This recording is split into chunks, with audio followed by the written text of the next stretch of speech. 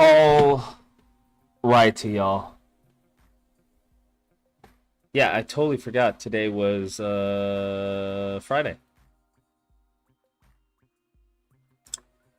Totally crossed my mind. Didn't plan, didn't do anything, just lordy, lordy, lordy. I don't expect to have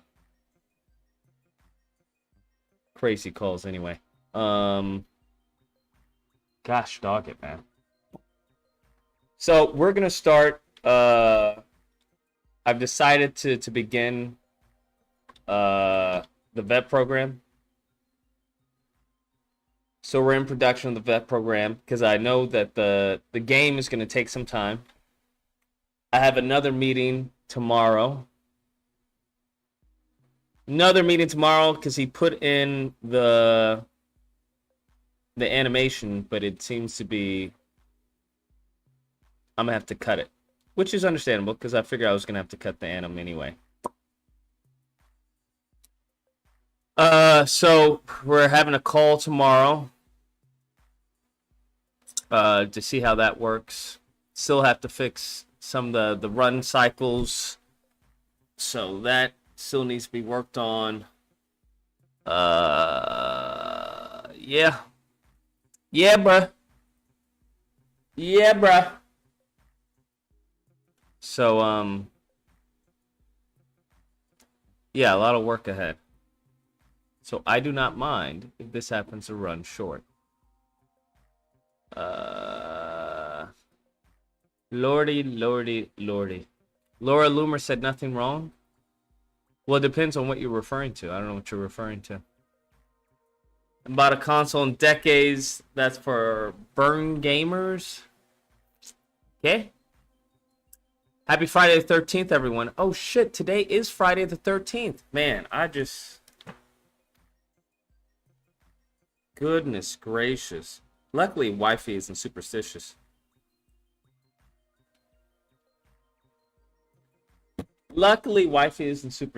Damn it, my water's outside. I had no idea today was Friday the 13th. Anyways. Right? I feel like, I don't know, man. I feel like a lot of stuff that was big when you were younger is now like, meh. Nothing big. I'll get rid of unnecessary degree requirements as federal job increases. This one's part of the crack. So without 40 will challenge private citizen. Oh, snaps.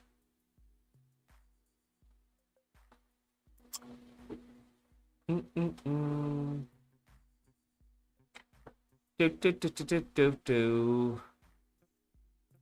I am seeing so many people double and tripling down on the Haitian immigrant eating.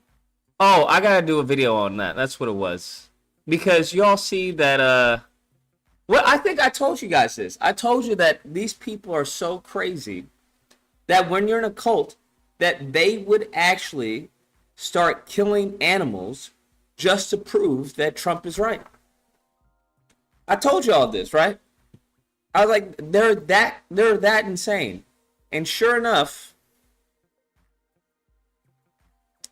do y'all see this? Now, make this make sense.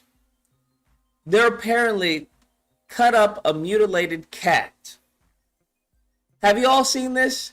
These people are insane. The horrific sight Jackson Heim and others here have seen. So my mom was out walking her dog and she passed. And this wasn't even in Springfield. That's how crazy it is. This wasn't even in Springfield. This was in Texas. Keep that in mind. This was in Texas. Okay. Video audio is low. Let me turn it up then.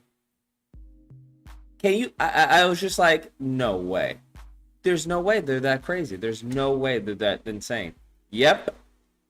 A spy saw that a black cat was severed in half. Cats cut in half, others with their paws cleanly chopped off. We have not found any blood around any of the bodies that we've picked up, and we've also, all of their internal organs are still around. Each of these cats are part of a community colony.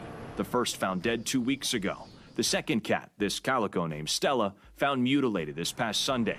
And the third just reported on Wednesday. And for this to happen 3 times in 2 weeks when we haven't seen anything like this in 30 years, I find it hard to believe that that's just a random animal attack. Neighbors that live along Park Drive have filed at least 3 separate reports with Houston police. Do you understand that these people are crazy? Do you understand that these people are crazy? They out here mutilating cats, bro. Now, I'm unaware of any migrant influx in Texas. Animal cruelty detectives are investigating, saying there's simply just not enough evidence to know if this was done by an animal or a person. We don't know where the other half is. While we were interviewing Jackson, Houston's BARC team arrived to pick up the remains of the latest victim, Come on, bruh. collecting them for necropsy a full day after these residents called 911. We talked to the officers yesterday, and as you can see, the body is still out here being eaten. Bruh. Come on, bruh. Come on, bruh. They're sick. They're sick. They're mentally not well. I just want people to understand this. Like, the MAGA people are mentally not well, bruh. That's why I forgot to put it in the video. God dang it. I forgot to put that in the Freedom Fund video. Look at this. Look at this. We've become a third world country. Do you guys remember, what was it? Look at this. We've become a third world country. Oh my goodness gracious, bro. This is wild. This is wild, man. Do y'all remember it was like an old white guy who put black people did it or something like that. We black people are coming or something. It was something crazy. And it was like, it turned out to be fake. Bro, this is crazy. Yeah, killing your animals to own the libs is wild, bruh. Killing your animals to own the libs. I was like, yo, they are crazy. These people are insane. They're insane. These people, man, the only way that we get back to any form of normalcy is if Trump loses, bro. They're crazy, bro. These people are insane. This is the wildest shit that I've seen in my life. The wildest shit that I've seen in my life. They are mutilating cats. They're so stupid that they can't, like, I don't know. I'm trying to think, what would you do? Show a burned cat or something? Like show remains of a cat? They're so dumb that they're just killing cats and leaving them on the yards of like random people in Texas. Like in Texas. They're not even in Springfield, Ohio. They're in Texas. These people they're insane, bro. 330, you're on the line. What's the disagreement? I don't know what happened. They're insane, bro. They're absolutely crazy. This is genuinely wild. This is some wild stuff to do, bro. This is some wild stuff to do. To own the libs. Look at this. This, like, they're creating their own, like, fantasy story. It's not just Ohio. It's all over America. Illegals are destroying this country with the blessing of the Democrat Party. So illegals, they killed a cat, right? Skinned it. And then chopped off its limbs for what exactly? For what purpose? 330, you're on the line. What's the disagreement? Hey, look, my disagreement is this. I got family in Springfield, Ohio. They saying they are seeing those migrants from Haiti up there killing dogs and ducks. I have proof, Lucas, all over the internet. And also they're in Chicago, South Side Chicago. And then also, Lucas, Wait, what proof do you have? If you go on the internet, there's people that posted a lady got her cat eaten by a migrant from Haiti. The one that Trump was talking about. What lady got her cat eaten by a migrant from Haiti? In Springfield, Ohio, you type in Springfield, Ohio, a lady cat was killed by a Haitian immigrant. How did she know it was a Haitian immigrant?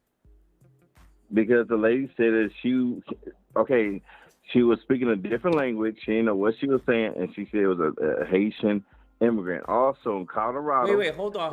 Let's go one by one. You're saying this lady got her cat eaten by a Haitian immigrant. And the reason for her believing that it was a Haitian immigrant, because the lady was speaking a different language, correct? Yeah, correct. And where was this? In Springfield, Ohio. And when did this happen? For a couple of days ago before the debate. That's when Trump mentioned about it. But that's not the only event. Wait, hold on. I want to find out. Do you know the lady's name? No, it was on the internet. I was watching it on Facebook. It was on Facebook. Now, what did the video show? Did it show a black lady and the police saying, "What are you doing?" It was a black lady and the police said, "Ask her what you're doing." But she didn't speak no English. I'm saying what they had on Facebook. Was she on the front yard? Yeah. Okay, so but look, I know what story you're talking about. You want to know why? Because that's the story. That's the video that everyone's putting around. She wasn't Haitian, first off. She wasn't Haitian. Secondly, she did speak English. Thirdly, she was a Colorado native. She was born there. Okay, well, I got other proof. I got other evidence about the immigrant. You don't even have other proof because the first proof that you had, you didn't even do any due diligence. But go on. What's the second? Hold on. The Venezuelan gang took over Colorado apartments, and they also went to South Side Chicago, also in Dallas. I have family that's in Dallas, not Dallas, but Chicago, and they came to the gangs in South Side saying we're taking over. So they've been having a wild, wild west with the gangs of Venezuela. Welcome to the amazing army. Okay, you can look that up. Chicago, South Side Chicago is at war with the Venezuelan gangs. And also Colorado. They took over Colorado also. Okay. All right. And it was in Dallas. And hold on.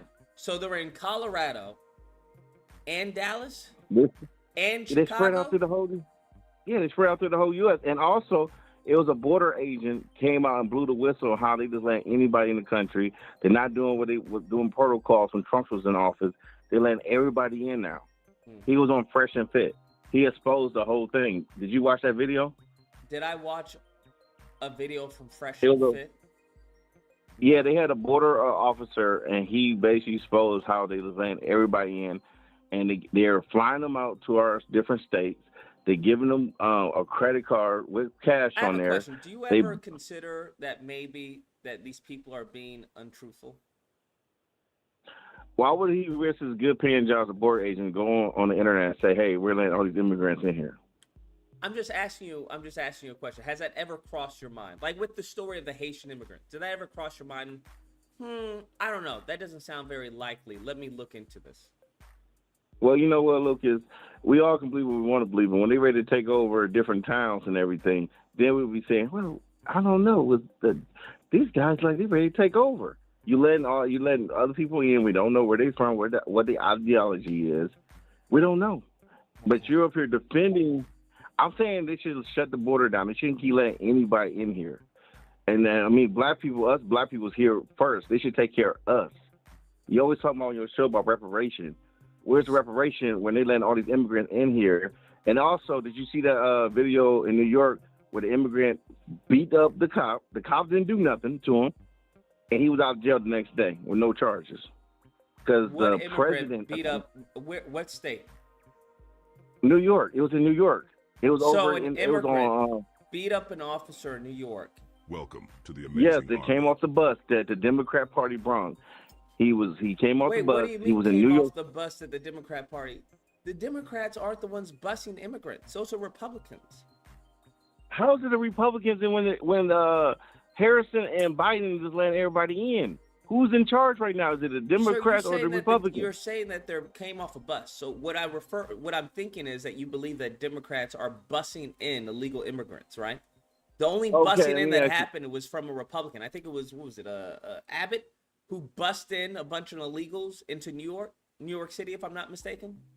It was in New York City, and if you look it up, it was a cop that got beat up by an immigrant. Okay. And you tell me you never heard about that video about I the have. cop How do we assaulted? know that this person was an immigrant? Because they said on the news, they said he came from was undocumented.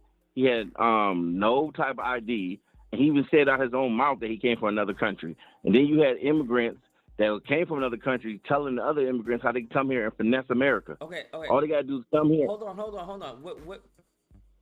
When did this happen? It was New York City. New York City, immigrant attacked a police officer in New York City, and no charges was filed. No charges were filed. Do you believe? Yes. Let's think about this logically. Someone assaulted an officer, and you telling me no charges were filed? He's not an American citizen. It was no charges filed, and they never deported him. Hold on. I'm just at. Let's think about this. Someone assaulted an officer.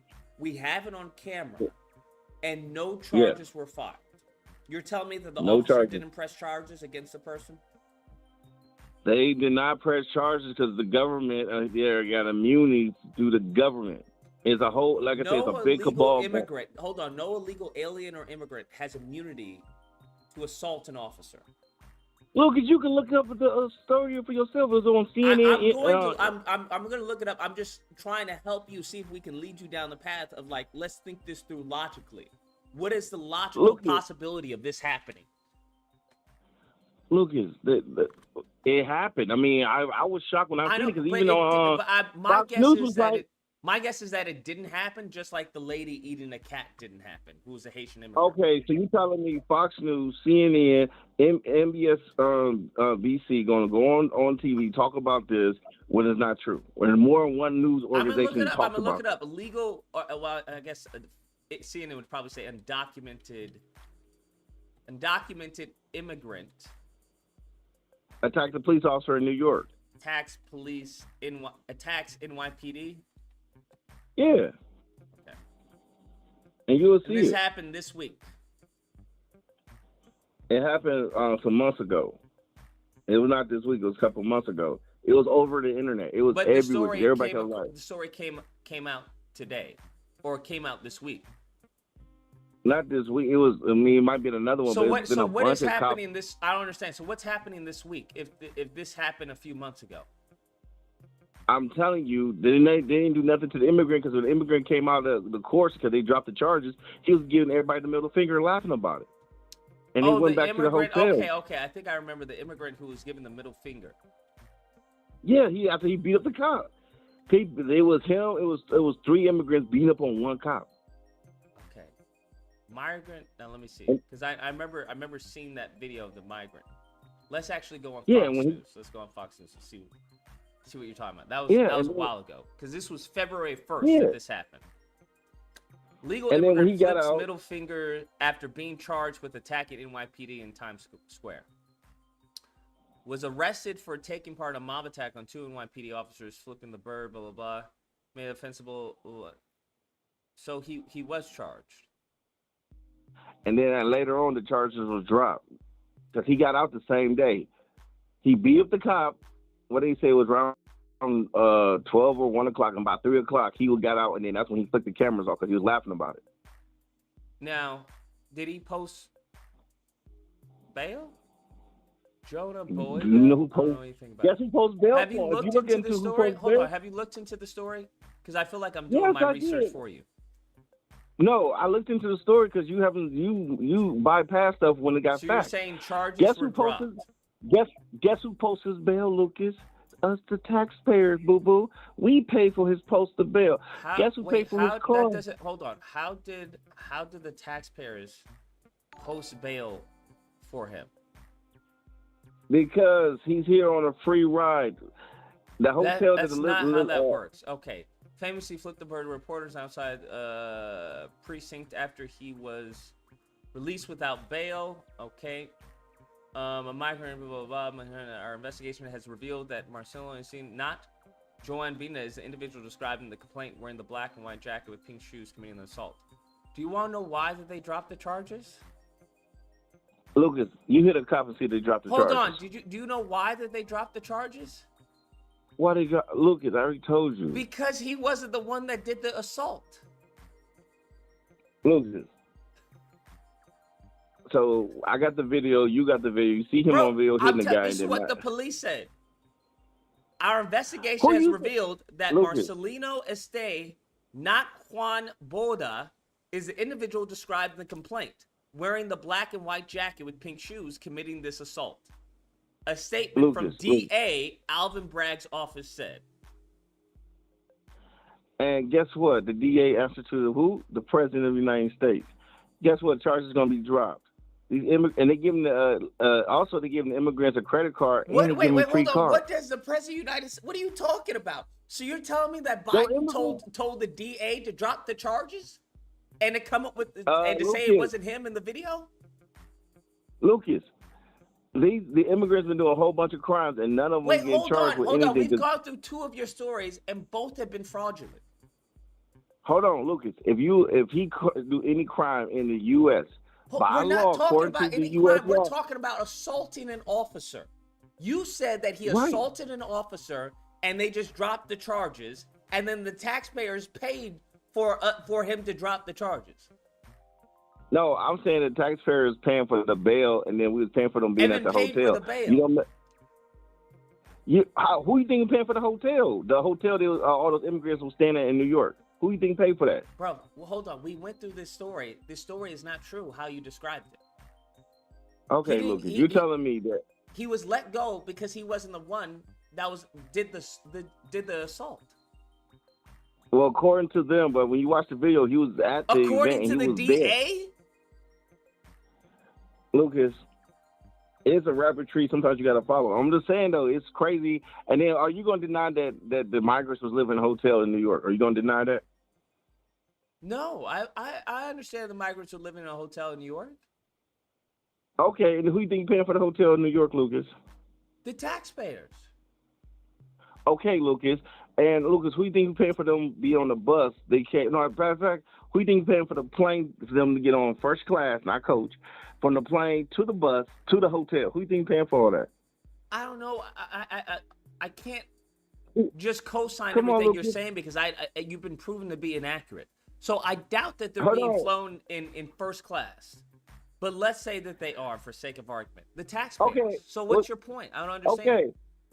Okay. So when you say reparation, Lucas, let's put two and two together. What's your point of bringing that up? Let's say, hold on. Let's say I bring an influx of people to your town. What are you gonna do? Are you just gonna leave them there, or like, what's your plan of attack? You're the mayor. What are you gonna do, Lucas? Or you're the governor? Lucas, when slavery was going around, was these people from other countries part of slavery? When Jim Crow was coming around, were these people part of Jim Crow? When they told black people, you're not allowed to sit in the front of the bus, sit in the back. Black people have black people bathrooms only. White people have their own. Where was the immigrants then, Lucas? Where was it at when they told us that we don't have a brain and that we had to fight for our rights? We had to pick up a gun, but they told us we were too stupid to figure out how to use that. Where was these immigrants at? Lucas, where was the immigrants at when they was hanging black people as a sport? Where was these immigrants at? Tell me. I mean, you want to defend the Democrat Party, we're going to defend it. Then we'll defend it to the core. Where was these immigrants at when they was linking black people? I don't even understand your line of questioning. What's I don't. What do you want me to say? The question is, the immigrants didn't do a damn thing to these immigrants didn't do a damn thing in the building and developing this country. We've been here before them. And you always talk on this show about the reparations. What? These immigrants from all these different countries are coming in, flooded in. They haven't built a damn thing with this country. They haven't produced anything in this country. We produce the stuff in this country. And then you keep talking about some, we're going to get, talking about they're going to pay us. For what? What are you talking about, bro? Listen, Lucas, you're always talking about reparations, correct? You're always talking about reparations. On your show, you talk about reparations. Not always, but I talk more about as far as how it can legally happen. It's not going to happen, Lucas. You know why? This country don't give a damn about us.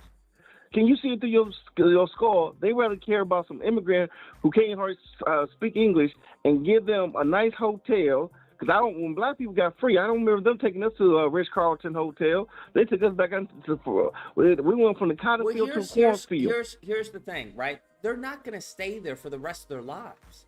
This is all temporary. Oh, it's you temporary. Realize this, Okay, right? So Lucas, when we went to the cotton fields to the cornfield, that was temporary. Why we couldn't go from the cotton field to Ritz-Carlton hotel? Say you do go to the Ritz-Carlton hotel. Now what? We should get the same treatment as immigrants get. Hey, so say they do that. But hold on, let's say they do that, right? Let's say all the black homeless, they put them in the Ritz-Carlton hotel. Now what? We deserve it. Why we don't get the same treatment? I understand. We deserve it. Say they do it. They grant access. We have an empty hotel. Okay. We're going to put you in there. Now what? What's the game plan? Because they're not going to live there. Hey, they're going to stay there. It's going to be a temporary stay. So what's the game plan after that? Okay, but why we're not getting treated? We should get treated not as a stepchild. We should get treated as the oldest. I'm asking, what's the game plan after that? We should be able to get treated good. They should be like, okay, we screwed up with slavery and hanging you. Hold on, listen to me. I agree with you. Say that we gather all the black homeless people, we put them in the Ritz-Carlton hotel for a few months. Then what? And then, the money that they're giving to the immigrants, they give it to us for resources, and we can build our own communities. That to me be a win-win. But this right here is telling us, thank you for building our country. Thank you for developing our country. Thank you for everything. Oh, by the way, get the hell off the way, because now we got a new slavery going on. We're going to bring the immigrants in, wine and dine them, and treat them like we treated you. That's what it looked like to me. And you want your reparation? You look at the immigrant. That's your reparation. So when you see Hector walking down the street with his family in a nice Honda or Ford. An illegal immigrant can't vote, first off, right? They can't vote. Lucas, do you disagree with that statement? I'm not trying to say disagreement or agreement, but Lucas, why would you bring illegal? Why they bring them in here for? They're not trying to save them. I don't think anyone is bringing in illegals. I think they're coming over here for a better life. Why wouldn't Lucas, they? We have borders. That makes sense. Okay, Lucas, I understand we have borders. Right? That's why I said they're illegally coming in. Do you think that the border security? Hold on. Do you think the border guards aren't being paid off in many cases? Absolutely. Yeah, I know that, but I'm saying, Lucas, but they coming in by the thousands. Come on, you can get. Yeah. Let's say you get a. No, they're not coming in by the thousands. They're coming in by the millions, but only 1,000 are entering. Lucas, they putting these people on planes. They know who coming. They flooding our borders. Hold on. Who is putting illegal immigrants on planes? Are you talking about from Venezuela to America? Yeah, Venezuela. Venezuela, they putting them on planes and they put them on. So you're telling me a group of Venezuelan immigrants was put on a plane in Venezuela to come over here to the States?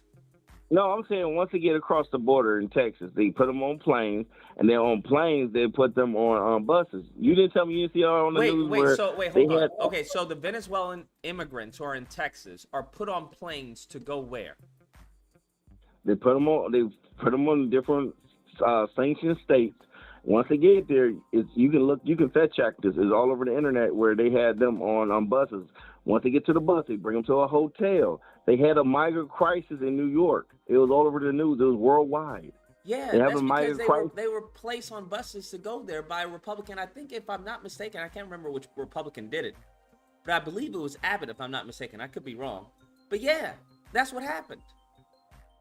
But my whole thing is this: shut the border down, quit letting all these people in the country. Because guess what? The jobs that the black man have is going bye-bye. Because let's play. You ever play sports? If you got too many people on your rosters, you got to make cuts. So let's say Bob and Billy here cry about making $30 an hour, but you can get Hector here making $5 an hour. If you lose your job to an illegal, you're useless. Just so we're clear. I don't know a lot of black people who are losing their jobs to an illegal. You coming out with your game, right? If you can pay somebody $5 an hour, won't you do it versus paying the person $30? Listen, if I knew an illegal alien from Venezuela or Mexico that could code an Unreal Engine, 100% I would pay them $5 to do it. What are we talking about? Thank you.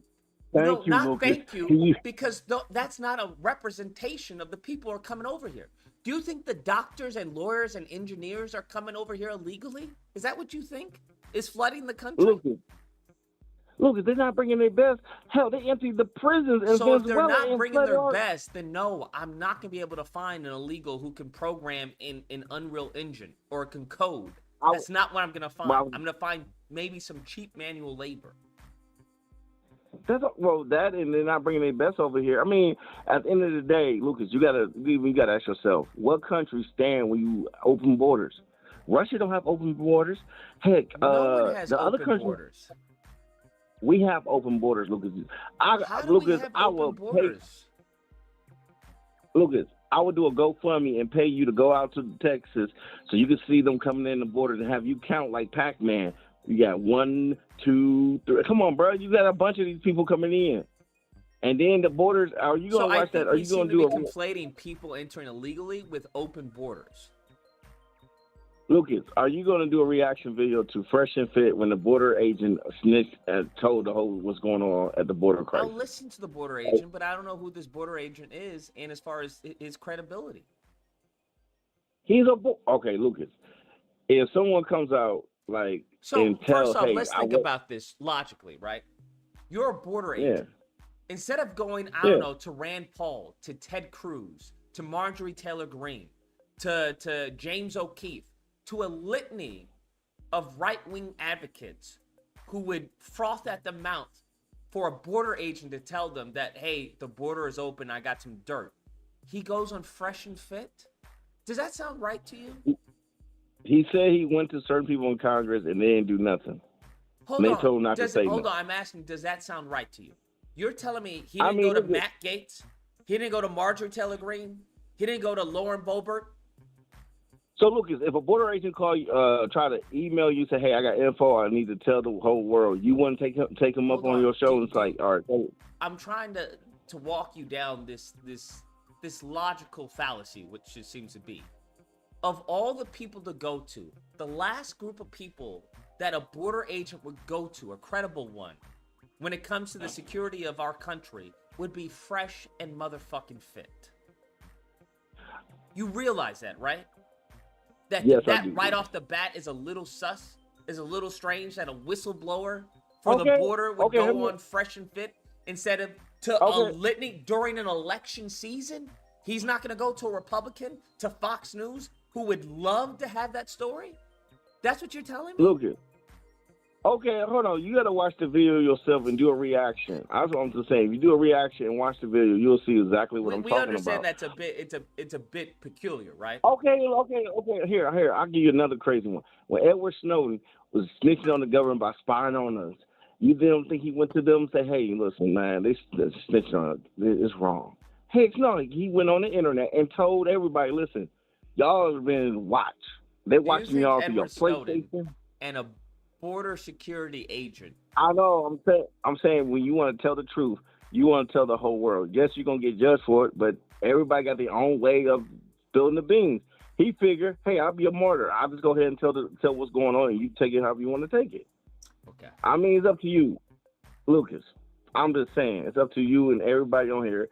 Hey, they got too many people coming in our borders, and you're saying they can't vote. We'll see that in less than a couple months. Because right now, nothing too. I know you support old girl, but she lied. And I got some fact checking for you again. She said that she won't take nobody's guns away, correct? I don't know if she said that. I think she said that they're both gun owners. That's what she said. She said she's both gun owners. She won't take nobody's guns away. I looked at some old videos. I don't think she said that. I could be mistaken, but I don't believe she said that. She said that she is a gun owner and she will never take nobody's guns away. If you watch old videos, before she had a debate not too long ago, she said she was going to ban guns. You know why? She's never said she's going to ban guns. She's probably referring to maybe a certain class of gun, but she never said she was going to ban guns. Guns don't kill people. People kill people. If that's the case, we need to have certain cars out. Hold on. So the person without a weapon, can they still kill the person? Yes. How can they do that? You can kill. You can bring somebody over and make them a nice chocolate cake with cyanide in it, and they can eat it, and you can be sitting there laughing like Chucky. It's different. I mean, you can kill people So anyway. wouldn't the cyanide be a weapon then? Yeah, then we need to ban all cyanide then. We need to ban anything with poison in it. Okay, but look at this way. The only way that they would be able to kill them without a weapon would probably be their hands, right? They beat them to death. Yeah, that too. But you got to license, like if you're a boxer, you got to license your hands as a weapon. I'm not sure. I have to look into that. I don't even know if that's actually true. That is true, because if Mike Tyson comes punch you in your face, but I could be wrong. No, because Mike Tyson got a no. If you're a legit boxer, not amateur, you got to license your hands because you can kill someone as a weapon. But I'm saying, yeah, look, I think what I'm probably saying different. Yeah, not everybody. Or no, not you got to boxer. be like, no. If you amateur, no. If you a pro, then yes, you got a license. Like people in UFC, they have to register as a dangerous weapon. Gotcha. What I'm saying is, Lucas, what I'm saying is guns don't kill people. People kill people every single day. And the reason why the other countries... do you see why that may be illogical when they say guns don't kill people, people kill people? So if a person kills someone with a gun, then they're using the gun to kill the person. Yeah, but it wasn't the gun that killed the person; it's the person that used it. Same way, That's like saying it wasn't me who killed him; it was the impact from the bullet. So don't blame me; it's the bullet. Listen. Well, it's your decision to do it if you look at it that way. But no, you can it was get my behind decision to squeeze the trigger. I had nothing to do with the bullet. The gun did not pull the trigger. Technically, it's the bullet's fault, not even my fault. Hold on, Lucas. You had to squeeze the trigger for the bullet to come out, so you had to make a choice. Just like in a video game, Detroit, you got to choose. You chose that. Yeah, but I didn't kill them. It was the bullet that killed them. Technically, it was the bullet that killed them, not me. I'm not the bullet. You know what I'm talking about, Lucas. Like, okay, so on, by that same factor, you know what I'm talking about when people say, "Well, I didn't kill them." Guns don't kill people. People kill people. People who use guns kill people.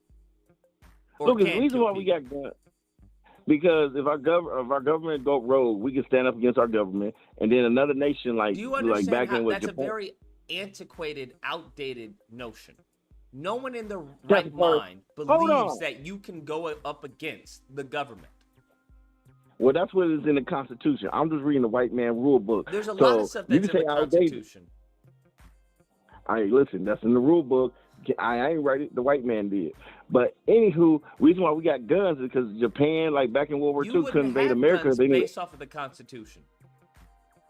Yeah, in the Second Amendment say you can have guns. During the time of the Second Amendment, women, mentally disabled, and black men, or black people as a whole, you were not considered when it came to the Second Amendment. So who was the Second Amendment was for then, Lucas? For white militia. That's who it was for. So if the Second Amendment was for white militia, it wasn't for the black man, how in the hell you think they're going to give us a reparation? Come on, bro. Not just cost you your own. Like, literally, you got to read the Constitution from the original. Wait, how does the Second Amendment correlate to reparations? Because if you write the rule book, you could control the history of faith. That's all I'm just saying. If we look at it this way. If they say, hey, Second Amendment is for us, not for y'all, really, so we don't have no rights then in this country. Just saying, Lucas. Even you just no said one like, has yeah, that's any for the rights until you fight for them. You're absolutely correct. It's just a piece of paper. Lucas, you know how you get rights in this country? The only way you have rights in this country is if you're wealthy. Lucas. And non-black. No, it ain't about wealthy. How did the Europeans about wealthy and black? No, wealthy and non-black. 100%. No, quit running around in circles. How did the Europeans get the power in this country? What do you mean? How did they get this power in this country? It ain't about power or wealth. You know how? Come on, Lucas. How did they get the land from the Indians, Lucas? Come on, Lucas. They went to war and they gave them a lemon of a deal.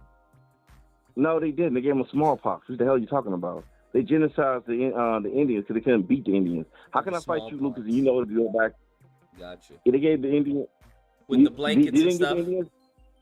Yes, with smallpox, boo-boo, because I can't fight you direct because you know your land too good. You'll wipe me and my man out. So we'll come here with the Bible and, hi, Lucas, we're here with your friend. Here goes some blankets. And we'll wait a couple months later, 2 months later, and you start dying off. We just come in and start killing y'all. And I'll sacrifice some of my men just to get them some majority of the land, and then push you back. That's all they did to the Indians.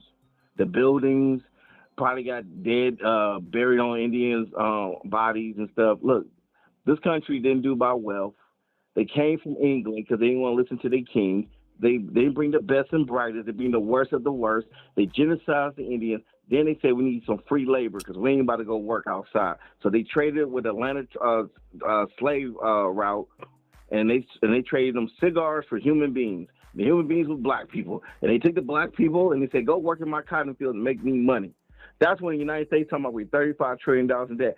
I was like, no, when does debt start? Because hell, how do you have debt when you got free labor? If you got workers, you don't pay them with no benefits. I don't know how are you gonna be in debt. Just saying. And you didn't take much debt out when you went against when Spain gave you the warships and the guns to fight the British. Come on. And another thing too, why Spanish didn't like England because over religion, because of the Catholics. They have a big war, but that's here or there.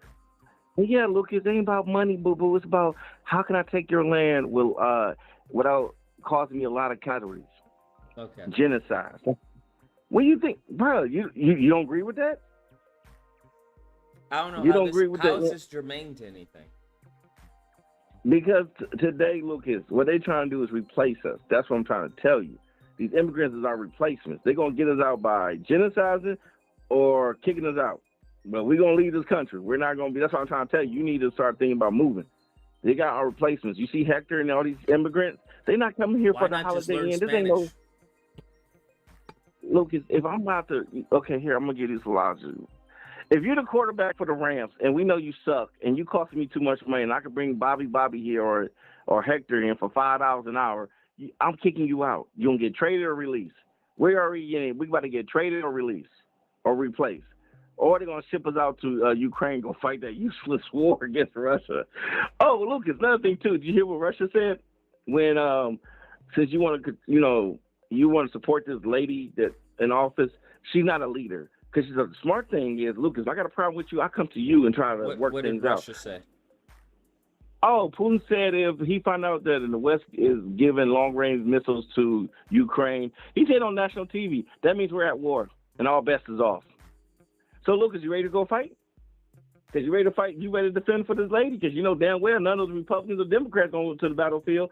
They're going to send our butts out to the battlefield. So that's crazy. We'll be on the battlefield dying, and then the Hector and the immigrants that came here from Haiti and Venezuela will be taking our places.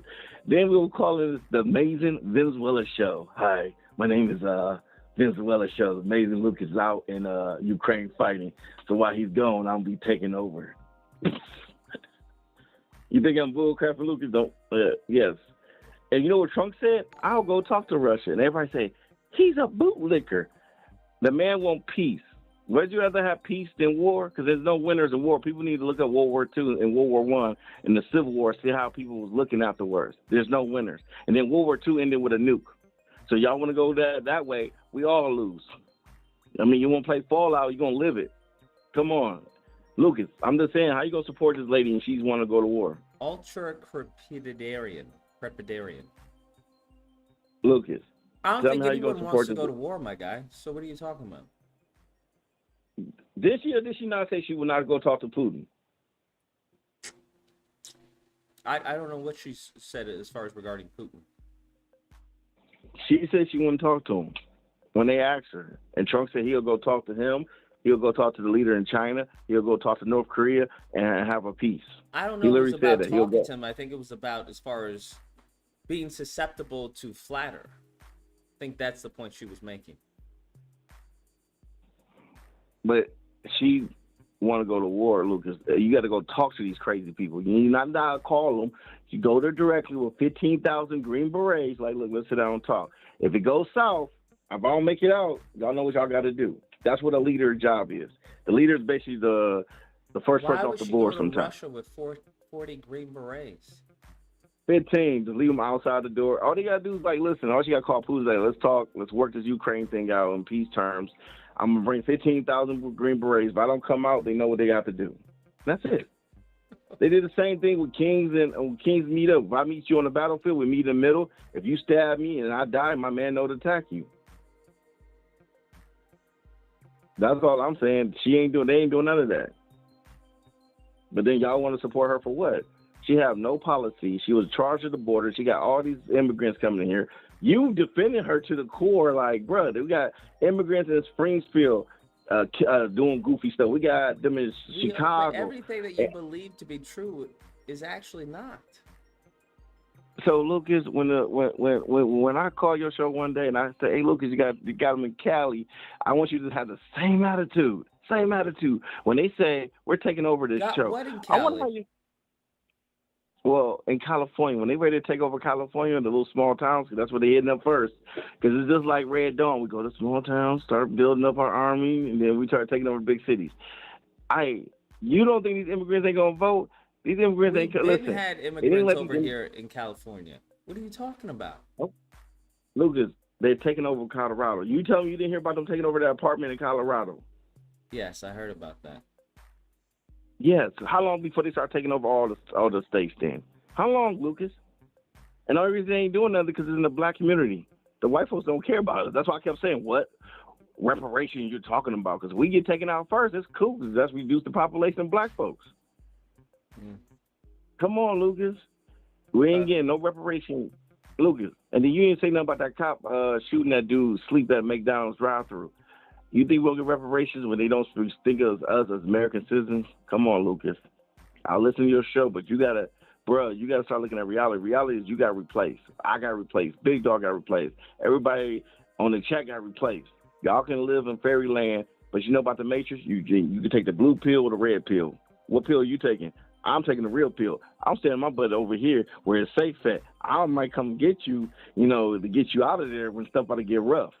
But if you want to stay over in that land, I can't help you, brother. And that's real talk.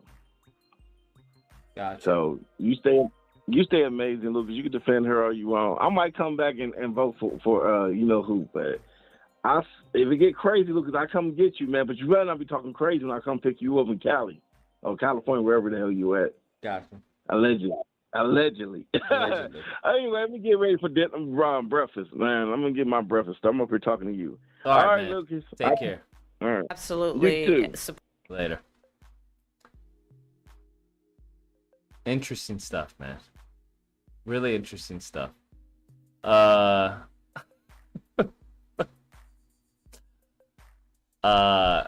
Speechless. Frederick says, happy Friday the 13th. MP says, there have been Haitians in Florida for years. How come their pets are okay? Ask Big Dog about the geese. Yeah. It's this new wave of Haitian immigrants who are coming over. That's what it is. It's this new wave.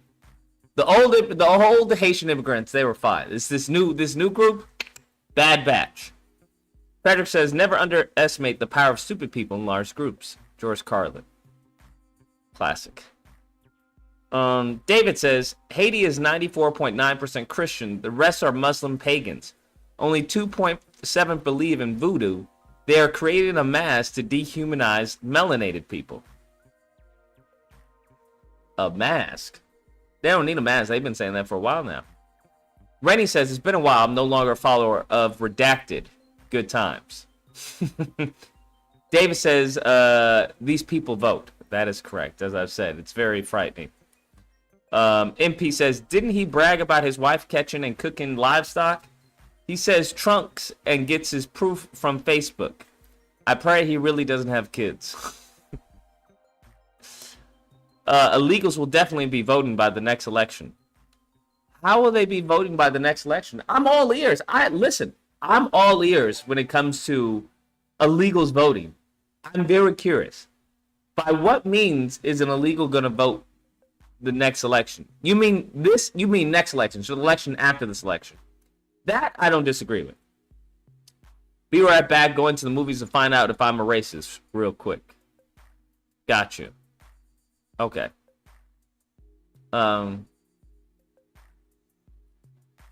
Yeah. Anyways, let's Important over the last 4 years as vice president, private healthcare options. But what we need to do is I just find it interesting. People want to talk about guns, when the only president who was actually successfully created any type of infringement in the last few years on guns has been Donald Trump. I just find that just peak Trumpism, to be honest with you. I think that's peak Trumpism. That they're fear-mongering about Kamala, but only one of them created a bump stock ban. I find that to be comical, bro. That's peak Trumpism.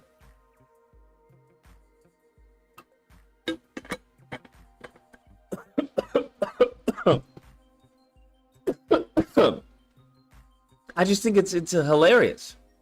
Was maintain and grow the Affordable Care Act. But I'll get to that, Lindsay. I just need to respond to the previous point that the former president has made. I've made very clear my position on fracking. And then this business about taking everyone's guns away. Tim Walz and I are both gun owners. We're not taking anybody's guns away. So stop with the continuous lying about this stuff. All right, so she said she's not taking anyone's guns away. Whoa! Holy snaps! Holy moly, man. These mofos definitely don't deserve that. To the amazing army. Frederick Little has gifted 50 memberships, bro. 50 big ones. Welcome to the amazing 50 army. smackaroos to you miserable souls in the chat. Welcome to the amazing army. Frederick says, I'm going to give you all reparations, whether you deserve it or not. Welcome. Gosh, to the amazing dog. army. All those memberships, and some of y'all still gray. That's insane. Welcome to the amazing army. That is wild, man. Kudos to that, man. That's insane. That is insane. Welcome to the amazing. We're gonna have this going for the next freaking 30 minutes or so. That's crazy. Welcome. Y'all better say thank you to Frederick. Y'all better say thank you to Frederick. Thank you, Welcome to Frederick. the Goodness amazing gracious. army. Goodness gracious, bro. Welcome to the amazing army. 216, what's the disagreement? Okay. So, I'll keep it a little short. Welcome to the amazing My army. disagreement with you right now is that last call, it wasn't interesting. It was a clear example of Welcome to the amazing worst army. things to come and how I just felt like I was getting some type of Welcome some to the amazing twitching army. visions that black people is going to start going back in chains just due to that phone call. Welcome to the Like amazing one army. of those splitting decisions when you look it down the like timelines. I think that just Welcome sent to us the down a amazing very, army. very bad timeline. Mm. Because I think homie is Welcome to the amazing army. homie gone. He is truly gone. And I'm afraid Welcome how to the many amazing army. are like that. I don't think he's a representation of a lot of people, though, right? Welcome If to the we- amazing army. If we got a at least one representative, like of an organization not really in government, that could at Welcome least to the amazing army. give us some numbers, let's say at least a few million people that can at least think the same way Welcome and not to the in a amazing coonish army. way, that can at least think for themselves. Go learn the truth, actually. Don't listen Welcome to the to- amazing army. fucking Facebook posts and Trump. Welcome to Actually the amazing army. due diligence and go actually look for shit. Because you know he Welcome didn't do to not the a damn amazing thing, army. don't you?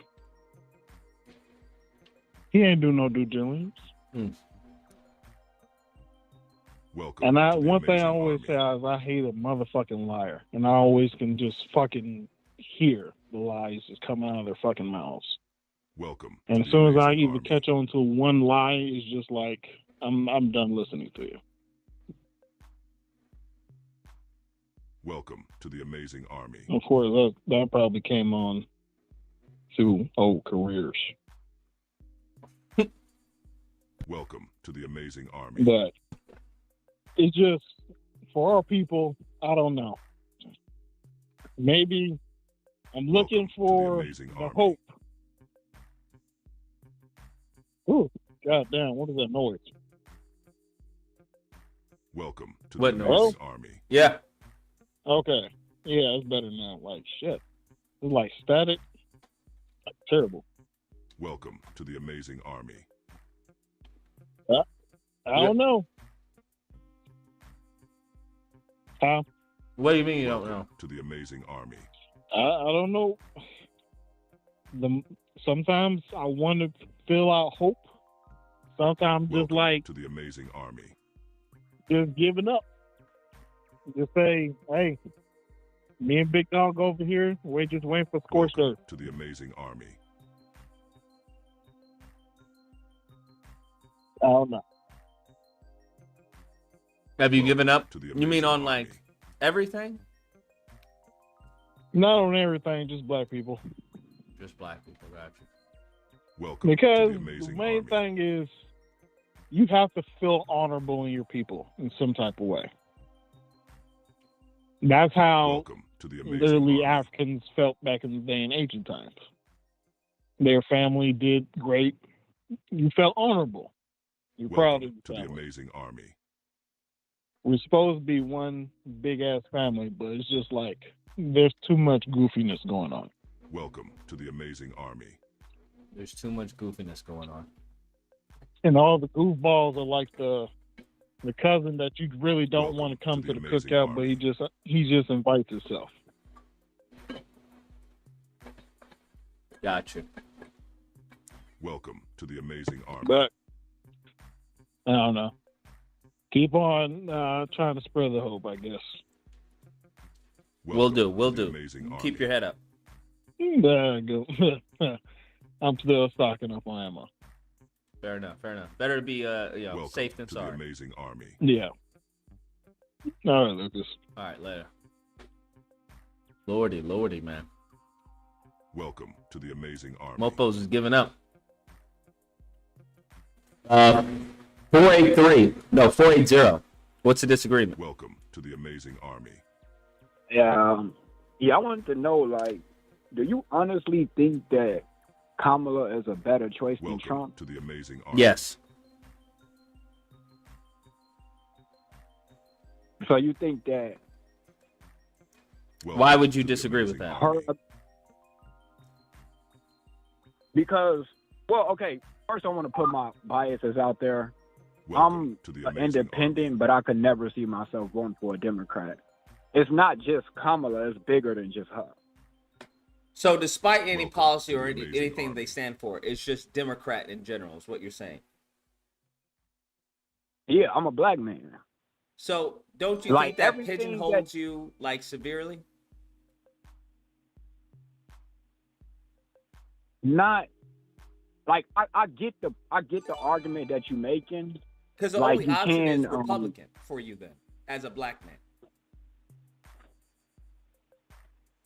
If I look at, like, okay, I'm from Chicago, so if I look at most of the things that's wrong in the black community, like, it mostly stems from policies that Democrats created or are in favor of.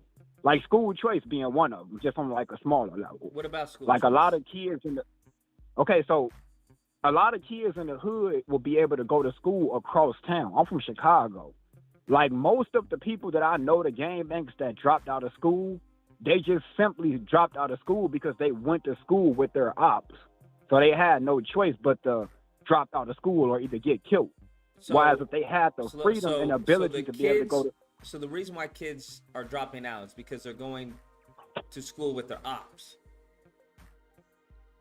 Yes, in Chicago, I can't speak for nowhere else, but in Chicago, I can Gotcha. definitely verify. And you believe, as far as them traveling to another school, would benefit them. What happens if their ops try to get in that same school?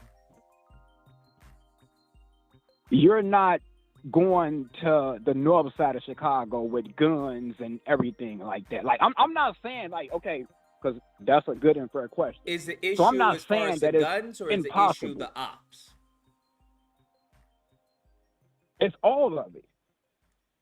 Which one is more pressing? But see, Is a person not going to the Chicago Here- school because the ops has a gun, or is because their ops is presence? because the gang presence in the neighborhood will be far more stronger than it will be 10, 15 miles up the street at a predominantly white or non-black school. Yes, two gangbangers could wind up at that school, but most of the people that will migrate to different areas to go to school will be people that wouldn't necessarily be involved in that lifestyle. So let See, me in get this Chicago, straight. you don't have So a hold choice on. to join. You do understand you just undermined your whole point. You just said most of the kids who would be going to these schools, right, wouldn't be a part of gangs to begin with. So it then Yes, have but no impact on the gang relation. So what are you no, so talking you about? just cut me off. See, in Chicago, you don't have a choice to join a gang. You're in a gang just by the simple fact that you live in that neighborhood. So because if you I live in live the in- if neighborhood, I- you are forced into the gang. Yes. So then Because no the one in gang- Chicago would be benefiting from school choice anyway because they're forced into the gang. But you don't like. Okay, so let me break it down more clear. You Okay, just so said that you anyone have who would be gang. going to these schools wouldn't be in a gang to begin with. So if everyone in Chicago is forced into a gang, then none of those kids would be going to those schools. Yes, because they wouldn't like. They're not the people that you see that's out there shooting up the neighborhood. There are Okay, people so then that it wouldn't benefit them anyway because the kids who would be benefited from that schools would not be in Chicago. They wouldn't be from Chicago So because all the essentially- Chicago residents there are in gangs.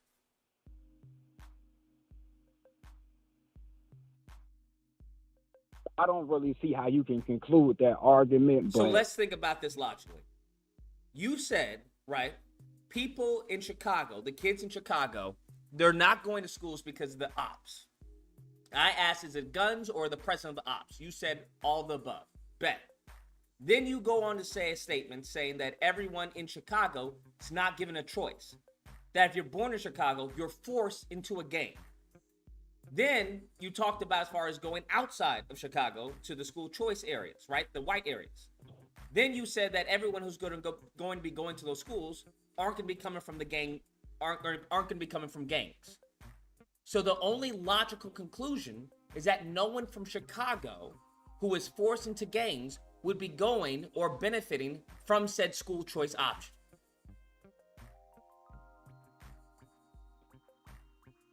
not necessarily, because because I get the point that you're making, but I It's don't not think my you're point, seeing my it's your point. Like, These aren't my words. This isn't my argument. This is your argument.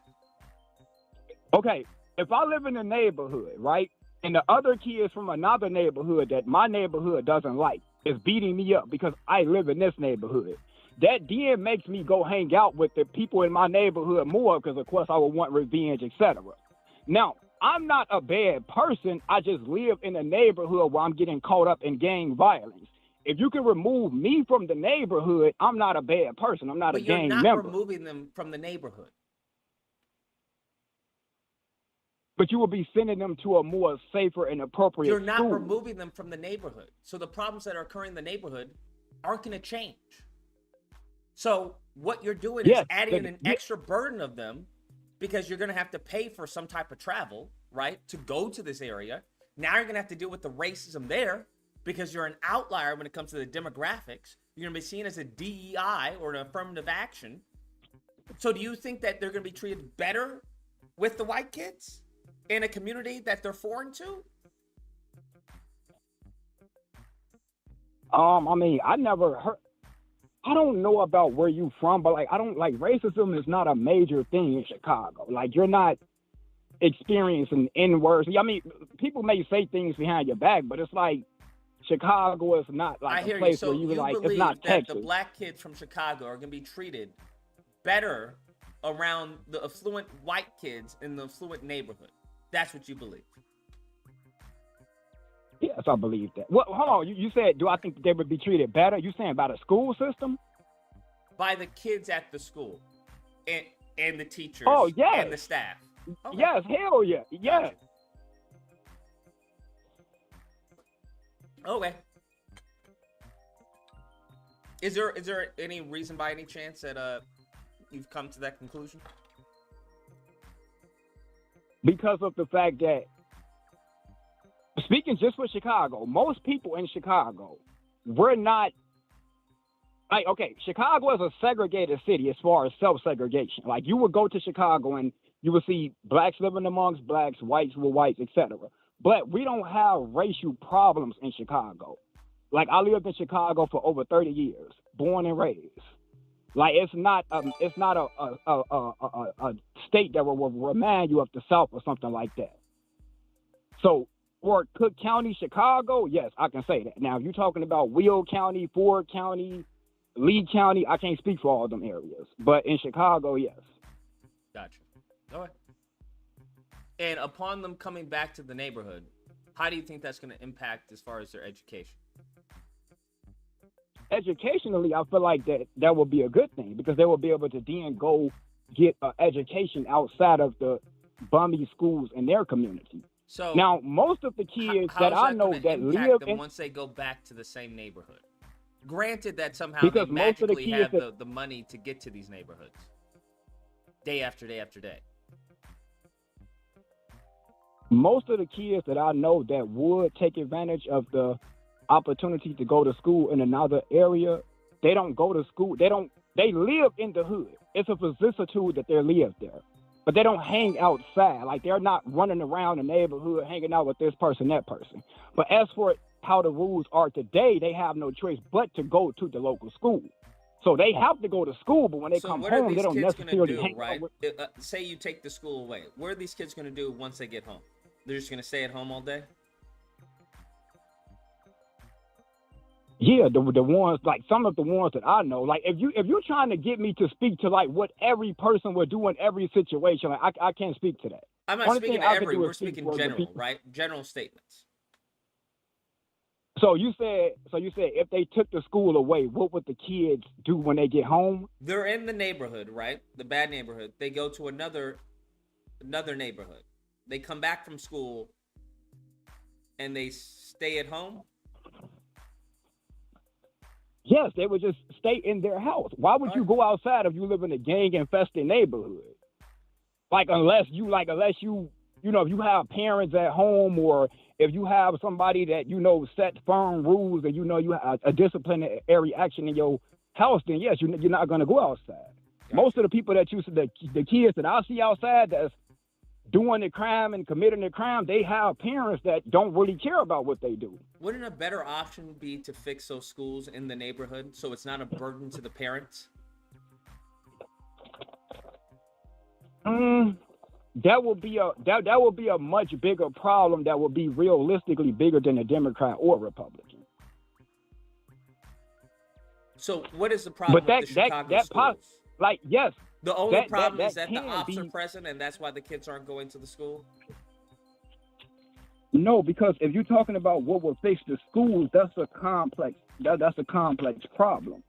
Because not only do you have the funding of the schools, but then you also have the fact that the schools is in gang neighborhoods. Then you have the fact that a lot of the kids don't want to be in school, but they still go to school, so they disrupt class for everybody else. So it's a combination of a lot of different problems. And that's not happening on the north side? No. Well, if you're talking about in an affluent or a better neighborhood than where the black people live at, then yeah, it's not happening. But if you're talking about like abroad, then yeah, it happens in places on the north side because you have hoods on the north side. Everywhere in Chicago have hoods. So just what over, would be like preventing most of the these north hoods side is from acquiring these kids who go to these schools on the north side?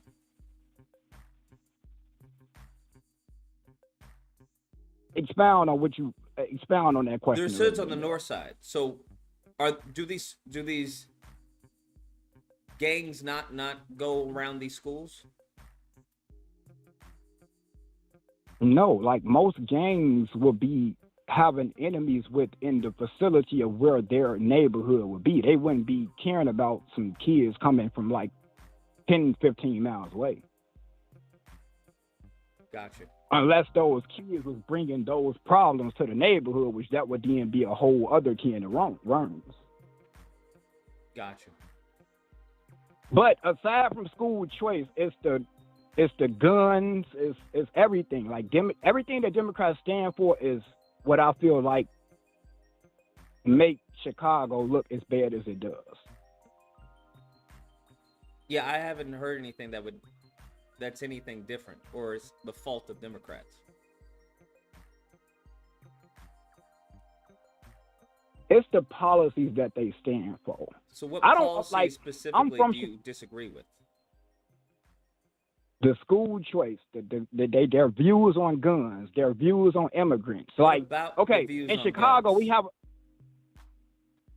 Okay, so in Chicago now you can conceal and carry.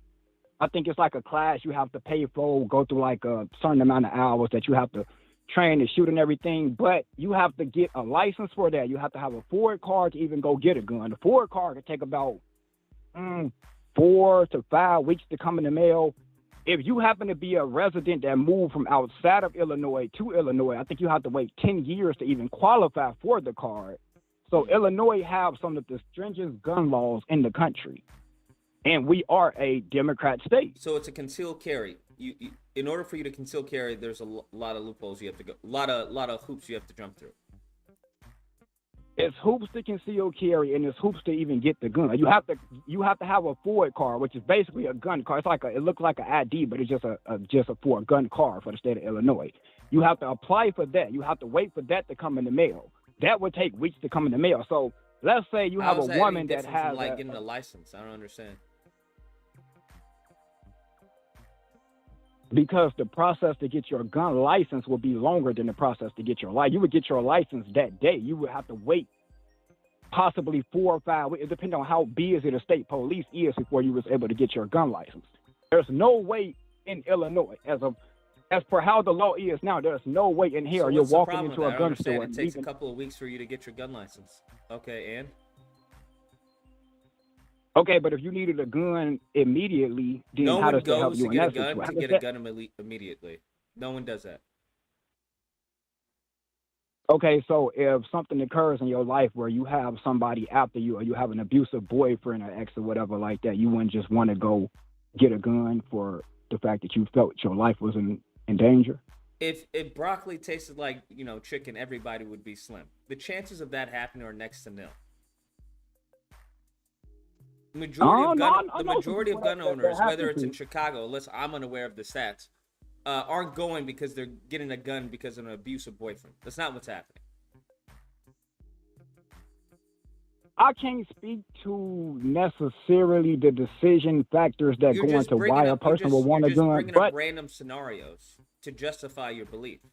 You taking a few extra weeks or 3 weeks to get your gun license, it's not a big deal. It's not a big issue.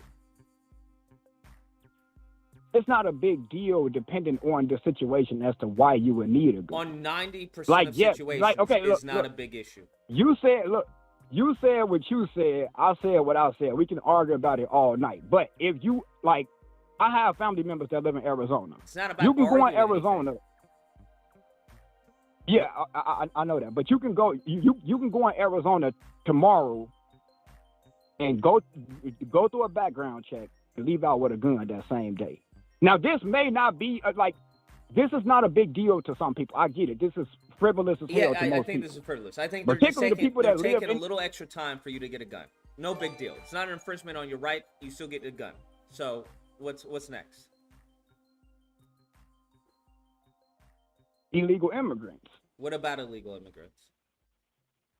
The fact that we have a lot of poor people in Chicago, and you have these Democrats that, the governors from down south that sent them here, and now our government is they're in airports, they're on the streets, they're basically just everywhere. So not only that, but they're putting a strain on the social. Sent illegal immigrants to your doorstep. Correct? Yes, but it was because of the policies. Because it's the policies that they're in favor of. What policies? Chicago is a sanctuary city. If illegals can't come to Chicago, a sanctuary city, where the hell could they go? But the problem is, okay, if you want to be an illegal and you come across, like, I don't care about you being illegal, none of that. Like, that part right there is not what really bothers me.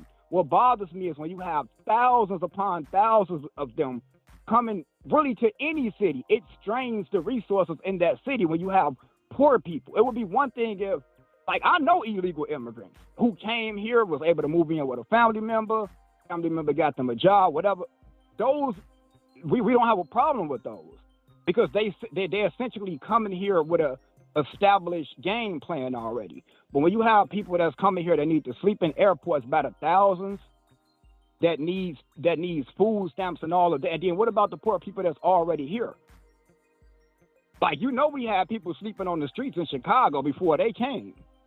Okay. We had people starving before they, like, there's nothing that these illegal immigrants are going to experience that poor people here wasn't experiencing. I don't understand that And argument, they was, right? Because these aren't like poor people. These are, in many cases, migrants, refugees, and whatnot. So it's a little bit different from those who are already poor in Chicago. Because all what's happening right now is temporary. So I don't understand, what do you expect them to do for the poor people in Chicago who are already there? A lot of poor people in the States, period, they don't get the resources that you like. A lot of poor people, they don't get government assistance. They don't get nothing from the government whatsoever. They just if you're poor. That's what the government assistance is made for. Everybody don't qualify for government assistance. I thought that myself until I seen assistance if you are in fact poor. I don't understand that. Do you understand that? Does that make sense to you? Okay. So basically, what you're saying is that, and I'm genuinely asking. So basically, what you're saying is that if you are poor in America, let's say making under 25,000, because I think that's the exact poor class. Under a certain income, yes. It depends on what government program that you're trying to go for. But once you qualify for them all, I grew up on every government. Not necessarily, because there's certain things that are explicitly for certain groups, whether it's a family member or whatnot, and it also limits how much you would receive, right? So a person who's single wouldn't receive the same amount as a person who has a child. Exactly, but here's the thing. Most people that are single don't get enough to take care of themselves as well. Most people that are single literally gets about 150 food stamps a month. Who in the hell, especially in today's time, that you know is going to be able to eat $150 within 1 month? Well, Section 8 or low income. The question would be, as far as why are you on food stamps? Did you get fired from your job? If you got fired from your job, why wouldn't you go on unemployment? Okay, I don't exactly, I wouldn't know exactly why a person, so unemployment runs out there. Who are you talking on behalf? It sounds like you're talking on behalf of some random imaginary person that you've just come up to support your argument. No, it's people that I know that are in these situations. And I feel like they can't get government assistance? Not all of them. Not all. Okay, so not the people that you know need. that can't get government assistance, why can't they get government assistance? Because it's something I don't know. Okay. So you don't know why they can't get government assistance, but you're blaming it on the Democrats. No, I'm not blaming it on. It's the city government. Yeah, you said because which is under Democrats. So I'm asking you, the people it will who mostly can't be get government them. assistance that you know, why can't they get government assistance? Because it sounded like you were going to say you don't know. But if you do know, why can't they? Okay, I have a best friend that's handicapped from head to toe. This dude can barely walk, hold something or whatever, right? And he gets no government assistance. They won't give him disability? Yes, he gets disability, $600 and some dollars a month. So he does get government assistance. Yes, disability. He don't get food stamps. He didn't qualify for that. Okay. He don't get. All right. So what does that have to do with anything? I don't understand. So he gets government assistance. How can you not he doesn't qualify get for food stamps. food? How can? I don't know. Do you know how much his net worth is? Do you know how much he makes? Dude, he's handy. Like he can't work. There are plenty Like of if you see handicapped him, people you that would. can make money. I don't know as far as what the qualifications for government assistance is. Did Okay, he tell so you why he didn't makes, get food stamps? He makes no money. The only money I he hear has you. So is did the he money tell that. you why he didn't qualify for food stamps? What was the reason that they gave him? No, he just said he didn't qualify. Okay. Don't you think it's a little important to ask maybe why, a follow-up? Well, why didn't you, who's clearly disabled, not qualify for food stamps? Instead of coming to your own conclusion? Okay, so what do you think would have been an appropriate, like with me? What do you with mean? me The telling you that appropriate he has response no is income. what? Why didn't you qualify for food stamps, bruh? Why not? Well, That's no, the appropriate response. I was going to ask you. What do you think the appropriate criteria? I mean, what do you think would be I a don't know what the criteria that would criteria disqualify is a because it handicapped depends person? from state to state. I don't know. That's why I'm asking you. You should have asked him. Okay. It's your friend. He's disabled. You're not a little bit interested as far as why he didn't qualify for food stamps? Yes, but I'm asking you a question. Like, You're asking me a what question do to come you from some think arbitrary from rule. a- I don't know. It depends on the income, right? The qualification for California is not going to be the qualification for bumfuck, I don't know, Nebraska. that is correct, but he has no Sir, income except the 600 and. So it's on, the onus is on you to ask him, why didn't you qualify for food stamps? Because they tell you why. Me asking him why he didn't qualify for food stamps is not going to get him food stamps, though. But it would educate you on the topic. That's what it would do. It would educate you, okay, despite him being disabled, he didn't qualify because this, and this. Instead of just saying, well, look at what they're doing with the immigrants. The Democrats did this, and, they're not giving, people food stamps. People don't qualify for food stamps. Because once we broke it down, you don't even know why he didn't qualify for food stamps. So you're just speaking out of emotion. Okay, so the first part I definitely can concede to. Okay, I can do an investigation as to why he didn't get food stamps. But my whole thing is, okay, regardless of what that investigation concludes, how is it that a person that's you can visually look at and see is handicapped, has no income except $600 a month, don't qualify for food stamps or every government assistance for that fucking matter? Like, he has no income. He's visually handicapped. He's not like some of these other people out here. Like, I know some of them personally who go in, they fake a little mental handicap to get some benefits and stuff like that. That's what you're asking me to do. No, I'm not asking you to speak out your ass. I'm essentially just telling you why I would not. You just asked me a question. Can you tell me how someone who's disabled, who doesn't have an income, why he wouldn't have as far as food stamps? In order for me to answer that question, I have to speak out of my ass because I don't know. Okay.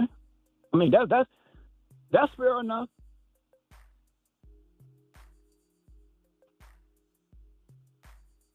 So is there anything else? Because everything you're saying is not really, I don't understand. To vote for Trump, I don't know what this has to do with anything.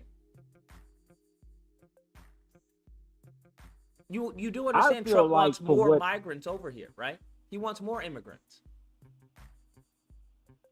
So he wants more poor immigrants to come over here? He wants more immigrants coming over here. Okay. So hold on, let me see. I never heard that before. Let me fact check that real fast. What do you mean fact check it? There's a link of him saying it. Okay. Oh, so it's on video? Yes, it's on video.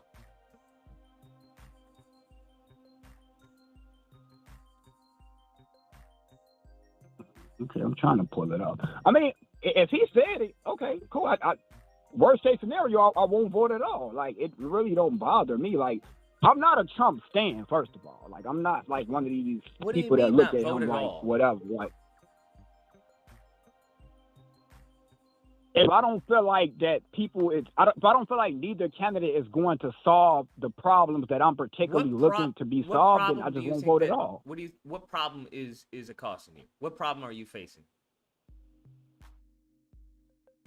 Because it sounds like it's not really a federal problem. It sounds like it's a state problem, which means you would have to speak to your state representative. Do you know who your state representative is? Yeah, I know who my state representative is. Who are they? Hold on. You said what? I can't hear you. Who's your state representative? I know one of them is a woman. I can't think of her damn name right now. She's a black woman though. Okay, so this black woman who's your representative, have you contacted her by any chance? No. Okay, do you know who your governor is? Yeah, I know who the governor is. What was that? Yeah, I know who the governor is. Have you contacted him by any chance? No. So the people that make your policies for your district, those are the people you're going to have to contact. Trump and Kamala aren't going to change that. Very little. Okay. But I'm still voting for the economy too. Yeah, you definitely right about that. Like on a state level. Okay.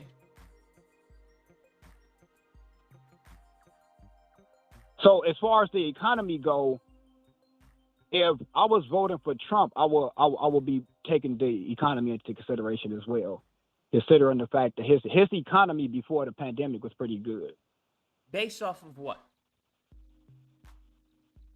Based off everybody who I was around, that may be anecdotal. What actually is statistics proves that his economy was pretty good. But even take away statistics, like just my anecdotal evidence, everybody I was around was doing way better under Trump than they was under Joe Biden. Gotcha. Way better in what regard? Financially, everybody that I know was doing they was doing way. They were making more money. Less financial. They had more jobs. They was making more money. They was making more money. They was paying less for their bills. They was paying less in taxes. So what caused them to make less money? It's not the fact that they're making less money. It's the fact that you got inflation. It's the fact that taxes is crazy as hell on a state and federal level. It's the fact that it's not as many jobs hiring.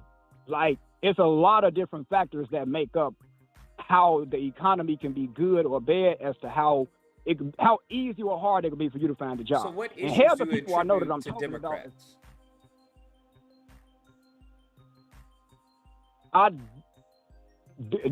Okay, we're talking about Joe Biden economy versus Donald Trump economy, which realistically, Kamala economy will probably be about parallel to Joe Biden economy.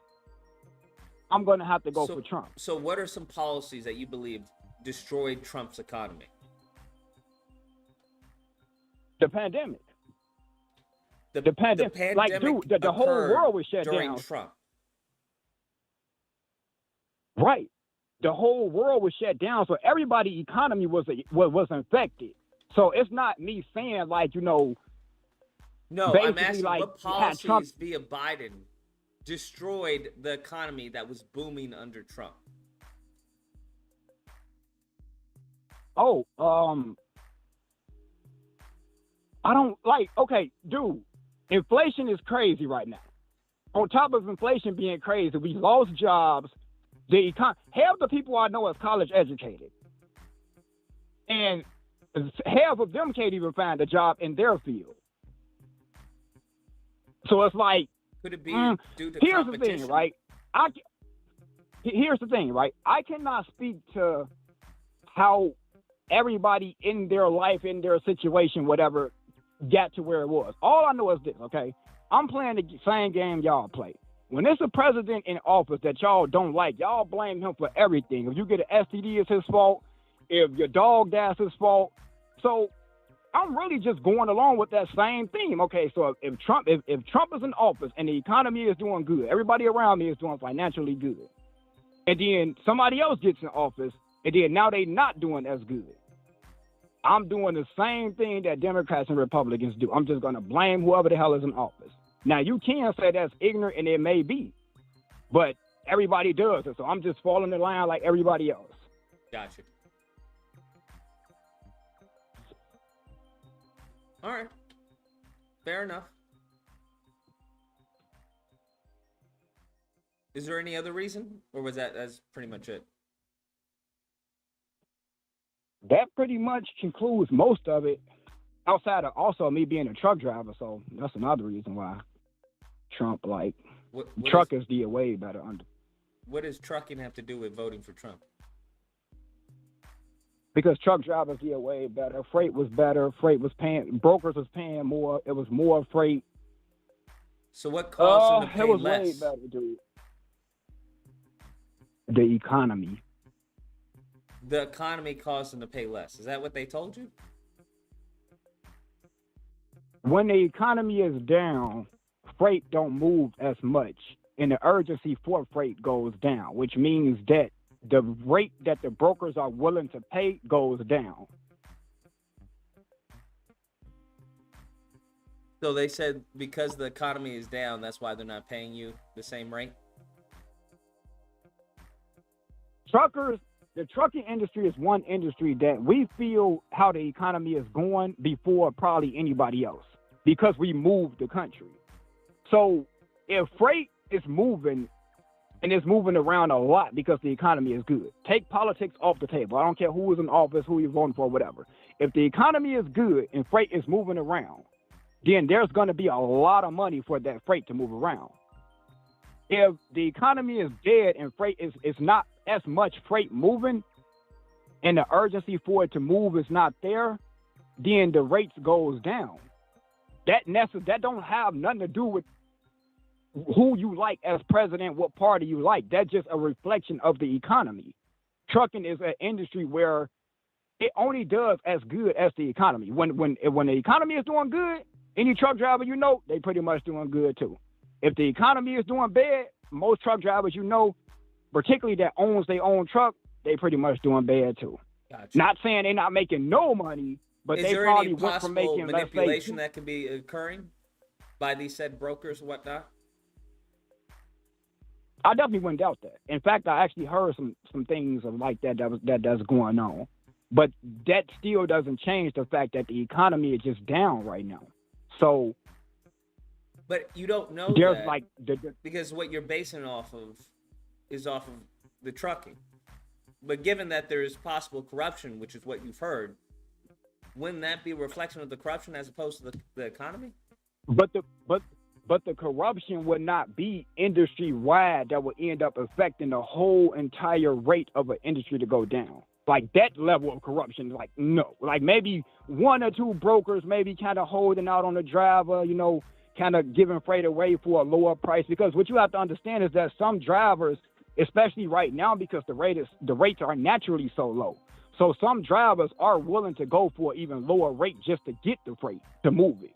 But even the money that they making is not really nothing. So yeah, brokers could, you know, make backroom deals with drivers and everything like that. But that's not a reflection of the whole entire industry, and that's not a reflection of how everybody is making less money right now because the economy is down.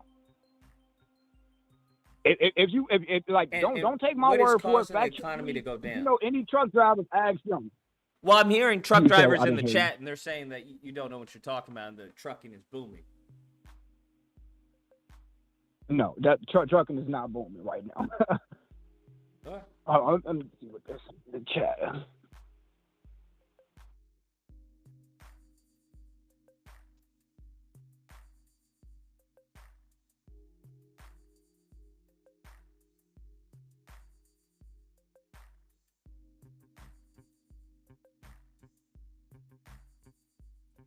Anyways, I appreciate the call, and it's good to hear a different perspective. Appreciate it, my guy. You take care and stay safe. All right, that's interesting. I think it's interesting, and I think that's a reflection of a lot of people. A lot of people.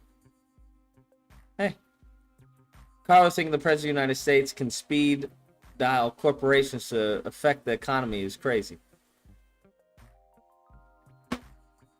651. What's the disagreement?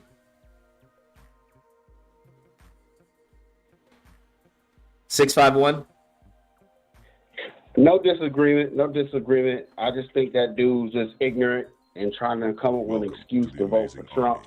He's doing all that buck dancing and cooning just to say he wants to vote for Trump. I work with the banks. We're not in a recession. Goodness gracious, Frederick, salute. We have one of the lowest unemployments in over 40 years. Crazy. I appreciate it. It's been the lowest it's ever been. So no, we're not in a recession. We're not even close to a recession yet. So he's dumb. I'm sorry. The main problem with black folks, what I've seen and listened to all your videos, is the lack of education and knowledge. It's just astounding how dumb these niggas are. That's why all these migrants and immigrants are killing us, because they actually read and understand what's going on. Welcome like, to the Amazing Army. I really do think niggas need to read a civics book. You could go back to their 7th grade civics book to learn how things work. They need to read an introductory to economy book. They need to just read and learn.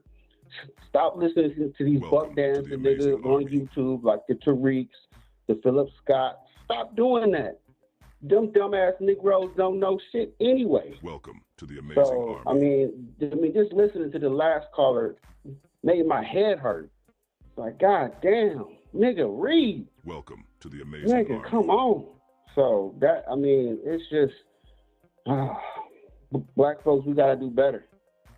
We just gotta do better. We gotta come together. We gotta teach our kids. We gotta learn. It's not being white to pick up a book. It's not. So, but yeah, that's what I gotta say, bro. Like, it's just ridiculous. They come up with all these coon reasons to vote for Trump. I don't understand it. It's like, why would you want to vote somebody that's just as dumb as you are? Welcome to the Amazing Army. That's what it is. Trump is an idiot, and these niggas is like, I'm gonna vote for a white man who's dumber than me. I don't understand. If Trump wasn't white, he would be on the street corner being a bum or being a truck driver like the last nigga. If he wasn't white and rich, he's a dummy. And niggas is like, oh, I'm gonna vote for a dumb white man. No. Vote for somebody that's smarter than you. Okay, dummies out here? Vote for somebody that's smarter than you. Okay, and for a black woman to get that far, oh yes, and she is black. Her dad is still alive. Google it, you dumbass niggas. He's Afro-Jamaican. He's not Indian, all right? So a black woman to get this far, she had to be smart. They don't give niggas free rides. That shit doesn't happen. That shit doesn't happen. Don't believe these white people and their talking points about DEI and all that other shit. Oh, and I like your video about the Freedom Fund. That was nice. Because niggas need to understand that reparations ain't coming with this Supreme Court. If you sign that law, they'll throw it out. That's what happened with that fund with them black ladies. We gotta get control of the whole system, from the courts to the executive to the Congress. And then I like how you always ask these dumbass niggas, like, who is your state representative? I love that. Always ask these dumbass niggas, who is your state representative? Who is your state senator? Because there's your state and then there's your federal. There's two different branches of government. You know what I mean? Who's your governor? Hell, who is your mayor? So, I mean, I appreciate you educating these dumbass niggas, but man, I don't know, man. I think we're done. I think the best bet is for us to just, read up, teach your kids, make your kids love math and science, and just hope for the best. Because these dumbass niggas, the way they thinking, I'm gonna vote for Trump because he gonna get the tangibles. Like, no, he's not. You know what I mean? I know there's 3 branches of government, but there's 3 branches of government, federal and state. So I'm not a doomer. I'm just listening to all these dumbass niggas on here. I just shake my head, man. Like, how do you deal with this, Lucas? How do you deal with it? Patiently. I mean, I'm glad you stopped being a Donald Trump supporter. I mean, I couldn't understand how people could follow that dude back in 2016 because I thought he was a dummy back then. Like, what drew you to him back in 2016, bro? I don't understand that. What was that? What drew you to Donald Trump in 2016? I don't understand. I would think it was his bravado and he was more open to black support. What do you mean open to black support? What do you mean? He was having, as far as black people meet with him, as far as that's how he got some of the policies that you may not agree with, but that's how that came about. When it came to even ASAP, I think it was ASAP Rocky, just a lot more outreach to the black community, or the black people say. So, okay, so what you're saying is basically because he met with these dumbass rappers, that enabled you to be like, I could rock with him. Whereas Clinton back in 2016, she wasn't doing that. Hillary Clinton? Yeah, because we're talking about 2016. Hillary Clinton was extremely unlikable. Yeah, I think that's why she lost personally. I think she was unlikable. She wasn't really a politician. And I think her and Bernie fighting. And something we had come across before. He was funny, charismatic. He was saying wild stuff. So based off of personality alone, he was just the better candidate. Because people weren't even thinking about the policy. They were like, this guy's funny, this guy's awesome, he's something new. Let's give him a shot. Yeah, and then now we got to deal with him in that crazy ass court because of it. Because we ain't getting shit. That is correct. We ain't getting shit with that Supreme Court. Yeah. We ain't. So all you dumbass niggas, if you worried about paying child support and dealing with these crazy courts, if you let Trump in, your ass is grass with all these courts. For real. So, I mean, because he going to have all these crazy conservative court judges and all these federal appellate courts, you're not getting shit. You dumbass niggas. He'll sit your ass in the jail real quick. And then he's already talking about the police get full immunity. So you know what that means, dumbass niggas? What happened to Tariq Hill? That's going to be all niggas every day. Yeah. And no repercussions. None. Zero. Zilch. So, but yo, who you think is going to win the election, Lucas? Who you think? Oh, Kamala easily. I won't say easily, but so? Yeah, absolutely, 100%. I don't know, man. Every time I hear these dumbass niggas, I get scared, man. I think they're a very large minority. They don't represent, as far as the masses, by any stretch of the imagination. Yeah, but they keep on saying, like, okay, I look at the polls and the crosstabs, and I keep on seeing Kamala not getting enough black men support. And then I get on YouTube, and I see the coons like Tariq and that fat black bastard Philip Scott and his white wife. He's another coon. I think they're getting paid, actually. That's just my personal belief. They're getting paid to coon. And then I hear your callers, and I'm like, damn, maybe the polls is right.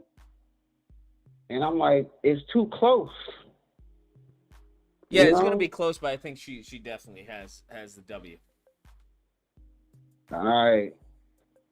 Well, I hope you're right, man. I hope you're right. That Allan Litchman dude called it, so Yeah, he definitely did call it. yeah, he's been hitting 90%. So I'm like, all right, let's see. All right, Lucas. I had the barrage. I had to throw some jabs to that dumbass nigga who was cooning for Trump. I had to get him. All right. So Appreciate you guys the call, have a man. good night. Take care. All right, peace. 346. What's the disagreement? What's up, Lucas? This your boy Solid, man. What's going on, Solid? Can we talk? What's up, man? Man, listen, bro. I'm not gonna make any attacks, but we gotta stop this endorsement, man, that we have going on with Kamala Harris. Okay. She just had me. Now, don't get me wrong. I wanted to say this the other day, but I was busy. She did win the debate only because she was able to alienate people away from Trump, right? Especially when she spoke about the abortions and everything like that, right? She was able to make kind of Donald Trump seem detached from the American problems that, a lot of people face, right? So I do want to say that. Amazing Army. On the flip side, she did not speak about her economy or her policies that she wants to bring out. And people gonna say, "Hey, Albert, get the 5 subs. Kamala Appreciate Harris it. is the better candidate." Okay, hey, listen, I would all support that if you can name something that she plans on doing that benefits American people. Yeah, If when it nobody comes to can the do tax credit for children, when it comes to the housing credit for first-time homeowners. That is not a benefit of America, because I'm gonna tell you why. Right now, I don't know if you guys did the actual study about this, right? This they're gonna help give people $25,000 for incentives to buy houses, right? All right, here's the problem with that. They have to pass off the like we talked about last time. They have to pass off the wage or the price of something somewhere, right? So just because they take $25,000 off your house, that does not mean that you aren't going to be charged with PMI. It does not mean that you're going to have a higher base price. It's just like when they say free shipping and handling, but the product is $2-3 more than what it would normally be. So it's like they're not really. That has nothing to do with Kamala, though. Yeah, it is, because that's what she endorsed it. No, she endorsed it as far as the $25K house down payment. And I think that would help a lot of people. If you think that everyone, I'm telling you, if you think that everyone who is going to be selling a house is just automatically going to raise their property by $25K, you're delusional. Because you have okay, so we don't know that you have no understanding as far as who is a first-time homeowner and who's even going to apply that $25K to the house. So why would you? So we don't know the regulations of that $25,000. It might not be to used houses. Regardless, that is still a benefit for the American person who is a first-time homeowner. You're just trying, as far as do anything. There's no way. You're trying to do mental gymnastics to try and frame giving American people a benefit of being a homeowner as a negative. No, I'm not saying that. See what you tried to paint is what that's what you're doing. You're trying to say, well, it's not going to benefit us because they're just going to raise it by $25K. Okay, if that's the case, then why? Then there shouldn't be any as far as minimum wage. Because once they raise the minimum wage, well, they're just going to raise the prices by the same amount that they raise the minimum wage. That's a foolish argument, and that hasn't happened. It's actually been the opposite. Okay, so what happens is, right? So jobs pay more, things cost more. That's kind of like the correlation that we have, right? So when you say you're going to give me... But that's not the correlation we have, because wages have remained stagnant for quite some time, and prices have gone up. So if it was one-to-one, we wouldn't be having that problem, but it's not one-to-one. No, okay, so there is a decline matching. So the issue is not as far as giving people money. The issue is the greed of these corporations. That's what the issue is. But what is the $25,000 going down to? That's what I'm saying. Where is it coming from? Somebody has to pay for this. Yes, the taxpayers. So why would I want to pass a bill that's going to cost me more money in the long run? Let me get this straight. You would rather your taxes to go to illegal immigrants, wars, and everything else. But when it comes to the American people, that's when you want to complain? No. Nobody supports that. So let's not act like okay, so if you don't support that, then as an American, I would think you would be okay with your tax dollars going to help, I don't know, Americans. No, Lucas, that does not mean I'm helping Americans by putting them in $100,000 debt loans. What do you? Okay, so we've just completely moved the goalpost. What are you talking about? 100,000 debt loans. What are you talking about, my guy? I'm saying that $25,000 has to be passed off somewhere. You just don't erase $25,000 from the price of a house. It has to go somewhere. So I'm saying, where is it going to go? Who applied? Who's eligible for this new time and first time home buyers? Are we talking about brand new homes that have to be built? Are we talking about can we use homes to use? What does it matter? Like, I don't understand. What is your point in bringing up those questions? What does it matter? That all that matters because that's not an actual policy. What you did was you just told so many Americans, right? Kind of like how black people want reparations. Well, I'm gonna start the study of reparations. Okay, where are we? Like, how are we gonna start it? Who's gonna do it? Give us the tangibles. You're not giving us any tangibles. Hold on, no one does. Hold on, no, that's not how that works, right? Because that policy would have to be fleshed out once in office. What you do is you give a vision for what you have for the country. You can give me tangibles about what you plan to do with this program. That's a program that they're going to have. The program would be for first-time homeowners. I don't understand. What is the issue? It's going to be a program. This is not going to be something that's going to be written in the law. It's going to be a program. What are you talking about? It's the same thing that we have out here in California for first-time homeowners, except this time it's a loan. It's a program. What is your point? I don't understand. It's a program that benefits the American person. So why don't you have the tangibles where people can read and actually see this? You're just saying something. That's all I'm saying. That is the policy that she's presenting. Lucas, are we serious, bro? I don't think you're serious. You're actually going to stand on that ground? I'm saying if you say this is not going to be any law. You moved the goalposts. Because first it wasn't a benefit. First we start off, well, they're not doing anything that's going to benefit the American people. I bring you two policies. Then you say, well, that's not going to benefit the American people. And I ask why. Then you say, well, it's not going to benefit the American people because they're just going to raise their houses by $25K. And then you go on to say, well, where's the policy? I want to read the policy. You're just moving the goalposts. If you don't like Kamala, then just say you don't like Kamala. If you don't like Kamala, then just say that, bro. No, because you're not actually telling us. Let me ask you, have you looked into the program? Have you looked into the law? Yes, I have. Yes, that's what I'm telling you. I actually read. I know how to read at a college level. I'm not stupid. Where did you look into? I'm telling you, show me the program because there is none. That's just something that you stated. So on face value, how does it not benefit American people? Just because all shit ain't gold. That's what don't make sense to me. How can you? What does that have? I don't understand. I'm asking you, how does? Because the first-time homeowners giving them $25K to get to assist in a home purchase, how does that not benefit the American people? Because that. Okay, let me start out. So because I don't want to get too much. I hate talking like that. So this program has to be passed off somewhere, somehow. It has to be paid for. I hear you. So I'm asking you, how does that program not benefit the American person? Because if we create, let's say we increase the housing market to where 1.1 American families are able to buy homes within the next 2 years, right?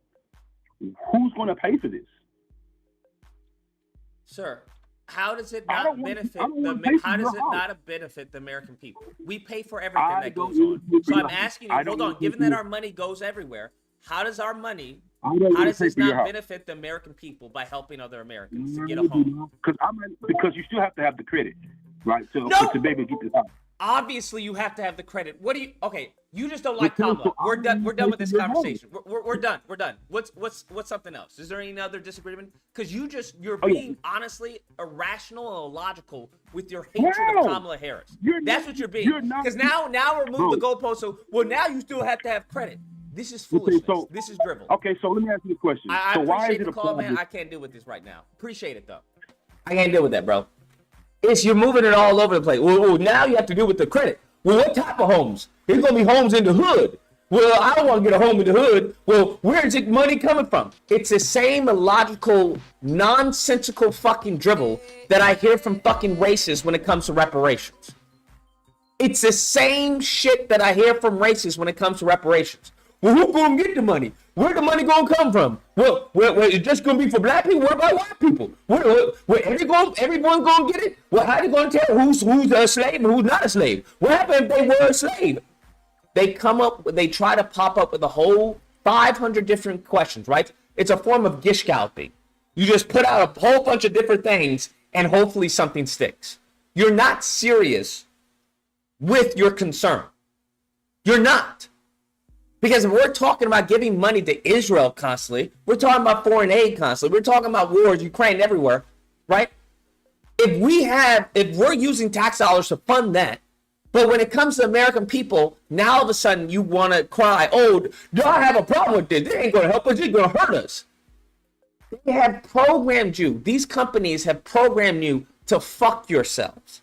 Instead of blaming the corporations, why do you keep on making more and more and more and more and more and more and more money every single fucking year? I get that you have stockholders and everything, right? Shareholders and everything. But how does that happen? By what means are you making all this money? You're not creating any new products. So what exactly are you doing? Huh? Are you making faulty products? Is that what you're doing? Are you doing less quality materials? Is that what you're doing? Are you raising the prices? They have made you believe that, hey, it is your fault. It is your fault. If America tries to help Americans, fuck that. We're going to suffer. They have brainwashed you niggas into being slaves of the corporations. That's why when you get into a job and your ass gets fired, you're flummoxed. What? I did everything right. I showed up early. Why am I getting fired? I've been with the company for all these years. You are nothing to them. You are just merely a fucking number, if that. You are a means to an end. That's what you have to understand. And this concept of you fearing your money to benefit you is cuckoo for Cocoa Puffs. The only group of people that I've come across that think like this are Americans. Are Americans. Chinese don't think like that. Russians, Ukrainians, wherever. Africans, no one thinks like that. The only people who think like that are Americans. It's crazy. Y'all need to travel or at least get friends of different backgrounds. The only group of people that think like that are us. Where we feel like shamed if we get help by some assistance program or something. The only group of people who think like that. Oh, really? That's what you're doing? They're like, well, that's what the fuck the program is there for. It's really weird where they constantly want to. You don't question why Walmart is raising their prices. Because the reason why they raise their prices, well, you know what? It's the economy. What? What? Well, if they raise minimum wage, they're going to replace it with robots. Well, what happened to the self-checking? That didn't come with as far as a raise of the minimum wage. So what happened with that? That's why you having all these people fear AI, because they understand deep down that the company you work for doesn't give a fuck about you. They know if they can replace you with a robot or an AI or an algorithm, they will do it in a heartbeat. As hell, you can look at fucking Elon Musk when it comes to Twitter. Fucking yeeted damn near everyone. Now, imagine every company having that mindset. We're just going to have like 5 people running. If they could. You're out of your damn mind. I don't know what to tell you. But in the system of capitalism, it has nothing to do with Americans. We can see this now by allowing, as far as foreign countries, foreign entities to buy property here. We can see that now by allowing companies to buy real estate, residential real estate here. We already see that now. So when people are constantly talking about, well, what about good credit? What about that? It's crazy how America has trained you to fuck yourself. It's wild. It's mind-blowing, honestly, to hear how people have been programmed to ask questions about certain things that'll benefit you and just be like, well, that's just the country. Well, it just is what it is. It's frightening, bruh. It's frightening. And then you want to wonder why y'all come up with fucking issues. You wonder why you attacking Haitians. You wonder why you attacking black people. You wonder why certain things are going on. Because you need someone to blame. And it's not the country, it's not the corporations. So it's like, who is it? Who are we fucking this person? Fucking that person. They have managed to put you against you. It's crazy. They have managed to put you against you. You are defending people who give zero fucks about you and assaulting your fellow man. It's really wild. It reminds me of that meme where you got the rich old guy with all the fucking cookies and everything, and you say, hey, this guy wants to take your shit. It just doesn't make any sense to me. It doesn't make any sense to me. I don't get it. I genuinely don't get it. I'd rather my money, my tax dollars go for assisting someone in getting a home. And we're really arguing about $25K. I don't know the last time any of you Negroes try to look at Zillow for a house. $25K isn't a lot. So you're obviously going to have some money to be looking for a house. Because $25K is not even enough probably mitigates for the closing cost on some of these places. I live in Cali, so I'm speaking from a Californian perspective. But maybe in your bumfuck state, you can get that $25K. Maybe it'll be a lot to you and you get a house and whatnot. That's great. But I would rather my money go to Americans here than to fucking Israel. I'd rather my money go here to Americans here than to fucking Ukraine. The same Negroes who are constantly arguing about migrants and migrants are the same motherfuckers who are arguing about the $25K to American people. Make it make sense. Make it make sense. So they think about that. You're pigeonholed. You're pigeonholed. You're upset when money goes to migrants, but you're also upset when money goes to Americans. You have fucked you. Do you not get that?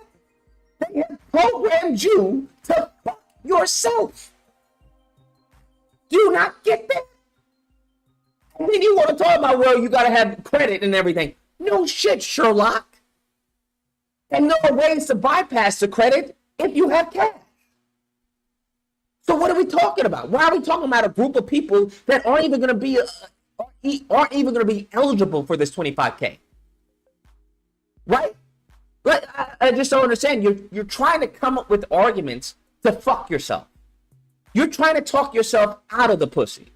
Shit doesn't make any sense. We constantly come across these people, right? It'll be like a dude. She's like, ready. Let's go back to your place.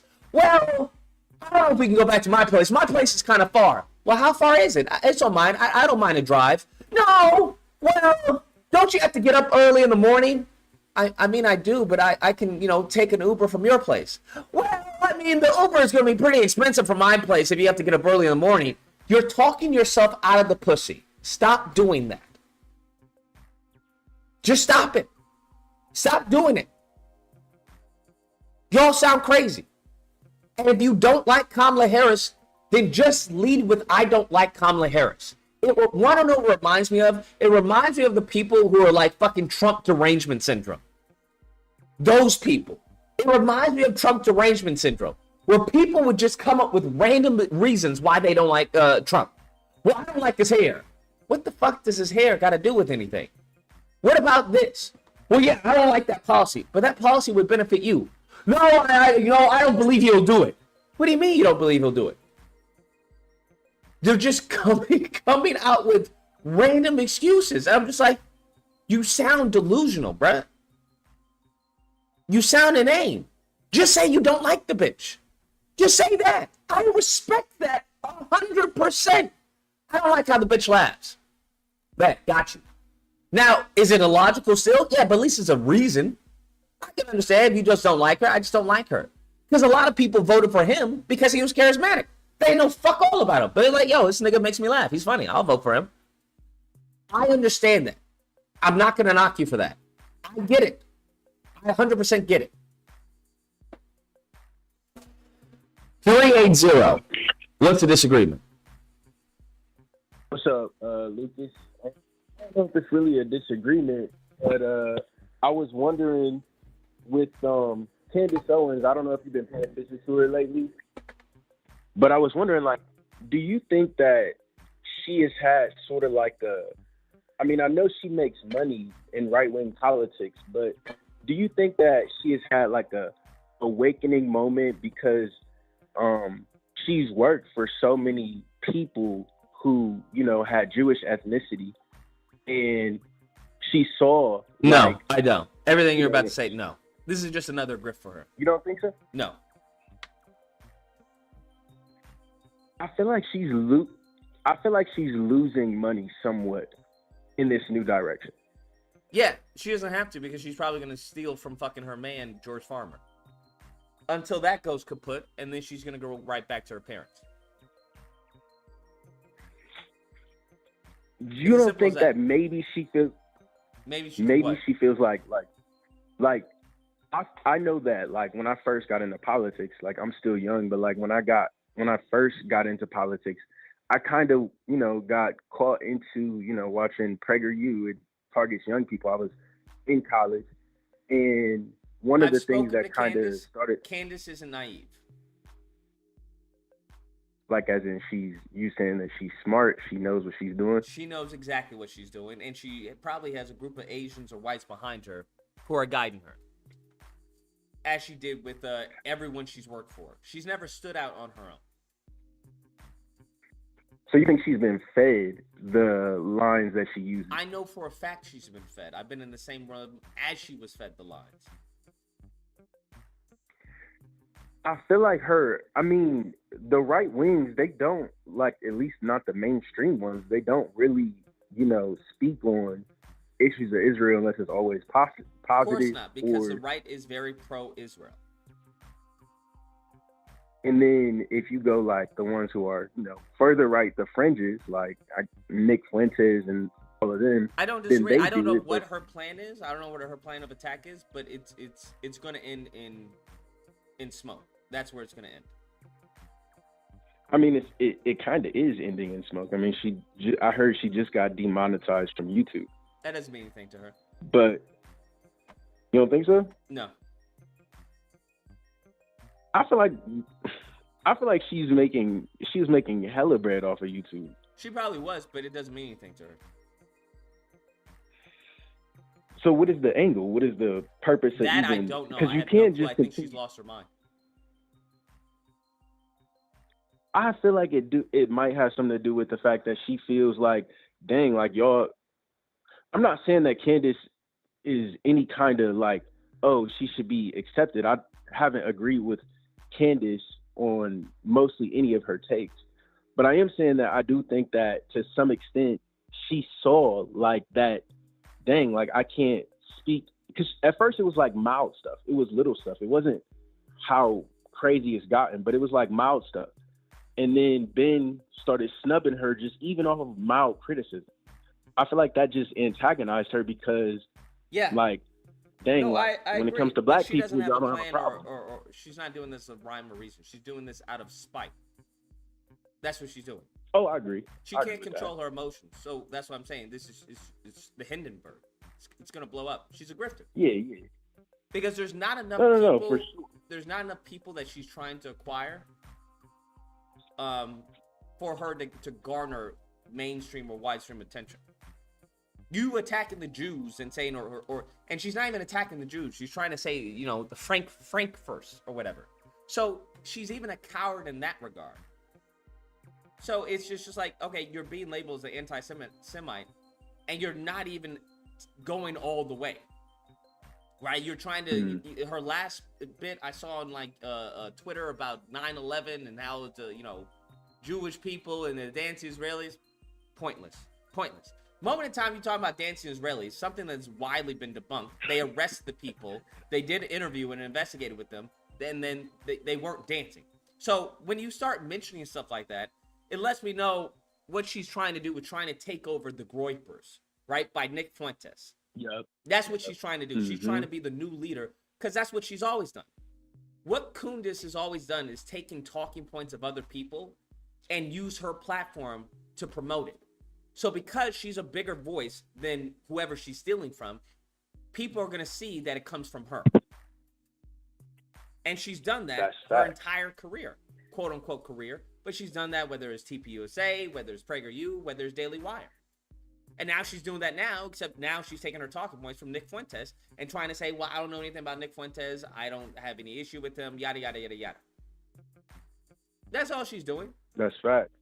So there's a limited amount of gas in that vehicle. Yeah. I mean, she's facing all these kind of like roadblocks with it too, because the people who are like the major players, they don't want that to, of course not, to fester. That makes me wonder. Of course not. Major donors of a TPOSA, CPAC are Jewish. Yeah. Like you're crazy. Yeah. That's what I'm saying. She's burning bridges, and it's not like you can rebuild those bridges. Unless you do a whole empty, Marjorie Taylor Greene talking about, I didn't know, I was lost and everything. By all means, but Candace does not have the ego for that. Her pride is way too big for her to swallow. So she'll crash and burn. Oh, I agree. I mean, it looked like she's definitely headed towards, the like deep fringes, somewhere where Nick Fuentes is. But that makes me wonder though too, because it's not, she's doing it in a really like weird way.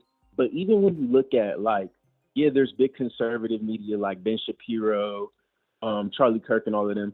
But what about like Tucker Carlson, who just had like, it's still some people who let that seep in like a more subtle way. And they seem to be doing fine, even though the Ben Shapiros of the world really don't like them, that they're doing it. They can exist where they exist. They just won't be mainstream. And Candace, she craves attention. It's like crack to her. Yeah, for sure. Do you think though that like the base is more so with the Ben Shapiros or more so with the Candace Owens? Ben Shapiro. You think that most of them are? 110%. Do you think it's like kind of like a divide in the same percentage wise, kind of like how you got like the Bernie Sanders type Democrats and the Joe Biden type Democrats? As far as that fringe group, sure. Yeah. Okay. No, I was just wondering what you thought about that, because I've been paying attention to her, and I really was wondering like what is her angle. I personally felt like she, had like a felt kind of like, man, y'all are. I do think that, because I had that realization, like y'all are low key racist towards black people because y'all mask it behind like, oh, we're just against identity politics. But then you start to see the kind of identity politics that they're okay with, and it's not okay to like talk about that. So I feel like she had that, but she wasn't trying to really say that. So she just started being bitter. I mean, her best option, sort of like, I agree, her best option was probably to do, I thought she was going to do something like Daily Wire. But I guess I underestimated her ego. Yeah. Because that would have been the best thing, to have a bigger media, or a media in the same platform as Daily Wire, and to compete with him. She's not competing with Daily Wire. It's not going to happen. Now, whether she doesn't, after some time, possibly. But once you're demonetized, I mean, once you're demonetized for hate speech due to anti-Semitism, that gives other platforms a way out. So now she's gone to Rumble. So she's already, by the way of the dinosaur. Gone to Rumble. You're right there with what, Sneeko and Fuentes. I mean, I don't know what to tell you. I wonder though, like with Trump, like because he kind of like, I don't know whether to say he kind of like balances all these different movements or not, but I know that he definitely used to give Candace Owens some attention. I'm wondering, I don't think that he's gonna win, but if he did, if he would still give her attention, because she still hypes him up or if she's gone too far even for him. I think once you start, the one thing that Laura Loomer has for her is that she is Jewish. So Candace Owens isn't Jewish. Yeah.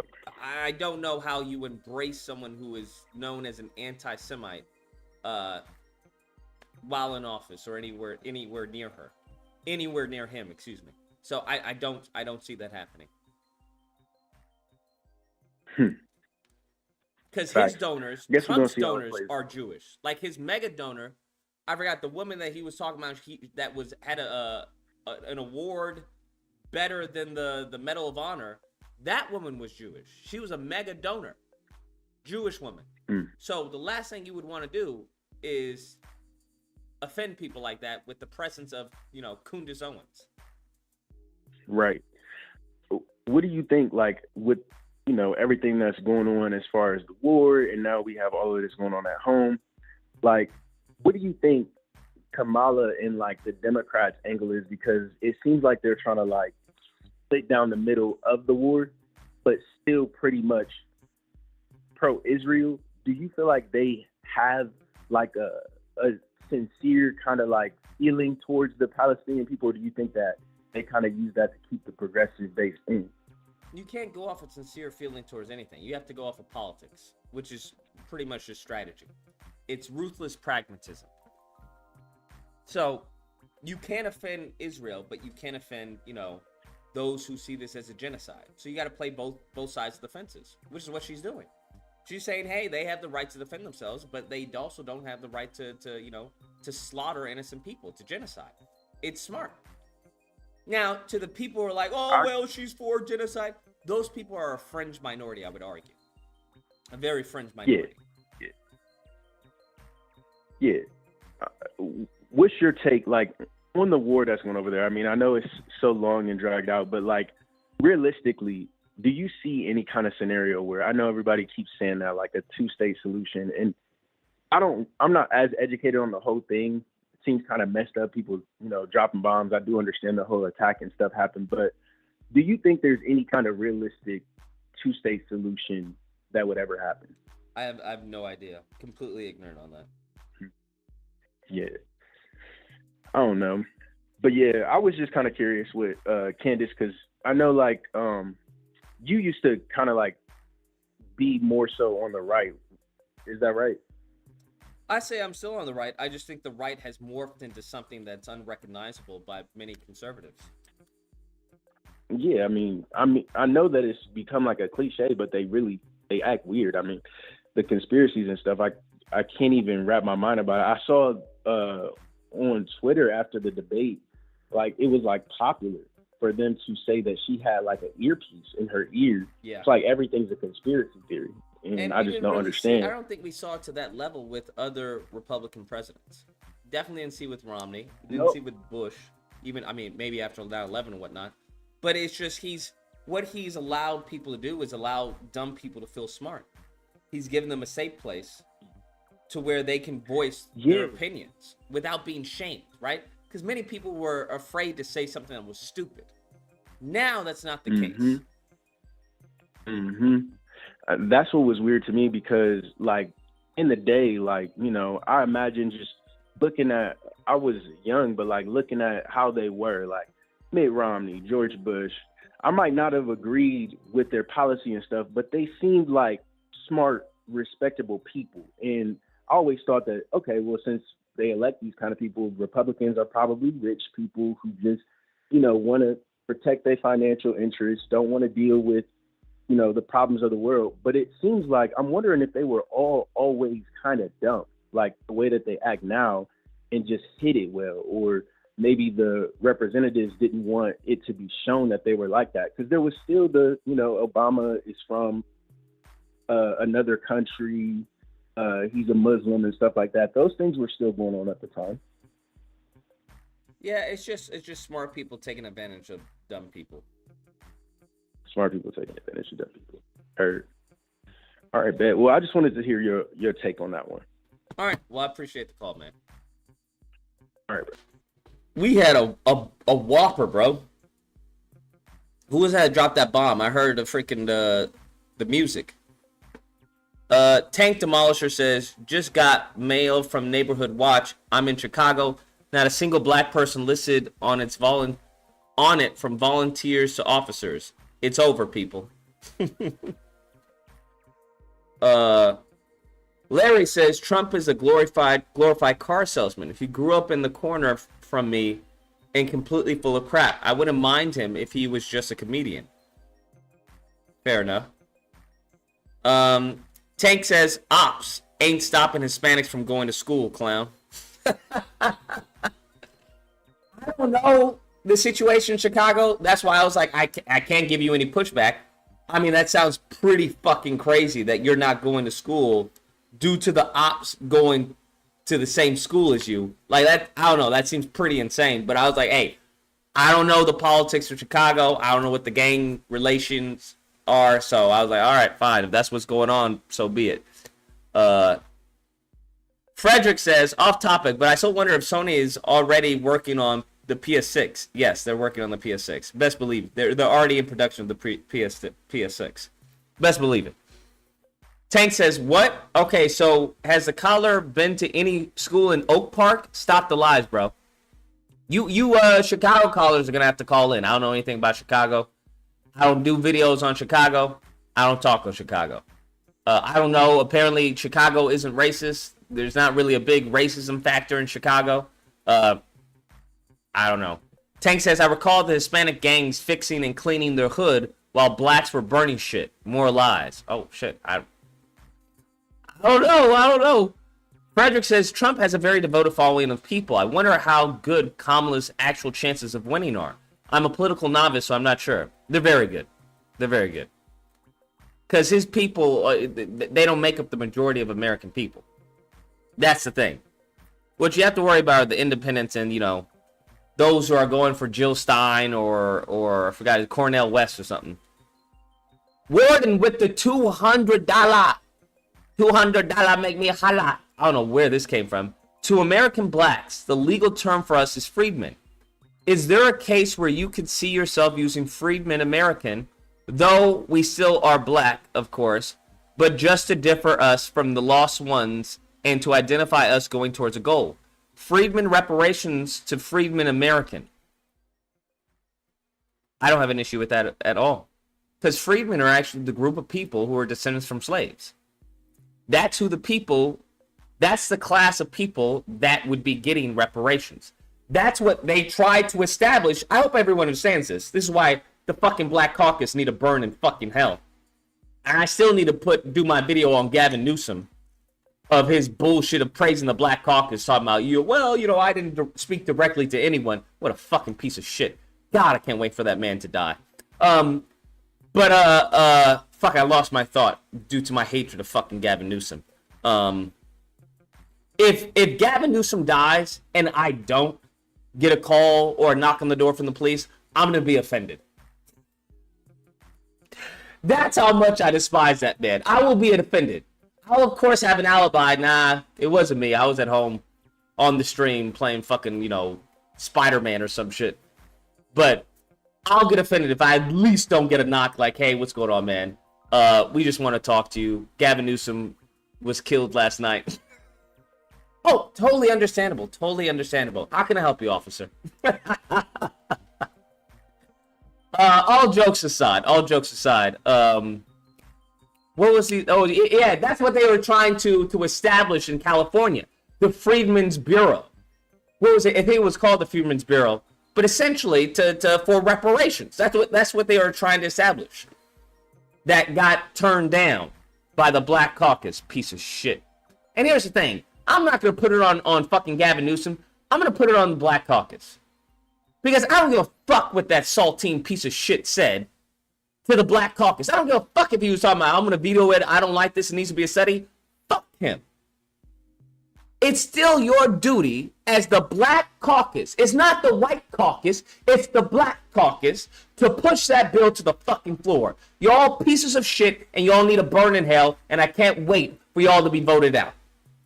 Because I'm definitely going to the voting booth with the fucking names of every single one of them fucking coon niggas and voting opposite. Who I don't give a fuck who it is, bruh. It could be a fucking ham sandwich. Nigga, that motherfucker got my vote. Fuck y'all. They can go to fucking hell. Especially Reggie Sawyer, Sr. Yeah, Sr. That nigga, I hope that nigga dies of a fucking heart attack. That's what I hope. His black ass going, yeah. That's what needs to happen, bro. Your daughter should be a fucking ashamed of you. And at USC, the bitch graduated from USC. You should be you are a fucking just a stain on fucking USC. All fucking Trojans spit in your fucking general direction. Piece of fucking shit. Fuck you and your daughter. Albert says, it's crazy the same people that used to get or are still getting food stamps are turning down some form of financial help. I don't get that either. Larry says, yo, Lucas, did you check out the Blacks for Trump yet? It's nuts, yo. I expect a whole video from you about it. What Blacks for Trump? Larry says, go to blacksfortrump2020. It's code, and you'll be redirected. I expect a full video analysis from you. Blacks? What? Blacks for Trump 2020.com. What is this? Nothing's happening. Nothing's coming up. Blacks for Trump 2020 is not coming up. Oh, BLKS. Okay, BLKS. Sorry. BLKS. Trump 2020.com. Lucas needs his death note. Fuck yeah, I need my death note, bro. Nothing's coming up, bro. BLKS for Trump 2020. Nothing's coming up. Nothing's coming up. Is that an actual website? Blacks. Okay, for Trump. That's why I put it in last time. 2020.com. Do we mean 4 as in the letter 4 or 4 as in FOR? Because you put 4 as in the letter 4. The number 4, excuse me. Lord. Blacks for Trump. Okay. So it's the whole thing. Blacks for Trump. FOR. Click here to enter. Kamala is a Caucasian racist killer of black women. Joe Biden says the N-word 13 times. Judge Valerie Mano-Schur says she did not dismiss the case without prejudice for a case is still dismissed with prejudice. And we won Lieutenant Quar's line saying that the notice of removal of federal roads doesn't exist anymore, and Jennifer Mantra of the Miami-Dade Sheriff Eviction Department committing a third-degree felony by refusing us in our process server. Text Trump to donate to Blacks for Trump said to do this. Okay. News lied and said that a man was shot at the jet ski party when all that happened was he was taken to the hospital. AGA date is coming soon. What is this? What? Or 1cc, they accused Trump of crimes the same way they did Malcolm X, Martin Luther King, and Yahweh ben Yahweh.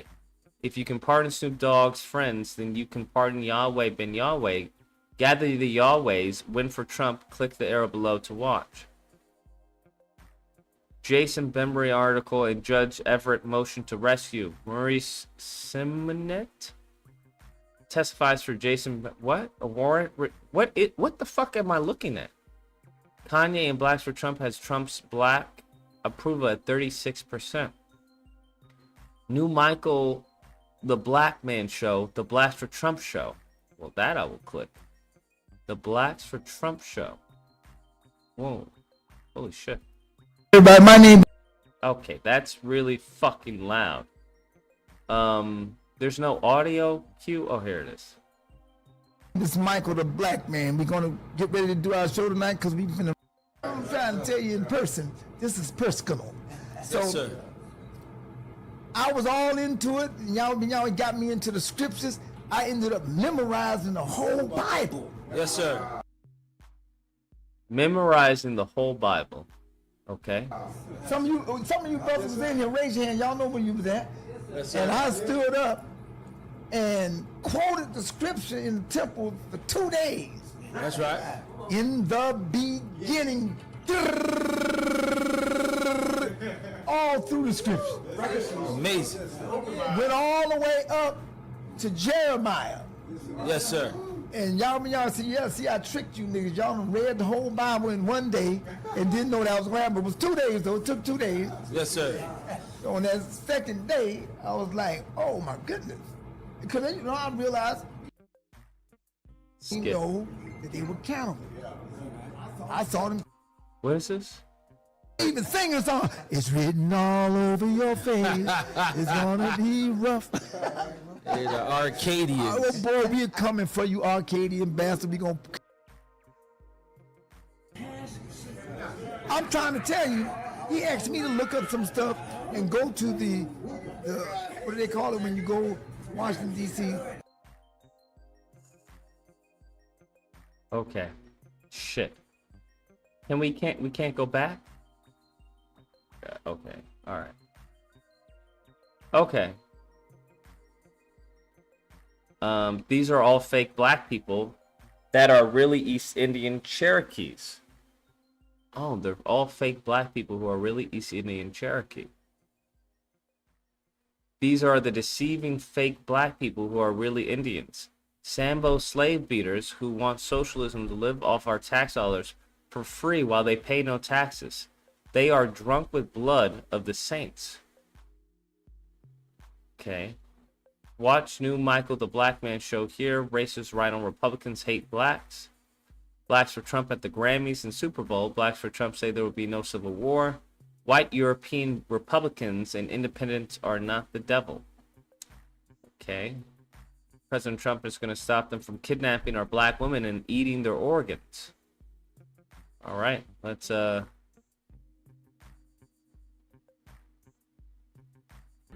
biggest secret in the Oh shit. Oh god. I don't even fucking Lord in heaven.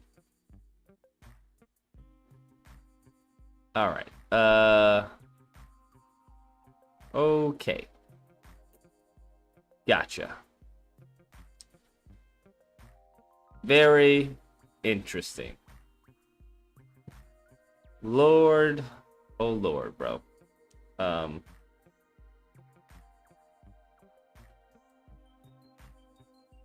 Okay. Thank you, Larry.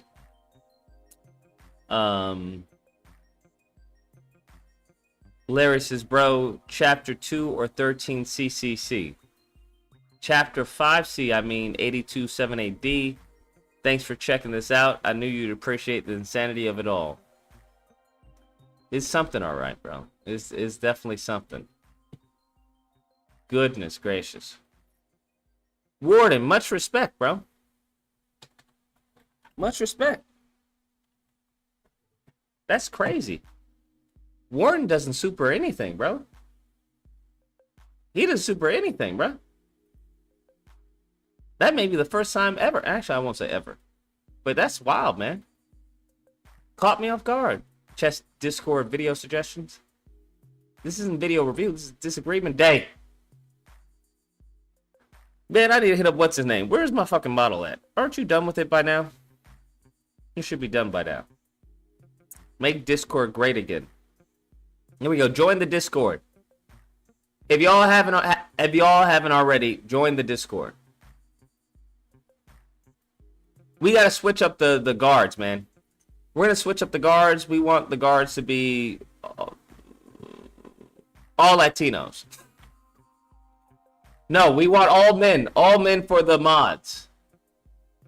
I think that's the problem. The problem is the women are doing their job too well, so it's become boring. We want the men back in charge.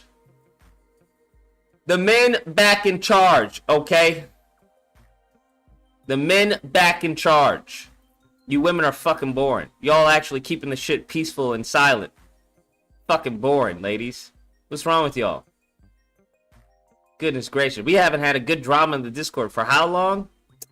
Y'all are fired. Fired! Bring them in. Who wants to be a mod on the Discord? We're gonna fucking do a cleansing over this weekend. Cleansing over the weekend. Colin Noir? What is Colin Noir? Bro, if I have to listen to Colin Noir fucking tap dance for Trump, I don't know if I can handle it. Need Spanish lessons for today. Oh shit, that's right. We do need our Spanish lessons. Oh no, I do. Oh, well, we can always pull it up. Never outright retracted the statement, he did start aligning more with the pro-gun community afterwards. I think the NRA guy... I think this is the fucking gayest shit I've ever seen in my fucking life. I think people like this are just... Here's how they do it, right? White Republicans have the most money, and they're willing to give money. So, if you're a black person, what do? You align yourself with an ideology, a rhetoric, that loosely fits, if not fully fits, white Republicans. Because they'll give you money. White Republicans and the Second Amendment go hand in hand. They love that shit. They just eat it fucking up. So, whether you're Colin Noir, Maj, or anyone else, I know all the people, but that's what you do. Because that's where the money is. It's as simple as that. There's no money with fucking white liberals. Not true. Not true. There is money with white liberals. Maybe if I do like a trans surgery act, or like a gay LGBT something guns, LGBT for guns, something like that. Maybe that's what I'll do. Maj has blacks for guns. I'll have LGBT for guns. That's what I'll do. LGBT for guns. That way I'll be able to get the monies. That's what I'll do. I think that's the hustle. But I think this shit is fucking retarded. Anyone who actually has like a hard-on for guns, I think you're fucking weird. That's what I think. I think these mofos who know like, oh, that's 6 caliber and everything. I hear you. I think once someone goes like deep dive into shit like that, I think that's just weird, right? Like even with me with Spider-Man. Like if somebody asked me like, yo, how many teeth does Spider-Man have during chapter 3 of 4? I wouldn't be able to tell you because I'm not fucking weird, right? I think once you go too deep into anything that doesn't pay you, right? That's not a profession. I think you're weird. That's just me. Because there are a bunch of these dudes, right? They just are like, what do you do for work? Oh, I'm an accountant. Or, I'm being nice here. What do you do for work? Oh, I'm a truck driver. But they have like this unearthly knowledge of like fucking guns or some shit. I'm just like, why? And I get it's a hobby and everything, but there comes a point where there's a hobby and then there's like an obsession. That's all. I don't have an obsession with Spider-Man. I like Spider-Man. I think he's cool, but it's not like, yeah, fuck yeah, absolutely, in episode 3 of 441 at page 3 on section 4th panel, that he got punched by the Green Goblin. He got punched. So I don't fucking know that, because you want to know why? It's a waste of my goddamn fucking brain power. That's why. All right. So I don't know. When I come across these people, I just think they're fucking weird. Like if I were to ever come across someone who says I'm an amosexual, I would think you're fucking weird, bruh. Instead of being an amosexual, you should get your fucking body into the gym. Like what the fuck? I always see people who heavily depend on guns as cowards. That's how I view it. I'd rather like learn a martial art, or at least get in shape. Like if you're in shape and you have a gun, by all means.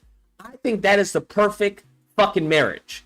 Of mofos, like if a swole dude was packing heat, that's honestly the perfect relationship for every man. Every man, you should be in shape and carry a fucking gun. Perfect relationship. I approve that message, okay? My name is Lucas, I'm running for office, and I approve that message. But it's like these dudes who like have these fucking, I don't know, these dad bods who aren't dads, and they're just like have guns and like, whoa, yeah, fucking guns. I'm just like, because most of the time, unless you're in one of these fucking crazy states, right, and you're white, it's not going to benefit you. It didn't benefit Philando Castile, and it's not going to benefit you. I was talking to, I forgot his name, Charles. He writes for the not Daily Wire, but the Red Pill, something, right? Right-leaning. He gave me a whole bunch of references as far as how many how many times guns have saved people. I never got a chance to look into it. I need to look into it because I'm like, because what they always say is that, hey, guns have fucking saving all these people's lives and everything. I'm like, okay, I'm curious to hear what the data actually says. I'm just curious as far as, brandishing and stuff like that. I would love to cross-reference some of these lives that have been saved with some of the lives that have been lost, or some of the times that people, because a lot of people think that they can, self-defense. That's not how that shit works, as we've seen time and time and time again.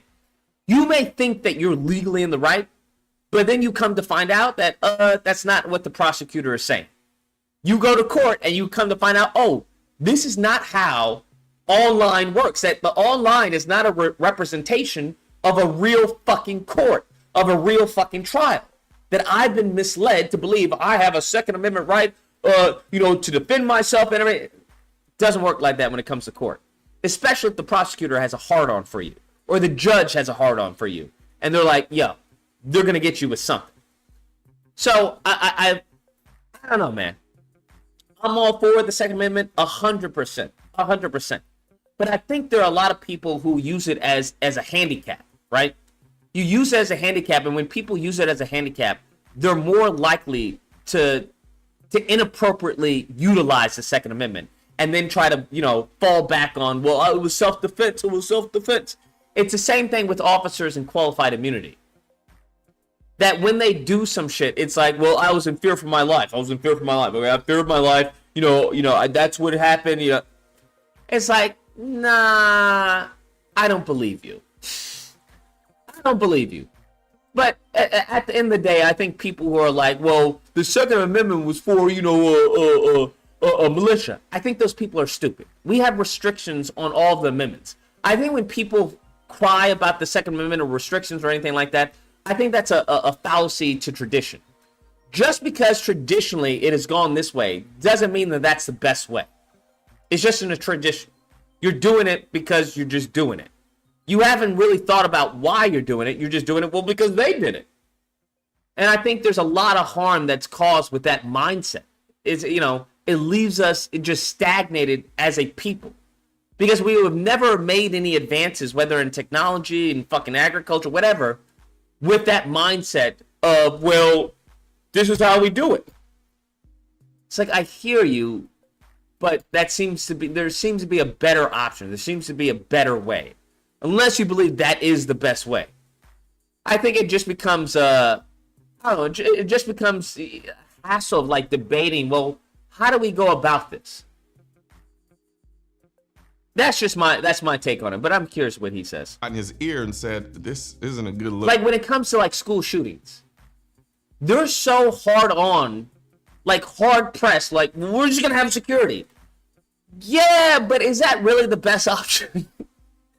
Is that really the best option to have a fucking, your child going to a prison essentially? Strip down, let me see, cough, pat him down. Oh yeah, he's good. Next. To have like guards over there, just go on. You're late for math class. Don't let it happen again. Get in there. I'm just like, can we maybe do some self-reflection and see if there's any way not to have armed guards at our schools? Maybe there's a breakdown somewhere. Maybe we can get some counseling. Maybe we can get some funding for, psychiatrists in the schools where they can go to and, in case someone's going through something. I don't know, but then you face those people who are like, that's socialism. Why is my tax dollars, just like we face with Solid Gold, why is my tax dollars going to Americans? If they give money for psychiatrists, then the psychiatrists are just going to raise their fees. And it's going to bankrupt the schools. And then we're not going to have any schools, and the kids are going to go to the gangs. I think there's people who purposely don't want the country to grow. There are people who like things remain as they were. And I get that. Because everyone's a creature of habit. We're all creatures of habit. I get that. So change moves very, very slow. But I'm just like, maybe we can, I don't know, come together on at least fucking for children, right? For kids? Can we come up with something for kids? Like this man, fucking Elon Musk, is trying to get us to Mars for some fucking reason, but we still have fucking school shootings. I don't know. Maybe we should redirect all of our great minds. Not saying that Elon Musk is a great mind, but let's have all of our great minds try to figure like simple problems. That's all. Let's start with the simple problems and then go to the moon, right? Before we go to the moon and start having fucking moon shootings, let's see if we can handle Earth. We haven't even really fucking conquered Earth, and y'all fucking going to the fucking moon. I don't know, or going to the fucking Mars or something. I don't know. How about we normalize therapy or something? How about that? We normalize therapy. But then you have to deal with these fucking crazy therapists who lead men and women astray, who give them shit advice. Lord in heaven. Some of these women and men, their lives have been destroyed by fucking therapists because they have given them fucking shit ass advice. So, I don't know, man. It's a multifaceted problem. Frederick says, can't make money off of the cure, only the problem. But I think you can. I disagree with that statement, with that sentiment of, you have to keep people sick. You don't, though. Because why are we acting like people aren't going to do stupid shit? Are we really acting like people, the human race isn't going to do stupid shit that lands them in the hospital? Are we really acting like kids and teenagers aren't going to do stupid shit that lands them in the hospital? So what's the point if you cure a bunch of people, who have illnesses that can be cured? I would wonder how much of the hospital revenue is from reoccurring people, right? How much of that is from people who have chronic illnesses that are taking medicines that they have to buy every month or some shit? I'm just curious. How much of it's from little Timmy, put his finger, stuck a fork in the light socket, and now he's fucking electrocuted, and we have to, figure that out. I'm just curious. I wonder. Just, I guess you can't ask too many questions, but I'm just saying, I'm just curious. Just curious. How many of the problems are is it reoccurring revenue for them? Reoccurring revenue, bruh. But let's hear it. Bro. And from then on, he walked it back. Not officially, but through his actions and through his words. Now, for the pro-gun laws he passed or supported and anti-gun laws he rolled back. He repealed the Social Security Administration rule. You see, in 2017, Trump... All right, let's fast forward this. 1.75. Repealed an Obama-era rule that would have allowed the Social Security Office to submit names of beneficiaries with non-violent mental health conditions to the next check system. This was a win because the rule essentially targeted people unfairly without giving them any due process. Then there's the guidance on 3D printed guns. Trump's administration settled a case that allowed a company to publish blueprints for 3D printed guns online. This sparked debate over untraceable firearms, but it was seen by a lot of us as a step towards expanding gun rights. He also supported... So, someone doing 3D printed guns is gun rights to these people? I think that's fucking crazy, though. Right? Because a lot of these school shooters, they get their guns through their parents. I don't know, man. I think having someone just be able to print a 3D fucking printed gun and go kill somebody, and then you talking about, well, that's gun right freedom, bro. That's gun rights freedom. I think that's crazy, right? I don't know. When these people say such shit, it just seems like cuckoo for Cocoa Puffs. Why? People could always make their own guns. No, they couldn't. What are we talking about? There's a very big difference between 3D printing a gun and you making your own gun. First off, to say to make your own gun is cuckoo for Cocoa Puffs. Do you understand how few people can actually, as far as make their own gun? Why are we acting like people are going around making their own gun? That's not what's happening. I'm not saying that you can't. Obviously you can. You can make your own car. You can make your own airplane. You can make a whole bunch of shit. We're talking about having it accessible. Right? What the fuck are we talking about here? Well, you can always make your own gun. Yes, you can always make your own car as well. You can make your own vehicle. But just like, come on. There's a difference between making your own gun and having it readily accessible. supporting national reciprocity. Trump supported national concealed carry reciprocity, which would allow a permit from one state to be recognized in another. It didn't pass, but he vocally supported it. And he took us out of the arms. Why would he? Wouldn't that be a violation of states? If one state passes the law, why would it be seen in all other states? Am I missing something? Trade treaty. You see, in 2019, Trump pulled the U.S. out of the UN Arms Trade Treaty, which essentially protected American gun rights from international regulation. Now, for the fourth reason, is judge appointments. To me, this is... Bro, we're going to completely overlook the bump stock ban, huh? We're going to completely overlook him talking about, well, we need to do background checks. These niggas is coons, bro. I ain't got time for this shit, bro. I ain't got time for this shit. Trump's greatest contribution to the Second Amendment. He appointed over 200 federal judges, including 3 Supreme Court justices, Neil Gorsuch, Brett Kavanaugh, and Amy Coney Barrett, all of whom are generally supportive of the Second Amendment. It's because of these appointments that we have the Bruin decision today. The Bruin decision is single-handedly responsible for allowing people in anti-gun states to conceal carry like never before. Trump's judge appointments have been a game changer for gun rights. And if he's elected again, I'm confident he'll continue to appoint judges who respect the Second Amendment, because every judge he has appointed up until this point has done that. And lastly, do those judges support reparations for freedmen? See, that's why I can't stand people like this. Because they're just one issue voter. Guns! Guns! Second Amendment! I'm an homosexual! I think people like this are fucking retarded and they should be sent to Mars. That's what I think. Like, how fucking stupid do you have to be? Like, your whole life is fucking guns. Like, honestly, at this point, you should use a gun. Okay.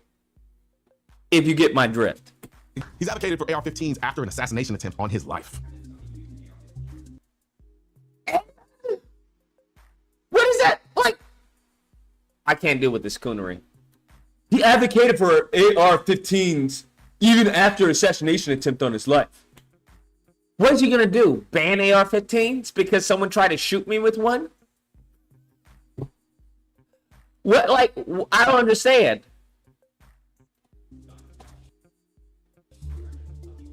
No, I didn't. Look, if you take away guns, she wants to take away everyone's gun. If you take away guns... She already said she doesn't want to take away everyone's guns. Can't do it, because people need the guns for protection. Now, entertainment, they wanted hunting, they want, different things, but they need weapons for protection in this country. People live out in the woods and they're not going to have a gun.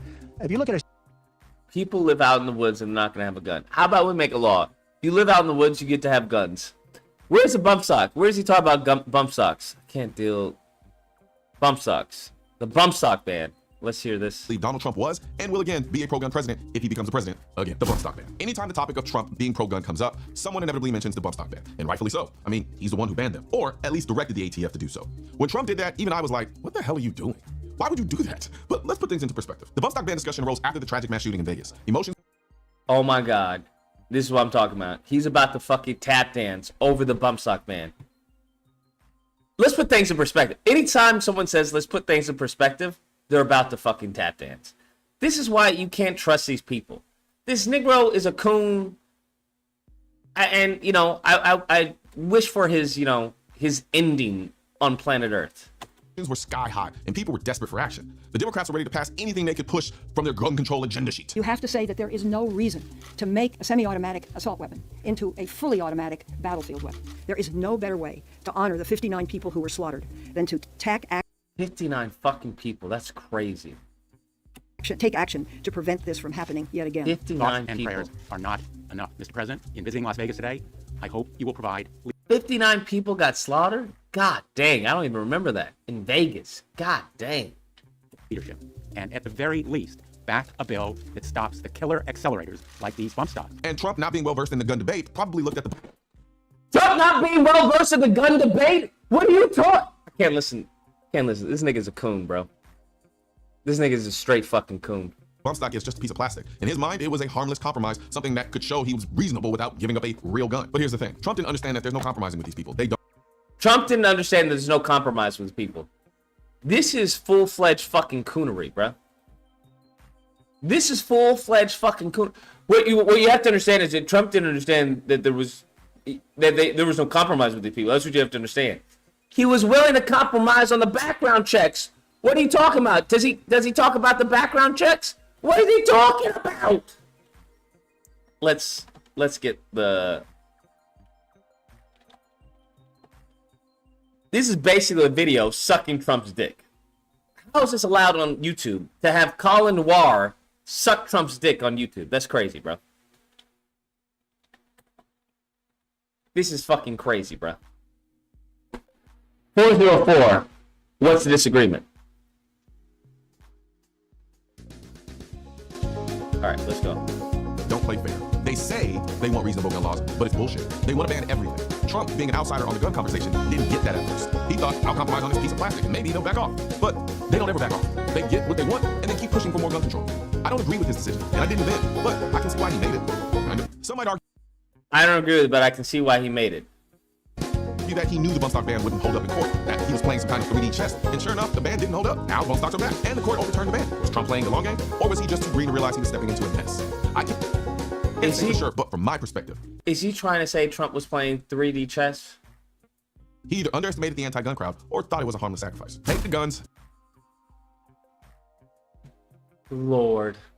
then due process. This one still blows my mind. On its face, it's the most anti-gun thing Trump has ever said. If an individual is reported to be a potential debt collector, there's a lot of credit for it. Trump never really formally walked that statement back. But after the backlash, he definitely shifted his tone. He started emphasizing his support for the Second Amendment and talking about mental health instead of confiscating guns without due process. Now, when Trump said that, I think he meant it, but not from a place of malice. Like I said, Trump is not a gun guy. In his mind, if someone's proven to be a danger, then sure, take their guns. But he didn't fully grasp the implications of his words. Again, he speaks very plainly and broadly, so it can be hard. He didn't fully grasp the implications of his words?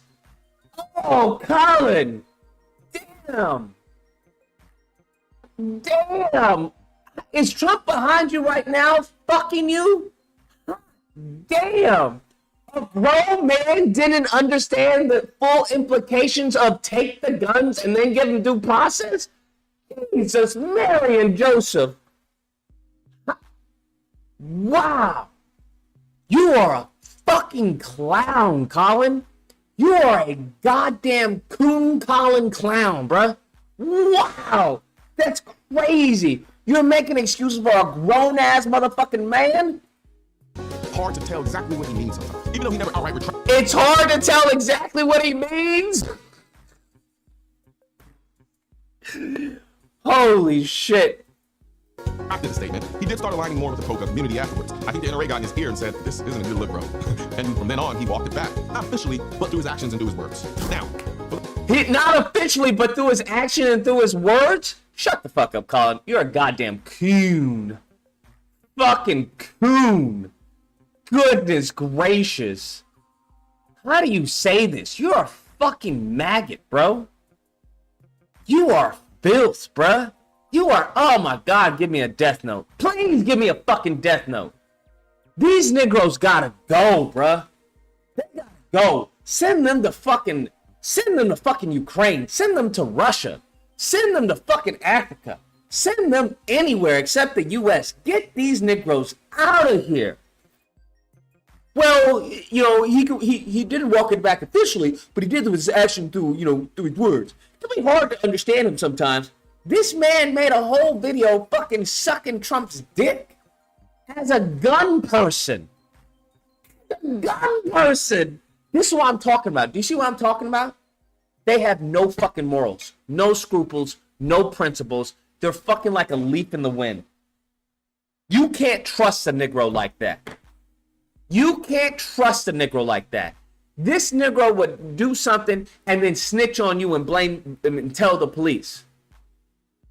Well, it wasn't technically me who shot him. It was him. It was Trayvon who shot him. I didn't shoot him. I was just driving the car because he told us we were going to McDonald's. I didn't know that the ops was at McDonald's. What a piece of fucking shit, man. What a piece of shit with your fucking gay-ass fucking hat on your head. Amosexual. Jesus fucking Lord in heaven. God. Fuck. Lord, how do you fucking coon like that? Just absolutely disgusting. Making excuses for a grown-ass fucking man is wild. This nigga is a fucking slave. You're a fucking slave, Colin. You're a slave. This is why I turned away from the shit that I was saying. Because I never want to be a fucking slave to my audience. I never want to be beholden to my audience so fucking much that I can't have an authentic opinion. This nigga is a slave. Never want to be that, bruh. Never want to be that. A fucking slave with this stupid fucking amosexual retard fucking hat on. Fucking slave. Ugh. God, dog, man. Not even worth it. It's not worth it at all, bro. Not worth it at fucking all.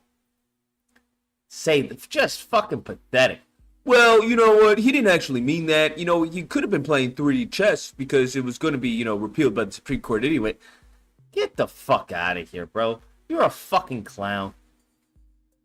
This is just as bad for a BCP telling you the cop that arrested Calvin Riley didn't know that he paid for things on his phone. Yeah. What was crazy with fucking black conservative perspective? I gotta put that video up as a solid video, as a video by itself. Talking about, well, she could have smelled marijuana. How the fuck could she have smelled marijuana? Well, she could have smelled marijuana. How, Sway? How? There was no marijuana in the car. So how's she gonna smell marijuana? There was no marijuana found. So how could she smell marijuana? Well, just because there was no marijuana found doesn't mean that she didn't smell marijuana. So it was a leftover scent to marijuana that was allegedly there previously, even though he said he didn't smoke marijuana. These niggas need to fucking, you know what they need to do. They need to go to hell. That's where they need to go, bro. It's as simple as that. They need to go to hell. It just gets to a point where it becomes just, I don't know, it makes you nauseous. Just fucking nauseous, bro. These people are just fucking filth, man. Just disgusting, man. Just like, ugh. Ugh. It's like when someone is just, I don't know. Like, Lord in heaven, man.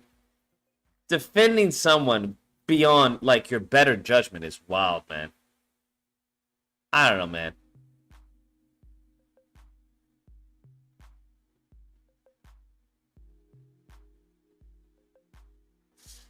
Charleston White, what is this?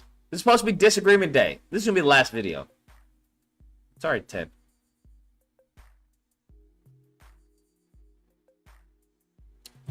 And you did my podcast. You and I had a great time. You were my dude. We bonded. And Vic then reacts. somebody told me, Charleston talked mess about you, Didi. Shit, I need to have a reaction channel. I said, no way. That's my man. Don't forget photos of you a misnomer. Misnumber. Number. That's what it was. Misnumber. Yeah, they lied to you. They didn't show you the video. No, well, hold on a second. I got some audio. Take a I'm listen. the biggest in Dallas Fort Worth. Man, them people don't support nothing the say. But they got the nerve to use my voice this morning on their radio.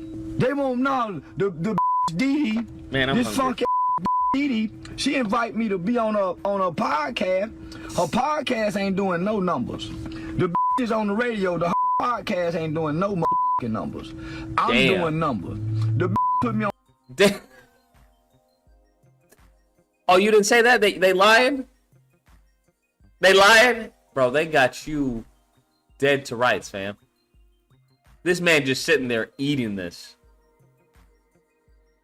This man just sitting there eating this, bro. That's all you can do is eat it, bro. That's all you can do. You just sitting there just... Was that me? Did I say that? Did I say that? No, that's AI, bro. That's AI, bro.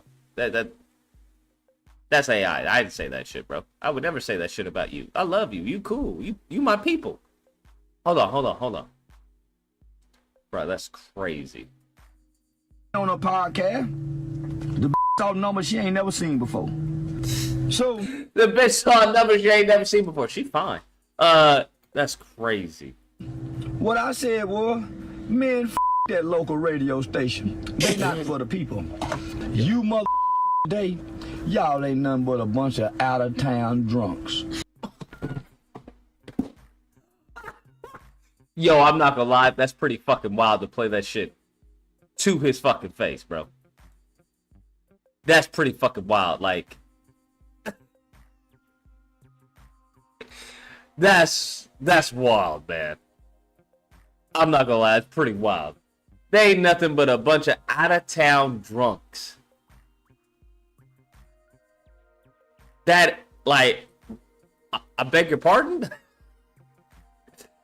That is crazy. That's crazy, bro. That's absolutely crazy, and his reaction is priceless. With a bunch of lust demons flowing through y'all body, cause y'all like lust demons. Gosh, she's so fun. All right, now. Wow. Bruh. Dee in the morning, and let me tell y'all something right now. Dee could get it, bro. You guys know, JJ, you know I didn't talk about this man for a while. Cruz, you already know. How old is she? Her skin is flawless. I think this man has made a... Anybody know who Dee is? Dee in the morning. Dee can have morning, afternoon, night, fucking mid-afternoon, evening, early afternoon, late afternoon, early morning, late morning. Huge name for himself on social media. A lot of folks have things to say. Some are for him, some against him, some will, whatever the hell. He's controversial. He's here in the studio. Give it up for Mr. Charleston White. Good morning. Good morning. Building. Good morning. Charleston is here. Yes, ma'am. It's good to see you again, Charleston. Yes, ma'am. Yeah, we had a good time on your podcast last Yeah, night. we sure did. I want you to know something. I love you. You know, I'm a fan. You got on my podcast. She got beautiful teeth, straight teeth. Look at that. Her teeth are fucking straight. Just, look at that. Beautiful smile. Just Lord in heaven. She's got to be crazy. Life and Time podcast. I was hoping you would watch this video about Kamala from Pink Book Lessons. She's pro-black, but she going hard on the she's not black stance. Pink Book Lessons is a fucking clown when it comes to politics. I don't know what to tell you. I've seen some of her videos, and some of her videos is fucking just stupid, bro. It's just like, what are you saying? I don't know what it is, bro. Some of these people just, it's just crazy. It just is what it is. It is what it is. Who took $3 from my account? What the fuck? Anyways. That was my first time meeting you, and I've been hearing... Oh, she's married. Oh, shit. Okay. A few things about you. I didn't know your whole story, to be honest with you. Who the fuck is she married to? Hold on. We got to do some research. D in the morning? Who's she married to, bro? Oh, she got kids too? Wait, no, she doesn't have kids. Dee in the morning. Husband? Who's her husband?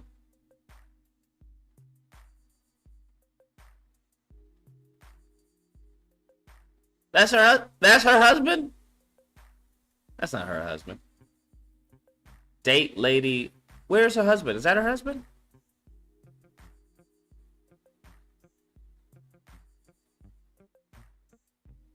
Is that her husband? It says Date Lady Jade. Oh, that's Date Lady Jade.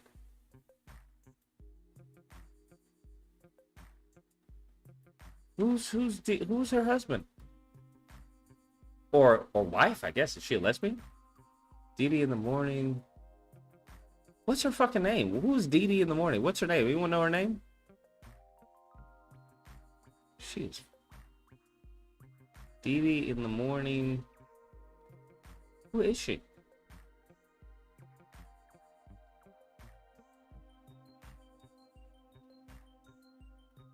Dee in the morning. Who is it? Dope radio chick. At the login. I don't know what Dee is. Oh well. If I can't find anything. How do you not have you don't have anything with your husband? Dee in the morning husband? Really?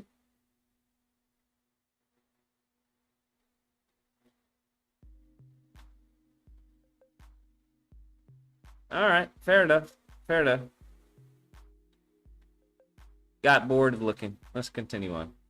I had no idea when they booked you for my podcast, right? Yeah. But me and you, we bonded. I liked you a lot. We didn't get a chance to talk as long as we wanted because I could have talked to you for hours. Yeah. Yeah, you're one of them kind of people. Yeah. You're very interesting. Yeah. Do you do a lot of reading? Yes, ma'am.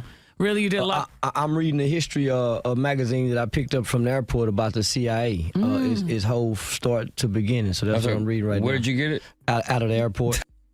At the airport? At the airport. That's where you found it? Yeah. So you're on tour right now, right? Yes, ma'am. You're on tour. Tell everybody. How the fuck is I need to go on tour? Is he on tour? Am I missing something? What the fuck is he on tour for? I just gotta start saying outlandish shit, bro. That's what I realized. If I start saying like outlandish shit, apparently that's how you make it, bro. Because I am completely lost. I gotta start saying outlandish shit. But not too outlandish where, you know, they try to cancel me or something. But just outlandish enough to where people are like, oh, that's crazy. I can't believe he said that. Like, I don't know. Y'all gotta help me. You're on a big tour right now? Well, Live Nation Comedy Tour headed by TK Kirkland called Grown Folks Talking. Mm-hmm. So he picked me to host it. That's nice. Yes, ma'am. Yes. So I'm learning the difference between doing stand-up comedian and then, you know, master of ceremony, the art of being an MC. So they say the MCs last longer than the comedians. Good point. Okay. So, now listen, Charleston, you're very controversial, and you'll say things about people, and you intentionally. know, intentionally. Yes, ma'am. Why do you do it intentionally? Just as the same as 50 Cent did to hear his music. Mm-hmm. So it's my belief that nobody who would talk like Dr. King would go viral today. Okay. Damn, nobody talk like Dr. King would go viral today. Bro, why did Burger King stop selling the fucking peanut butter chocolate pies? Why did they stop selling the peanut butter chocolate pies, bro? That was the only reason to go to Burger King. Because they sell the little Hershey's pies. They sell the little Hershey pies, bro. They stopped fucking selling them. What is going on to this country? Fucking illegals. They're the reason they stopped selling the Hershey pies. God dang it. Fucking Venezuelan bastards. If Dr. King was alive, his videos wouldn't go viral today. Mm-hmm. So you have to be you have to have some type of theatrics. Bro, I was fiending over that Hershey pie. I'm not gonna lie. I was fiending over that Hershey pie. They had the little, you know, the pies that they sell, like the little slices of pie. I was fiending over that, bro. In order to get a message across nowadays. That's why the preacher turn up with the wow and make the musicians jump on the beat when he get going. So everybody has to add something, some type of spice if you want to be a public figure. So I just choose to play the villain rather than pretend to be a wolf in sheep clothing. I'm a sheep in wolf clothing. All right, a sheep in wolf clothing. What are you getting ready to say? A sheep in wolf's clothing. That's a new one. I'm going to start using that one. Well, I can't use that one. You guys can use that one. When you go out, when you guys go out to game, use that one. I'm a sheep. I'm not a wolf in sheep's clothing. I'm a sheep in wolf's clothing. Oh, that is fucking gold, man. I can just use that in conversation, bro. Oh my God. That is delicious. That is, I say on a scale of 1 to 10, that's at least an 8, bro. That's an 8. That's an 8 line, bro. That is definitely something I would say. Like, listen, y'all, you got the wrong guy. I'm not a wolf in sheep's clothing. I'm a sheep in wolf's clothing. Yeah, you guys are really intimidating. Your beauty is extremely intimidating. I don't look at me. I don't even know what I'm doing. I'm rambling. Genius. Love it. Charles, does that mean that you don't actually mean what you say? No, I don't mean half the stuff I even talk about. Yeah. If you hear me talk, half the stuff I'm saying online, I don't really. Those are not my real personal opinions and beliefs.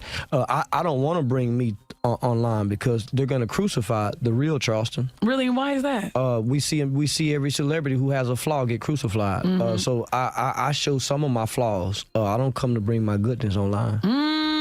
You don't bring your goodness. Now you say you know what? I gotta admit, I know that you're telling a lie online. Okay, I'm gonna tell you why I know. Because again, you did my podcast. You and I had a great time.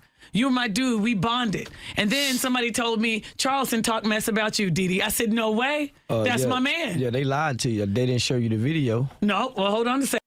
They lied to you. You're lying to her right now about them lying to her. This.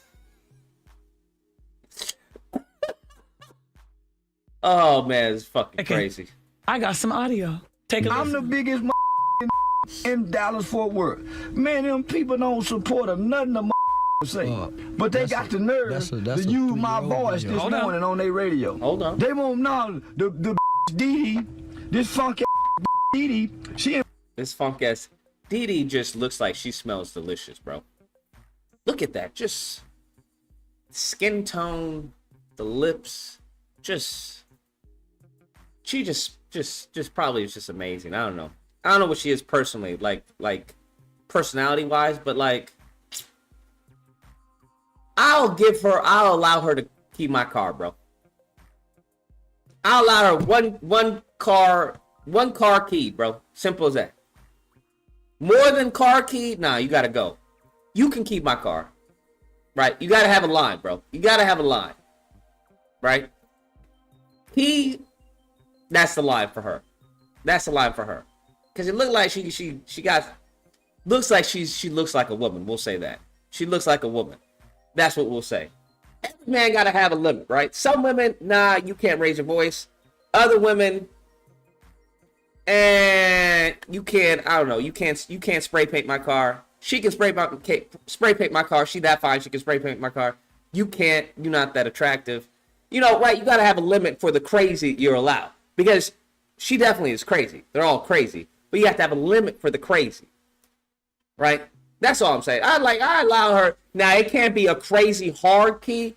It'll be like a little vindictive key. You know how like women like they'll just you know like scrape it just a little bit. Just shh. I'll allow a little scrape from her. She fine where I'll allow a little scrape. Like this bitch, this fucking little bitch, a little fucking brat, fucking key in my car like that. What a fucking crazy bitch, right? Now I'm not talking about no. Absolutely. There's no woman on fucking face of this planet that's fine to do some shit like that. But a little scratch, right? A little scratch. Yeah, I'll let you slide. I'll let you slide with it. A little crazy is sexy from time to time, as long as it's maintainable. Some of you mofos get with crazy that is outside of your maintained zone, and then you have a problem. But yeah, right? She let to hit while she's soaring. What? She let to hit while she's snoring. I don't even know what you mean. She invite me to be on a podcast. Her podcast ain't doing no. Yeah, there's some women where I've done it like back in my heathen days where I've kicked a woman out, bro. Like, nah, you snoring, you gotta go. You ever get a girl, you're like, she's fine, right? We do the horizontal mambo, and then she starts snoring, and you're like, you are so fine, but you snoring, and I can't deal with you snoring like that. You try to do everything in your power to stop her. Like I've tried to, you know, I had like this one chick try to hold her nose to have her breathe through her mouth. She kept on fucking snoring. I tried to like turn it over because I was like, I don't want to have to kick you out, bro. I don't want to have. You are so fine. I was going through the stages of grief. That's what I was going through because I was like, oh my god, she was so fine, and just seeing her snore was such crazy turnoff. I was just like, oh my God, your value is plummeting. If you were a stock, we would be, it's crashing right now. So I was like, no. I'm not gonna allow this to happen. Let me see if I can, have her go through her mouth. And it was good, right? It was good. It was like, and then she would go, I was like, okay, let me try to move her out over. Maybe it's, because sometimes it's the position that someone sleeps with. Right? So, okay, let me try to, like, rearrange her so she can move like this, put her leg elevated or something, right? Let me get her a pillow elevate. No, eventually I was like, you gotta go. I'm sorry. You gotta go. You gotta go. You can't sleep here tonight. You can't sleep here tonight. It just is what it was. She was fine, but I'm sorry. I can't have you be doing fucking snoring like a fucking goddamn fucking gorilla, fucking a mammoth, saber-toothed tiger fucking snoring over here. Can't have you be doing that. I'm sorry. That's not what's happening. PGT on Friday. Bro, we haven't been doing PGTs. And also, that's a crazy donation, bro. I appreciate the support. That's a crazy super chat. But yeah, we can't have you snoring like that shit. Like you got a fucking V8 engine or something. Like this bitch is shifting in her fucking sleep. No,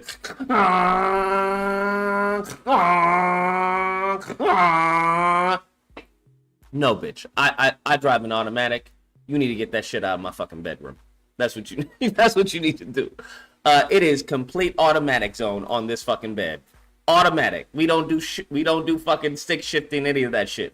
You need to take your ass back home. She was so fine, bro. It hurt my soul. It hurt my soul because I was definitely I was like, there's gotta be a way to help her. There's gotta be a way. Have you ever had someone who's so fine like that? She's so fine, like you trying to, how do I help her? How do I help her? How do I save these kids? Bro, she had me like fucking straight up, what do I gotta do? Maybe I can go to school and learn, get a degree in like sleep pathology or something. She was so fine, bro. She was so fine, bro. She was so fine. I was trying to like, yo, maybe I got a doctor. Do I know anybody who knows anything about sleep? She had me researching, bro. She had me researching online about snoring and shit. And I was like, okay, maybe I can buy this little thing because they have this little thing that goes on your nostrils and then it opens it up. Bro, I kid you not, bro. I was like, okay, let me buy this, baby. Let me try this. I was doing everything in my power to keep her around. Everything in my power. I was like, maybe. And then I started thinking about, like, maybe I can pay for surgery, right? Maybe because they do something with surgery where they open your pathways or they shave the bone of the nose, some shit like that. I don't know. But I was like, she didn't want to do surgery. But I was like, there has to be a solution. There has to be. The solution was she got to get out of my fucking place. That was the solution. But yeah, bro. Yeah, bro. She was so fine. I was like, let me see if I can go fucking back to school and come up with a degree. I'm like, listen, baby, after my years of school and studying, this is what you got to do. Some shit, bro. It was just, yeah, bro. Yeah. Anyways. Numbers. The bitches on the radio, the podcast ain't doing no numbers. Damn. I'm doing numbers. She's so fine. Put me on a podcast. The saw numbers she ain't never seen before. So, what I said was, men, that local radio station. They not for the people. You mother today, y'all ain't nothing but a bunch of out-of-town drunks. With a bunch of... All he can do is just smile, bro. All he can do is just smile, bro. That's all he can do. Lust demons flowing through y'all body, cause y'all like and sucking. She's so fine, right, bro. Now, Charles. Hey, I'm finna see how he... Bro, that's hilarious. Yeah, that was me. That was you. Okay. I wanted to make sure not that there was no way, but Hey, I fuck with her though, cause she put bro on the spot though. about the podcast. And no, I was telling the truth about the radio station. No, wait now. Well, wait. now you can't about the radio station. What are you talking about the radio station? Man, okay. See, you gotta remember, I'm a hometown boy. Yeah. Man, I remember time y'all had a van that would ride throughout the city, throughout Dallas, Fort Worth, Arlington, passing out tickets to something. The van was more. You heard her say, ladies and gents, men specifically. If a woman ever says, you're in some hot shit, bro. If a woman ever says, a black woman ever says, you're in some hot shit. You fucked, bro. I'm just letting you know from experience. You're fucked. Anytime you telling her, well, this is what happened, and and that's why I was late because the car, there was traffic. That going in one ear and out the other, bro. Just one ear and out the other, bro. one ear and out the other, bro. That's where you bring out, like, somebody died. That's the only way that's gonna snap her out. Yeah, and the homie died. Wait, what? Yeah, he dead. Yeah. He died? Yeah, he dead. It's crazy. We got to do the funeral. I still have to tell his parents. It's just been a lot. It's just been. Oh, I'm so sorry, baby. I didn't know that. Yeah, that's all. You got to break that out, bro. You know how they have the fire, the fire extinguisher for a case of emergencies. Sometimes, yeah, the homie's dead. I'm talking about if you're like in hot shit. If you're in some deep shit, every man has that in case of emergency. I don't know what it is for you. Homie dad is always a good one, right? Mom or dad in the hospital, something that's always a good one. Right? Y'all have those fucking Hail Marys where it's like, let me grab this one. Let me grab this just real quick. And you can't use it again. It's like a one-off, right? It's a one-off. You can only use it like every 20 years. Every 10 to 20 years, a homie can die and not die. Every 10 to 20 years, a homie can die. Because it's just in extreme cases, in extreme emergencies, bro. Community-wise, I remember y'all used to give free concerts. All the person had to do was go take a HIV test. What does this have anything to do with anything? Sir, what does this have anything to do with anything? Remember, y'all used to be at Sycamore Park having free concerts. Rick Ross, T.I., Young Dro. These was all community-based free concerts. The community don't see that no more. Yeah, because you know what? Things have changed. I'll just say that. And there's a lot that goes on that a lot of people don't even know. And a lot of red COVID tape was a big part of that. Long before COVID. There's no talent shows to spot the light on what goes. How the hell do we get from there's no talent shows to him talking about their bloodlust drunks? Am I missing something? I'm trying to follow the conversation. I'm a little fucking lost. I'm not gonna lie. I'm a little lost. Goes on in the communities. If anything bad goes on, it'll make the highlights. But where's the spotlight that's pointing to something good in the community? From the radio station to the television to the news to anything, even online. I will tell you something. I'm going to have to dispute that because I often have to tell people something about this show. One of the things that we do on this show is we give out scholarships to African Americans, women who want to go back to school. Certainly my foundation. We also highlight wealth on this show. Every Monday we talk about Money Making Mondays with Ash Cash. We want to make sure we do that. Every week. That's legit. Wow. Once a week, we highlight black and small-owned businesses all over the country for the last 3 years. Hey, you know what? I gotta jump in, Charleston. The same way. He getting fucking ethered, bro. He getting ethered. You just said positivity gets no views. Nobody talks about it. When we do good things, nobody talks about it. But let us mess up. Then they talk about it. Let us do something wrong, and then everybody's talking about it. Yeah, we're giving out money. I mean, what else can we do? Well, that still stops y'all. Don't stop y'all from being visible in the community. What our kids don't see is visibility of any celebrity. No matter what city I go to, I'm gonna stop and do some community work. I'm gonna stop and give some money away in the hood. Our radio station don't make it obligated for these celebrities when they come through to do something in the community. Come make themselves visible somewhere in the community, outside the club scene. Right, I get you. I was going to say, because Jay Cruz will do that, and certainly I will too, but most of the time. Well, I've seen him at a community event. Yeah, he'll do it, and I'll go and do it, but now as the show has grown even bigger, What community event are you at? I just want to know for Wait, Medley said he found her husband? What does he look like?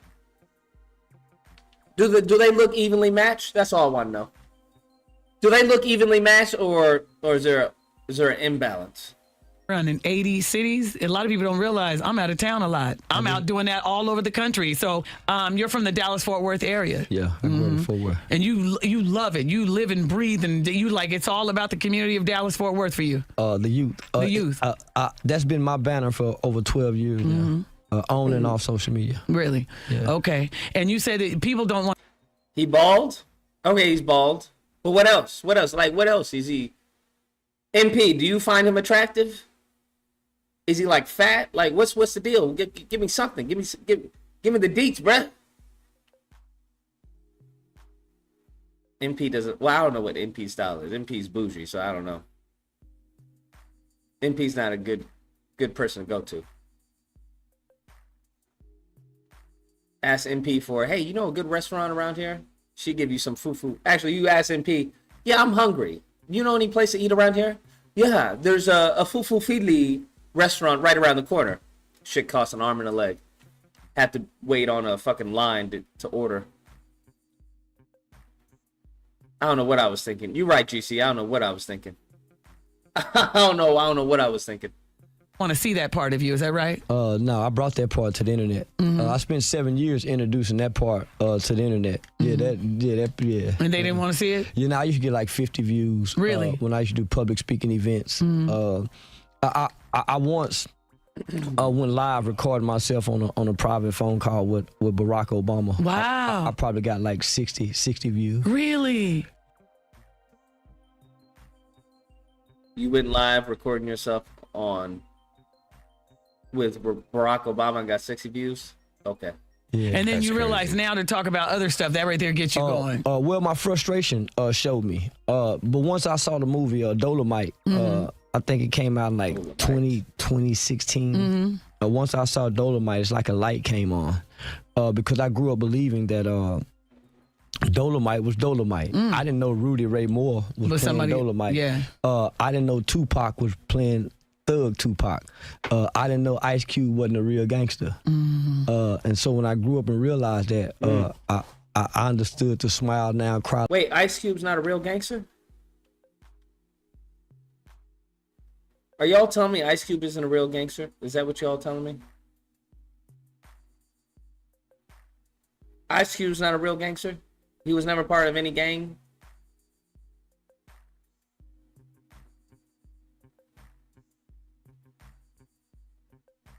Am I missing something? I later face. Okay. And then what that's done is gotten you all the attention that you could get. It's highlighted my gifts and my talents. Ice Cube lives in the valley. Before, I was just a mediocre guy online, leaving comments, liking and sharing other people's gifts and talents. That's a good point. Tupac, an actor too. Showing, and that's what we fall gangsters. No, that's not true at all. Nobody's come after me. The situation in Houston was a lady by the name of Miss Pap, who has an organization called Parents Against Predators. She was having a youth mentoring day, and because all the hype surrounding Offset's death, people were making phone calls to the mayor's office saying what they was going to do to me. Okay. And they just asked that I not attend the speaking engagement. But she didn't take me off the panel. Gotcha. I just rescinded because I didn't want to bring any negative. What negative aspects has you be going online and saying things you don't mean? First of all, that nigga said Offset, it was takeoff. Real. What it has done with you doing what you're doing. I'm in the strip club every night. I travel around the country everywhere. I hardly ever have security. I've had 33 comedy shows. I haven't had one incident. I haven't been approached by nobody. When Soulja Boy approached me, he didn't approach me in no threatful manner. I just took advantage of a situation that I knew I could capitalize off of. Okay. What about T.I.? T.I. reached out to me in a personal phone call. Okay. He just had the other guy online. But I've been to Atlanta. None of these guys have had any real problem with me. Really? It's just the online personification of what people think. And what you're saying they don't like. Well, I don't know what they don't like. Nobody's really said anything to me or approached me about it. Let me ask you this. Yeah, it's true.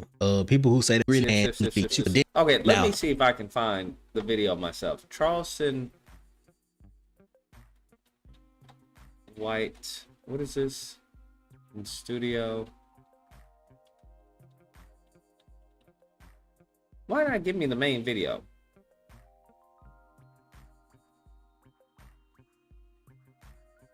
What was that? A KFC commercial? All right, so listen. All right, now, Charleston, was that you? Yeah, that was go take a HIV test. I remember radio station somewhere in the community, outside the club, Tupac. I didn't know Ice Cube wasn't a real gangster. Before, I was just a mediocre guy online, leaving comments, liking and sharing other people's. I need a radio show. Now, it comes with a price, though, my brother. Yeah, you have had your situations where people have come after you. You couldn't. Most recently in Houston, and you do talk about it. That's not true at all. No, that's not true at all. Nobody's come after me. The situation in Houston was a lady by the name of Miss Pap, who has an organization called Parents Against Predators. She was having a youth mentoring day, and because all the hype surrounding Offset's death, people were making phone calls to going online and saying things you don't mean. You do it for the clicks. What negative aspects has it brought to your life? None. Yeah, but hold on a second, Charles. He said none. Even her nails are done. pink too, just to complement the skin tone and the shirt. So let's be real. What it has done with you doing what you're doing. I'm in the strip club every night. I travel around the country everywhere. I hardly ever have security. I've had 30. Girl, we can put our foreheads together and take over the world. We can put our foreheads together and take over the world. 33 comedy shows. I haven't had one incident. I haven't been approached by nobody. When Soulja Boy approached me, he didn't approach me no threatful man. Other guy. Really? It's just an online personification of what people think. And what you're saying they don't like. Well, I don't know what they don't like. Nobody's really said anything to me or approached me about it. Let me ask you this, Charleston, though. There was something that I will say this. Once I put you on my podcast. What is this? 917, what's a disagreement? Hello to you, Mr. Lucas. How are you, sir? I'm doing amazing. How are you doing, sir? Yes, sir, you are. And you don't need a radio show. You need a damn TV show on network TV. There we go. I'm thinking small. I got to be thinking big. How about that? And let me be your showrunner. How about that? Done and done. I'll move to Cali. When that happens, I'll definitely give you a call. Yes, sir. Peace and blessings to you and the fam. You as well, man. Take care. All right, one. Definitely. I definitely hire him in an instant. In an instant, bruh. He is always happy, always cheerful, bruh. Hopefully he's not a serial killer. But yeah. Just always in a good mood. Yeah, we're going to hire you on the spot, bro. You hired.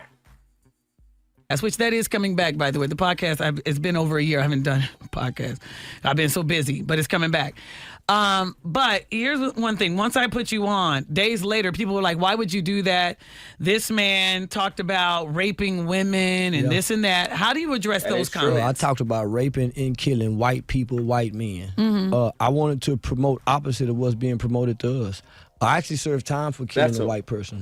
Me and 3 friends. That's one way. That's one hell of a spin. I want to promote the opposite of what's being promoted to us. Damn. Touche, sure. Touche. Can't fight you on that one. Touche. The Amazing Mexican Asian Dominican Show. No, Puerto Rican. Dominicans. No. Right? Or was it the Puerto Ricans that were the bad ones? I think it was Puerto Rican. Yeah. The Amazing Mexican Asian Puerto Rican Show. Messing it up, Frederick. You gotta get it right. At Forum 303 Mall back in 1991. It was very high profile. Bro, I need some food. Front page of Dallas Morning News, Star Telegram. So it's a very historical case. I became one of the first children in Tarrant County in Fort Worth to be tried and adjudicated for the crime of murder. We was charged with capital murder for stealing jackets, stealing starter coats. So I actually committed that crime. So part of my personification was just like Dolomite. Dolomite was seen on camera doing some of the things that I say I do, right? And he gave off that persona and he presented that narrative. So I wanted to be the new black Dolomite. And so when does this go south? I want to hear when this goes south. I was standing in protest of Bill Cosby. Well, I want to be one of the first black men who would come online and on television and brag about killing and raping white women specifically. And I specifically stuck to white women because when I listened to lyrics, black people promote killing and raping as well. In their lyrics. I can name you a whole list of rappers who specifically says rape. Pimp C for one, I'm looking at rape. I'm looking at kidnap. It makes it seem cool to go in jail because somebody owed him some money. So I'm embodying the culture and holding the mirror up. So have I ever killed somebody? No. Have I ever raped somebody? No. But this is what I wanted to show the hypocrisy. There's really documentation of me serving time. Of killing somebody. There's no documentation, there's no accusation or anything of me ever raping or being inappropriate with a woman. But you can go from Kobe Bryant to Mike Tyson to Tupac. Literally have accusations and documentation. So you're saying, and so you just made that statement. This is my persona. I want to be the baddest nigga in America that will be brave enough to come on camera. Where would you find a black man brag about killing white men and raping white women? Where can you find it? I feel like I'm a bad nigga for doing it. Right. And I'm unapologetic about it. Right. So listen, so wait, before you go though, let's talk about some positivity. That's one take. Okay. That's definitely one and take. you're doing some positivity. We already know that you talk about That that is all the time, that you definitely give back one- into the that's neighborhood and one- everything else. But the other part of this is Lord. not only are you on tour, tell me about you and Lil Uzi Vert. Now, did he called you up and you on the album?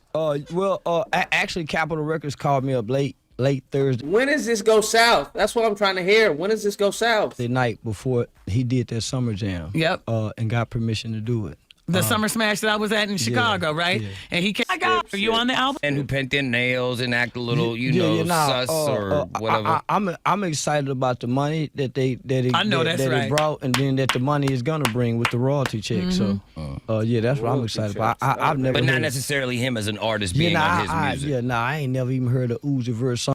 That's fucking crazy. He's shitting on the artist that he's gonna be making money off of. That's that.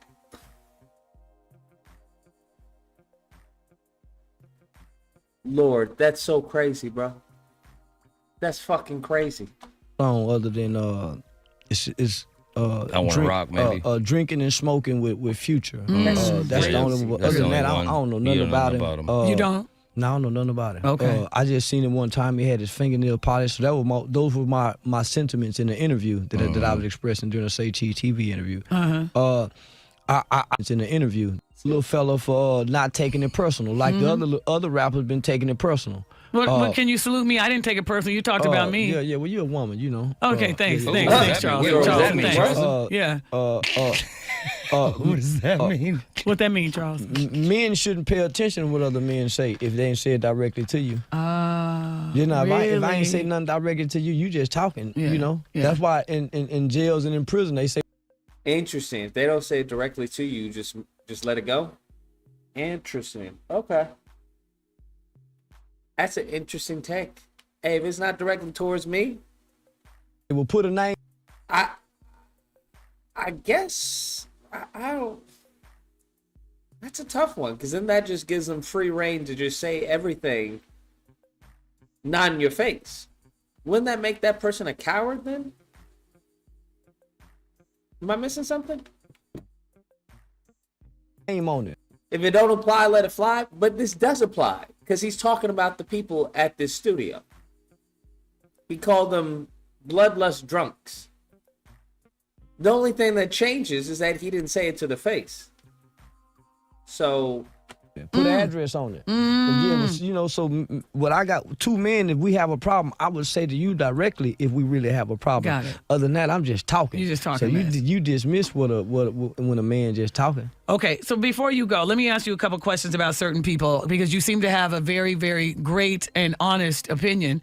What were your thoughts on Keke Palmer getting up there to dance as a mama and her husband, her boyfriend saying what he said? You agree with him? She got a hoe spirit in her. And you can tell she really want a hoe. She don't want to be no lady. Yeah, she want to let that inner hoe out there, and ain't nothing wrong with her. Release her, let her go. You got to let a hoe be a hoe, and she want to be a hoe, so you can't be mad at her. Yeah. Were you mad at the people who went after him? They think that he's horrible. He shouldn't have said. He has no right, as the father of the baby, to say something about how she was dressed. Yeah, he got it right. He got it right. They laying down sleeping together. Yeah, he got it right. Yeah. She bore his baby. Yeah, he got it right. Yeah. People didn't feel like he should. They were like, he needs to stay in his place. Jay-Z don't say nothing about his woman. Russell don't say nothing about his woman. Russell Wilson. I doubt that Jay-Z has never and nothing to say to Beyonce. You think he might not do it publicly like dude did. You think that girl was slapping on Jay-Z for nothing? Hey. Yeah, man. Man, yeah. You talking about Solange when she beat up? You think she was just hitting on him for nothing? Other one. Everybody know he on dope. Is that what it is? He told us in his song, I knew the perk was fake, but I still ate it. How much more do we have to say? Come on, man. He on fentanyl. People are actually worried about Kodak right now due to some of those videos. He's looking strong. He's looking. He's losing weight. Yeah. So you think he's on that stuff? That's why I recommend jail. You see how well behaved he was when he first come out of jail. He would barely talk, man. That's why I say hit the reset button, put him back in jail, and then let him come out. I done seen them all do better. Jail saves people sometimes. It does them good. Yeah. Now, Charleston, are you with anyone right now? Are you in a relationship? Because I'm married. Oh, you are married? Yeah, I'm happily. Charleston White is married? Am I hearing this correctly, or is this another lie? Married. Oh, I didn't know that. Yeah. How long you been married? 4 years now. Nice. I never knew that. Yeah, I'm happily married with freedom. Okay. Yeah. If you had a chance as freedom as a man. With considering who you are, you know a lot of He's people. married with freedom? I don't understand that comment. How are you married with freedom? What? People, I mean, you know, and the celebs, you have an opinion on. I'm like granddad in them. Is there a celebrity female that you would date? Yes, Ruby Rose, Brittany Renner. You would date? Didn't he just say there were 3 or 4? I'm lost. Yeah. Ruby. Ruby. Yeah. Brittany. Yeah, nice. Yeah. Those are 2 good ones. Anybody else? And every now and then I look over there at Griner. Brittany Griner. Brittany Griner. No. I think I can bring her back. Yeah. Okay. I think I can get her to hit the reset button. Okay. Hey, with all this new found fame and money that you're making, would you ever consider going down to seeing that Titanic in one of those submarines? No. No, you're not into that kind of You're vacation. not going to the submarine? No. Haiti. Oh, Haiti. Okay. Yeah, I want to go to Haiti. Really? Why? Yeah, What is it about Haiti? Haiti's the next best thing to Africa. It has all the resources in its grounds and the jewels and the same things that Africa has. And most people don't know that Haiti is really offering for Black Americans to come over there and get free land and cheap land. So yeah, I want to go meet the Haitians because to me they're the strongest Black people on earth because they're the only ones to beat the white man. Yeah. All right. Let me ask. That's interesting. They bit the French. Yeah. Now let me ask you another question. And they're punished for it. Yeah. To this day. So Charleston. By the way, because now you're all rich and everything, what kind of car do you drive? You drive a Bentley? No, I drive a brand new Jag. Nice. Yeah, I'm going to get me a Maybach as soon as I come off tour. Yeah. Yeah. Now, with a driver. Oh, nice. I know that's right. It comes with the driver. Yeah, I'm gonna get me a driver. Yeah. Now, by the way, I'm happy you came up to the show and to do the show. I really want to just say that. Yeah. Thank you and clap it up for that. We got Charleston White on. Yeah, nothing in life is personal to me. So why wouldn't I try to reconnect, rebuild, establish to build something? Because we're all here in this city. Yep. And at some point, our youth and our youngsters do look at us as our local celebrities. So why wouldn't I? I like that. Well, anything right there. Where did this I go had an south? opportunity Am I to missing fly the something? mother up there to go get the car because when I did, the dilemma was, okay, I done promised this woman a car and my question was, okay, who's the oldest? So she have King has an 18-year-old sister named Naya. So I flew Naya, and her mother has a friend by the name of Miss Antoinette. That's how I found the mother. She found me on Facebook. Wow, that's nice. Bruh, this was a nothing burger. Spanish. I thought there was some freaking... Man. Y'all wasting my damn time. Alright, where were we? We're on episode 3. What did we learn? Estar and ser. Yo soy. Tú estás. Tú estés. Él están. Ella están. Ustedes. Ustedes están. I feel like I'm forgetting how. Today, all right, in the classroom, I'm going to open your world up in Spanish, and you're going to be able to take this lesson today as far as you want to take it. And you can be as ambitious as you want to be. Because what we're going to learn today is AR verbs. Now, you might be saying, okay, what is an AR verb? It's really easy. It's a verb that ends with the letters AR. Okay. Now, in Spanish, there are 3 types of verbs. There are AR verbs, ER verbs, need to check and out the IR Chick-fil-A verbs. story? And that's it. What Chick-fil-A Today, we're doing AR verbs to start out understanding how we do. A, E, I, O, U, Lucas. Do verbs in Spanish. And the thing about AR verbs is this. We're going to use a pattern today. Now, this pattern can be applied to all regular AR verbs in the Spanish language. And the fun part is, all you have to remember is the verb itself. You don't have to memorize all the various forms because you can just apply the pattern to it. So, as many verbs as you learn in Spanish, you already know how to conjugate them. So what we're going to do today, we're going to start out by drawing a chart, and we're going to put those pronouns that we did a few episodes ago in the very beginning. We're going to put those pronouns on there just to use as a visual. I know you've probably already learned them, but let's put them on a chart just to use as a visual.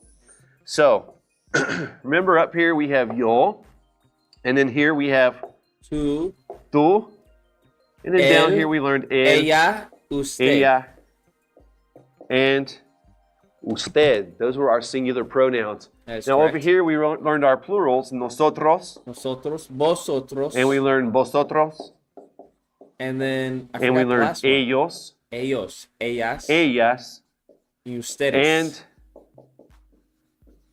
ustedes. Okay. Now in Spanish, you're going to find that what we're talking about today is a lot like we talked about with estar and ser before. When we have an AR verb in Spanish, I'll give you an example like hablar. Hablar means to speak. To speak. Because habla español. Okay, what you need to understand about AR verbs is this. The AR at the end of this verb makes it an AR verb, but more than that, the AR means to do that. So, hablar means to speak. It doesn't mean speaking or spoke or speaks or speak. It means to speak. Literally means to speak. Oh, to speak. So, as you can guess, there's our problem. We can't say yo hablar. Like we talked about a few episodes ago when we said we can't say yo ser, I to be. That doesn't make sense. To be. So same thing here. We're going to have to do something with this verb to make it fit with these pronouns. We can't say yo hablar, so we're going to have to change it. Now think about this. We do this in English all the time. Okay? So just try to connect it to what you do every day in your conversations. Okay. If we say she speaks, we take the word to speak and we make some changes to it. We take off the word to and we add an S to it, and now it's she speaks. And now it sounds right. We're going to do the same thing in Spanish. All we got to do is make a few changes. Okay. So that brings me to today's lesson. How do we make those changes? Well, you guessed it. I'm going to draw a chart. So right over here, let me draw a chart. And I hope you're starting to see that this chart is a really nice visual for it. And I hope you've been practicing so that you can be thinking about those different forms and conjugations. I promise you, you'll find it very helpful as you visit another country that speaks Spanish and you start trying to think of those words. Now, I'm about to open your world in Spanish up a whole lot. Watch this. Okay. In order to make these AR verbs work with those pronouns, all we have to do is two things. Now, the first thing I'm going to do is I'm going to take off the AR. That's the first step with any verb, any normal verb. Hablar is an AR verb. AR verbs, I'm going to take the AR off. Later on, we're going to learn ER verbs. I'm going to take off the ER. And later on, we're going to learn IR verbs. So you guessed it, we're going to take off the IR. That's the first step. Now, only take off the AR. Leave the rest of the word exactly like it is. Okay? So, we're going to take off that part of the word. Now, this first part of the word is going to be the foundation of all of the forms, So, all we need to know now is we need to learn, like I like to tell my students, the magical endings. These endings are what we apply to the word now to make it work with the pronouns. Lord. No, we're doing a panel tomorrow. What I call the magical endings for AR verbs. The first one is O. O. Just the letter O. It's really easy. And then we have as, which is AS. And then down here, we're going to learn A. So what you want to do is go ahead and start getting this in your mind. Okay. I'm going to mirror you. Recap. So if you put your left hand up and you're going to say O, as, A. O, as, A. It doesn't take you long to learn those sounds. O, as, A. Now on the right side, we're going to put three more. We're going to put up here in the top. No. To amos. Yo hablo. Remember the verb ser somos. To You hablas. can see a connection there. Okay? And then right here, we're going to put ais in that Spain form with AIS with that accent on the A. It's the only accent here. We don't use And then ice. down here in the bottom, we're Right. going to put We don't use ice, right? an. An. Okay. So what I want you to do now is start It's practicing.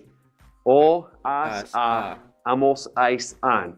Over and over. O, as, a, amos, ais, an. And once you get those down, start doing them out of order. Think to yourself, what's over here in the left middle? As. What's down here in the bottom right? An. What's up here in the top right? Amos. What's over here? O. So get those down. Now start connecting this with me, with myself. Okay? And this with you. And this with he and she and the you formal. And this with the we, because we is up here. And this with you plural, and this with they and you plural also. Now, here's the easy part. We get to make that connection now. And this is where I open your world up a whole lot. So, if I want to say, I speak, for example, I speak Spanish, which I hope all of you can say very soon. All you have to do is, first of all, take off that AR, okay? And then you apply the ending. So, let me do an example for you. Yo hablo español. Yo, and we have the verb hablar. We always said that can't work, right? Because it means I to speak. That doesn't make sense. So let's go back. Our first step was to take off that AR. That leaves us with HABL. Now, all we have to do is apply the magical ending. And how do I know which ending to use? Watch this. Where is I on the chart over here? If you describe it, it's in the top left, right? Now, look over here at this chart. Which ending's in the top left? Oh, that's right. So that's the ending I put on the verb. So how do you say I speak in Spanish? You got it. Yo hablo. Now try to say I speak Spanish. Yo hablo español. Yo hablo español. Español. And a quick reminder, Español. we don't say H's in Spanish, right? It's there, it's written, but we're just going to ignore it, right? So yo hablo. That fool. All right, now I'm going to give you a couple to try on your own. Are you sitting there with your cuaderno and your pluma or your lápiz? I want you to try a couple on your own. How would I say she speaks Spanish? Ella habla. Okay, I'm going to do this right here just as a español. nice visual for you. Again, I'm going to start with the verb hablar. Ella habla. Doesn't work. Can't do it. Can't do it. Ella Can't say habla she speaks. So what's our step español. one? You got it. Take off the AR. Now it's just habla. HABL. Remember Ella that habla HABL? español. That's the foundation for all of these forms. All of them. Okay? So ask yourself, where is ella on the chart over here? It's in the bottom left, right? Now, which ending over there is in the bottom left? The A, right. So we're going to put that on there. Ella habla. Now try to say she speaks Spanish. You check out the Penguin series? Yes, I will. Ella habla español. Habla español. Español. Very good. And that's how we do AR verbs. Let's just try a couple here, bro. just so we can start putting it in our minds and start making those connections. This is only for AR So verbs? if I want to say I speak, as we already said, it's yo hablo. If I want to say you speak, if I'm talking to hablas. someone that I know well in that informal way, how would I say you speak? Tu hablas español.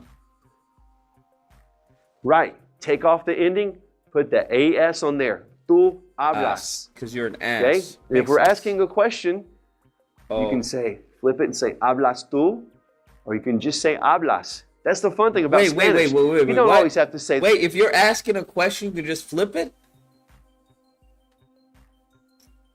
Hablas tú español? Speak you Spanish? Really? Wait, so hablas, so tú hablas español is incorrect. It's hablas tú español?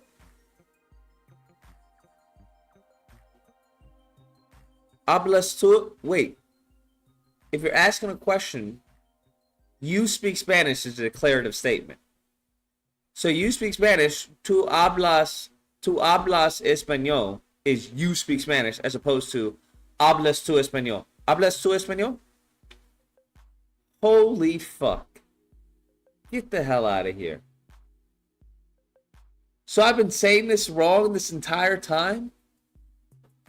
All these years of asking people, habla español. Well, technically I've been saying hablas español. Technically that's right. But hablas tú español? Do you speak Spanish? Spanish you speak? Spanish you speak. Hablas tú español? Get the fuck out. Wait, no. You speak you Spanish. That's retarded. Speak you Spanish? 518, what's the disagreement? Yo, what's up, Luke, man? Dread, man. What's good? Nah, but yo, it's just like, basically think about it like when you speak in English, you know what I'm saying? So it's like, it's just your inflection of how you talking.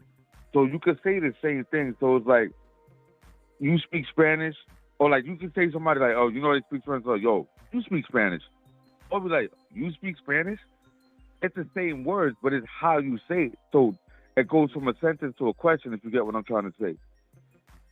So a lot of when you're talking in Spanish, you could say the same thing, but it's just how you're saying it. Like the inflection? So wait, but the actual proper Spanish would be hablas tú español. So no, you wouldn't say hablas tú español. So you just, well, you would say tú hablas español. So you speak Spanish, basically. So you say tú hablas español. You would flip it for a question. Where would be hablas tú? No, so this how you flip it. You're not flipping it. See, you can say it's both. just how you say it. Like, it's just the way how it comes off. So I could say, you speak Spanish. So, like, you know, I'm saying that I know that you speak Spanish. Or I could say, you speak Spanish? That's a question. You get what I'm saying? It's the same words, but it's how you're saying it. I get you. But the actual proper way is hablas tú. No, it's tú hablas. Tú hablas español. He's saying it's hablas tú. He didn't say hablas tú. He said tú hablas español. He's saying hablas Watch tú. it again. I would assume it would be hablas tú español. It's tú hablas, first of all. Second of all, you don't even have to say the... Once you say hablas, that's already conjugated, so you don't even have to say the tú. I understand. So that's why I say hablas español. But the tú will come before the hablas, though. It wouldn't be hablas tú. It would be tú hablas español. Okay. But yeah, just like, you know what I'm saying? But like, it's not that complicated. Like, the more you... And it's funny, too, because this was actually one of my favorite YouTube channels and shit like that. I'm surprised you found that shit. You speak Spanish? But, yeah. I'll be telling motherfuckers, man, I teach myself Spanish on my own time. But I've been doing that for a while. Because remember, I cook for a living.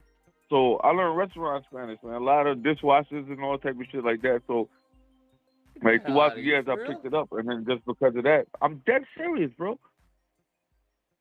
I'm dead serious. I was like, yo, I'm so surprised when I see this. I'm like, yo, this is my shit right here, man. I got another channel, too, you should check out. It's very good, too, man. All right, bet. It's very good, too. Yeah, I'm dead ass, though. But, yeah, man, keep checking this one out, man. It's a good little series to watch, man. I ain't gonna lie, man. It's a good one to check out. All right, we'll do. Appreciate it. Get yourself, and when you do it on your personal time, get yourself, like, a little notebook and a pen, like, write down all the new words that you learn and stuff like that. Quiz yourself, like the more you get familiar with the words, like, it's a cool thing, man. It'll become easier than you realize. All right. Fair enough. All right, my G, but I'm going to get back to the programming, though. All right, later. Bruh, we going to be speaking Spanish, bro. We're going to be the new blacks who speak Spanish. Espero que el increíble canal de Lucas llegue al millón de suscriptores. I don't know what espero is. Something incredible. I don't know what canal. Something canal of Lucas. Llegue a million subscribers. I'm assuming. Million of subscribers. What's luego? What is espero? Espero que. What's luego? What is that? Hispanics don't speak proper Spanish, Lucas. It's true. That's true. You're right. I want to blend in. You're right. Very smart. Very smart. Mandarin lesson soon? Soon too? No, amigo. No. Let me type that in. Publix's incredible channel reaches 1 million subs. So espero is hope. Luego is reaches.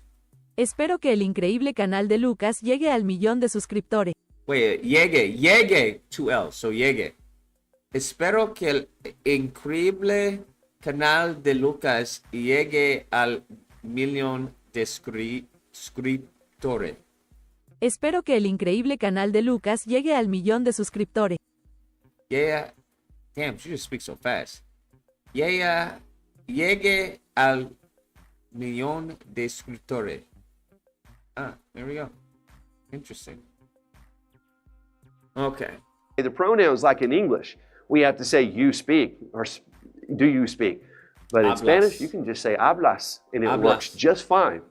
Now, Hablas let's just go through the other ones. How do I Hablo say español? he speaks? No, hablo español. He speaks. Él habló. No,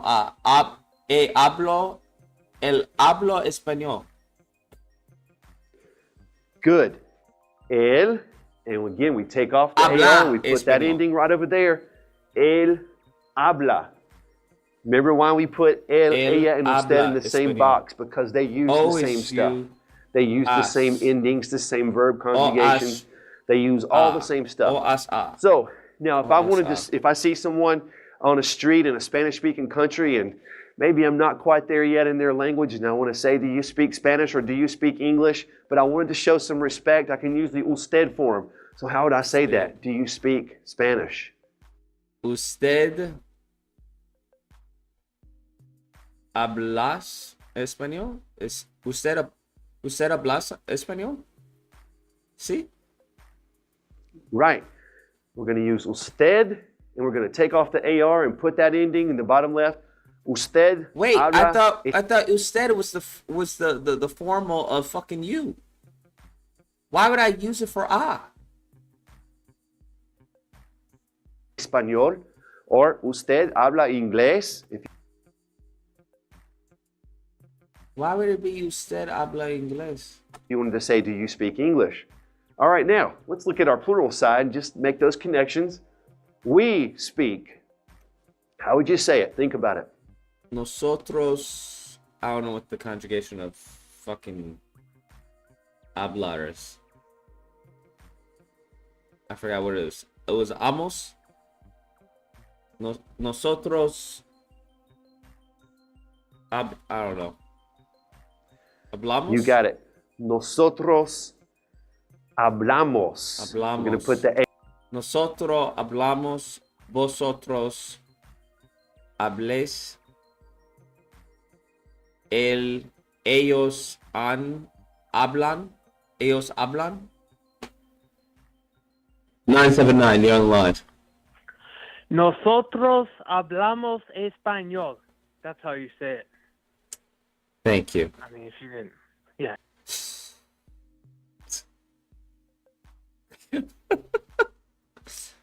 AMOS on there. Hablamos. Nosotros hablamos español. Now, if I were in Europe and I'm traveling Spain and I want to say you plural, do you all speak English or Spanish? I'm going to use this form. How would I say that? Hablamos. Vosotros habláis español, español. or vosotros habláis inglés. Okay. Now, Vosotros we're almost there. habláis inglés. How would I say they speak English? Ustedes hablan. Good. You can either say ellos or ellas, depending on if you're talking about just girls or a mixture or boys. You could say ellos hablan inglés, Ellas. or ellos hablan español. Now, Again, here's a form that we can use anywhere we go that speaks Spanish. Ustedes. Do you, plural, do all of you speak Spanish? Try it. Ustedes hablan español? Ustedes hablan español? Very good. I think we're starting to make some connections. Now, here is the good part about Spanish. What's the all good we part? have to do now is learn some AR verbs. Any AR verb you... Why we have all these stupid verbs? AR verbs, what was it? AI verbs, and then ER verbs? Learn in Spanish is going to be conjugated the same way using those endings. So if you learned o as a, amos ais an, you are halfway there. All you have to do now is learn the AR verb itself. Just remember that hablar means to speak. You got the rest, right? Because you know the endings. If you know hablar means to speak, you can say I speak, you speak, they speak, all by using your endings. So now you see what I mean. Actually, that's pretty simple now. Right? Once you get enough verbs and you know how to conjugate it, I mean, that's Spanish. That's English. Going to open an entirely new world. What other lessons could there be because besides the two other verbs? All you have to do is learn AR verbs. And the more you learn, the more you can speak. Now, I want to encourage you right now. Does Spanish have any stupid fucking like little tricks like English does? Book that I came across. It's called 501 AR verbs. Damn. Now, if you're in a bookstore or go online and you see 501 AR verbs, or 501 verbs, and you can get them in all different languages, but they have them in Spanish. I have personally found this to be a very useful resource. But as you know, there are tons of resources on the internet. You can type with a simple few strokes, $18. pull up an entirely new world of AR verbs. I'd like to show you now a list of just some AR verbs to get you started. And we're going to... Okay. Compro? What is compro? Fuck. What is compro?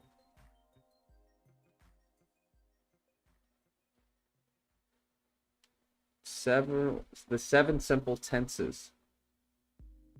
What? Futuro? What? Comprar.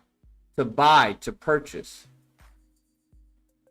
What the fuck?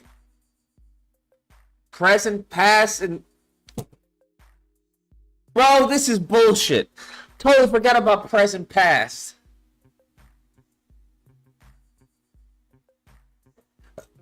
Bro, the present past is not even similar. Is there a trick for the present past and future? Is there a trick for the present past and future? What is it? I'm buying, I bought, will buy. Holy fuck, man. We're going to start using some other words and start making some sentences. Okay, now you have your endings down. Let's look at some new AR verbs. I want to give you something to get you started.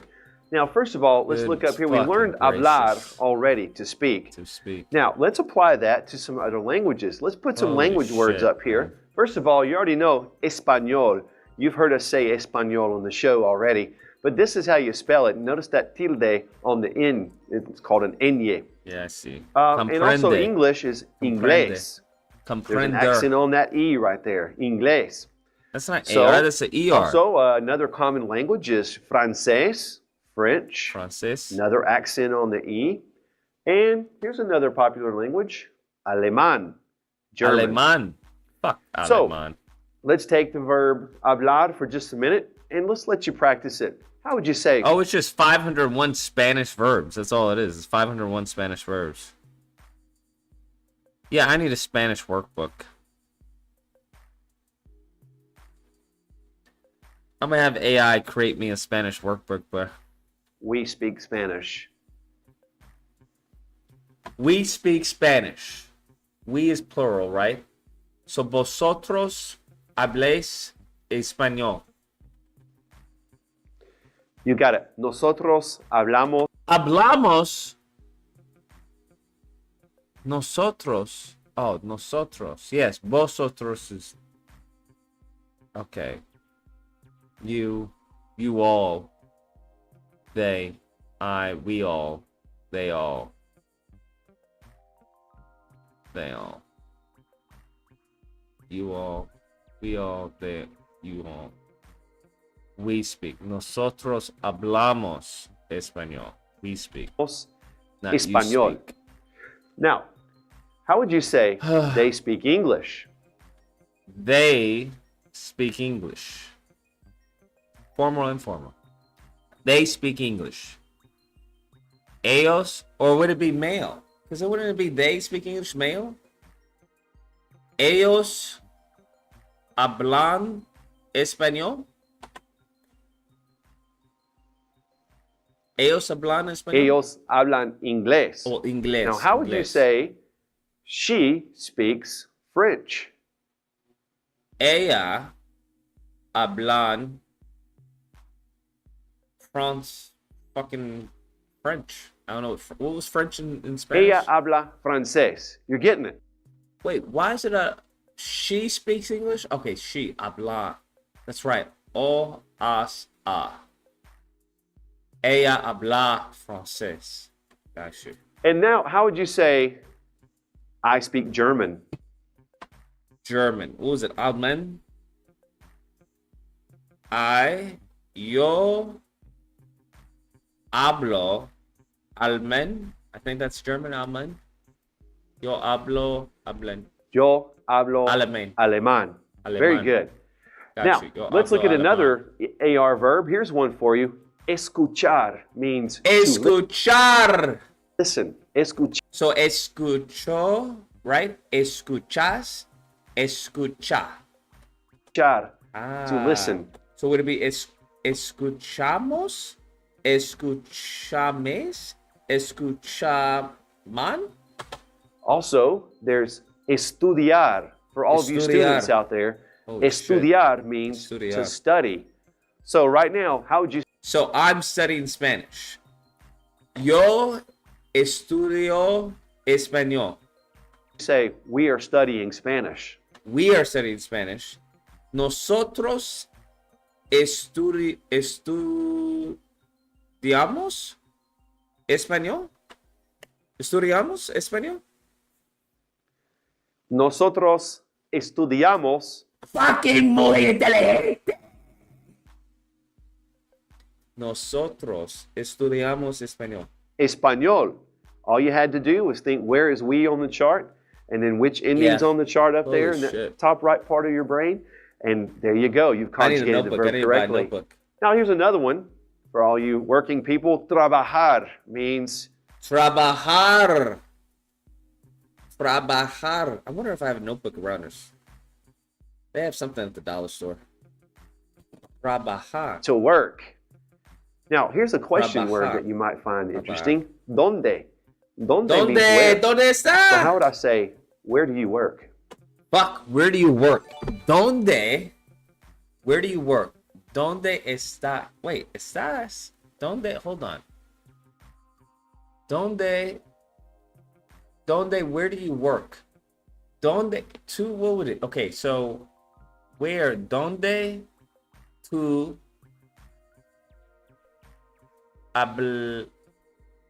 ¿Dónde tú hablas? No, what is work? Fucking, what was work? Trabajar? Trabajar. ¿Dónde tú trabajas? ¿Dónde tú trabajas? ¿Dónde tú trabajas? Now, here's a question word. Hey, where do you work? ¿Dónde tú trabajas? ¿Dónde trabajas? Wait, why is it not? It's just where work? Why not donde tú? Trabajas. How's it trabajas? Trabajas. ¿Dónde trabajas? Where do you work? ¿Dónde trabajas? ¿Dónde trabajas? Now, how would you say, I work? Yo trabajo Yo trabajo. Yo trabajo. Yeah, yo trabajo. Good. Now notice trabajar is 3 syllables. Trabajar. I'm going to give you a quick little syllable lesson in Spanish. Trabajar. When a Spanish word has 3 syllables, stress the middle one. If there's no accent there to tell you any differently, stress the middle. Trabajar. So, trabajo, I work. Trabajo. Trabajo. Yo You're gonna trabajo. stress that middle syllable. A lot of my students like to say 3 syllables, stress the middle. So, one way to remember it, the middleable. Now, let's look at another word. Comprar means... Comprar. Whoa, we get a lot of verbs here. We get a lot of verbs. Slow, slow, slow. How do you do slow? What's fucking slow? What's slow in Spanish? ¿Cómo se dice slow? Fucking slow. What the fuck is slow? What is slow, bruh? Slow. Fuck. English. Slow. Lento? Lento or slow? Lento. Despacito? Despacio? What is slow in Spanish?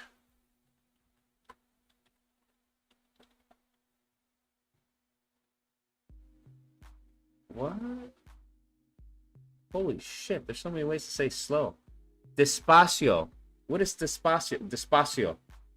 What's the difference between despacio and lento? Sluggish, heavy. Okay, got you. Slow. So that is lento. Despacio.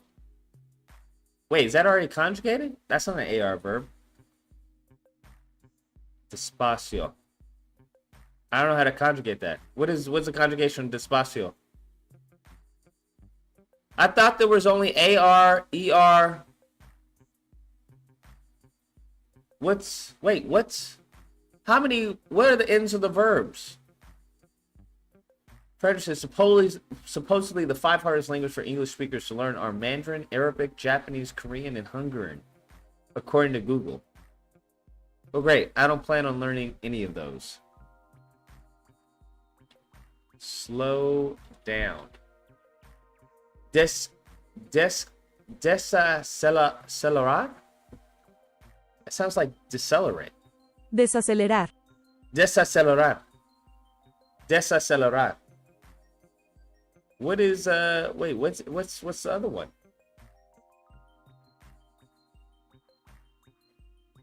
What's the other one? You're saying despacio.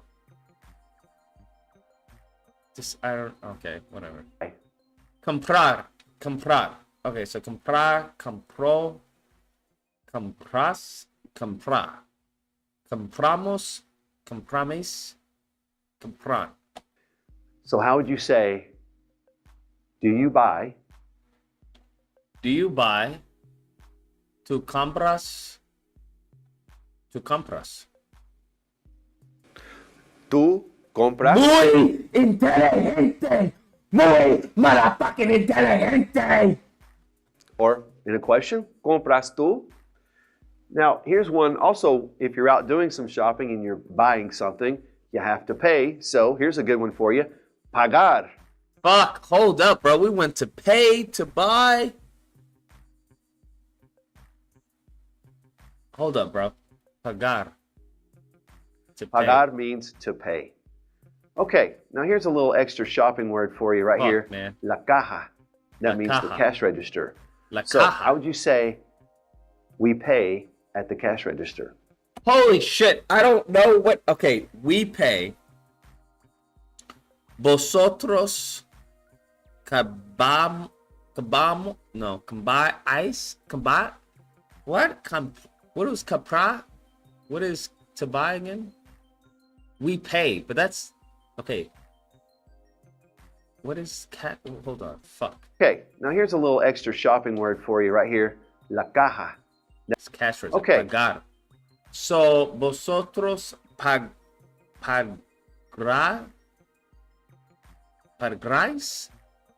Now here's a little extra shopping word for you right here. La caja. That means the La caja? cash register. So how would you say we pay at the Vosotros cash register. compráis la caja? Pagamos en la caja. Fuck. Pagamos. Where's pagamos?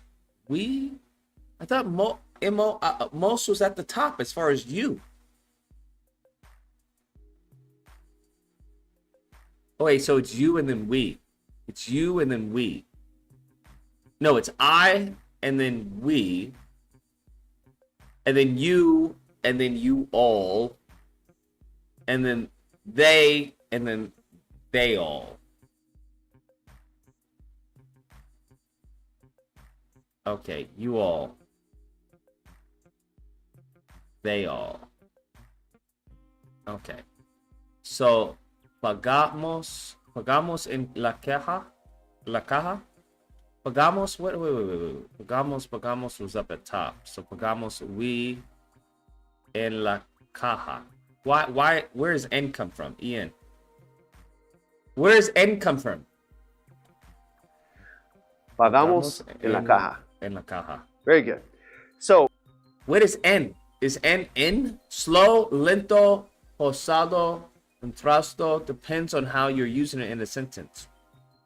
No shit, Sherlock. The sentence I was talking about was telling someone to slow down. They're going too fast. This man. Goodness gracious.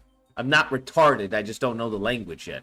So, what I want you to understand today is that there's a lot learned today, AR verbs is very, very simple. And also, all you have to do, as I said, is learn the word itself. We haven't even gone to the tenses of this word. Take it a step further and you learn your endings, you're going to find that your world in Spanish has now been extended greatly. And you're ready. The more words you can learn, the more ready you are to have a conversation with somebody. So I encourage you to get out there, get online, get a book, and learn as many AR verbs as you can and start using them in conversation. Holy shit, bro. This was quite the lesson, man. N is at. N is at. N on, at, to, into, for. Whoa, what? Wait. N is also in, on, at, to, into, and for?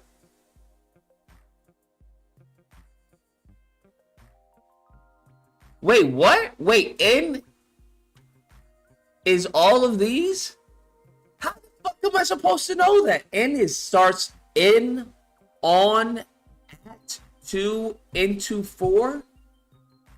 A is to, at, of, into, by, upon? De is of, from, by, with, at, about. You learned this in Spanish? I don't think I learned this in English. Our prepositions was in, on, at. That was it. One preposition didn't take on multiple meanings. Por favor. By, for, per, to, though, at. So why do people say por favor? Why say por favor? Doesn't la mean the and of? La, I don't know, it doesn't have it here. Para, for, to, of, by, towards, at. Bro, why does all of them also say to? Why does por mean to, para mean to, de also stands for, not to, but a means to. What? Can't wait to see your first Spanish-only live stream. Bruh, Spanish seems to be fucking retarded. That's what it seems to be. Estoy en el parque. Estoy en el teléfono. I don't know what that means. Have a telephone? What does that mean? I'm in the park. I'm on the phone. Estoy is what? Estoy, I am. Duh, estoy. I totally already forgot about estoy. Holy shit, bro. Yeah, I need a notebook, bro. This just mind fucked me. There's a lot of words here. Trabaja. Trabajo. Trabajo. I work. Trabajo. Trabajo. Well, it's already conjugated by saying trabajo. Trabajo. Fucking McDonald's. Just depends on the situation. Are those things that you just have to memorize for like phrases? Is that what that is? Where you just have to memorize it for like a phrase?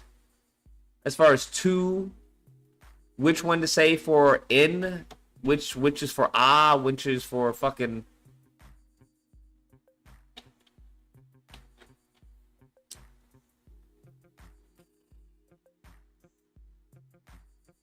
It seems very daunting.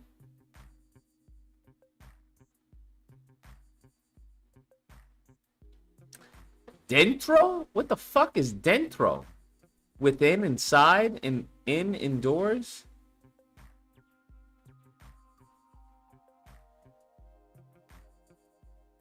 Interesting. So instead of saying I work in here, right? Instead of that being confused like I work in here, Spanish just says, well, we're just going to give it a different word. Because one word can have multiple meanings in English. Where Spanish, it seems that, well, instead of that confusion, we're just going to fucking give it another word for actually indoors. So I'm in here. Am I getting that right? So if I say I'm in here, right, that's different from saying I'm actually in here. He's in there versus he's actually in there.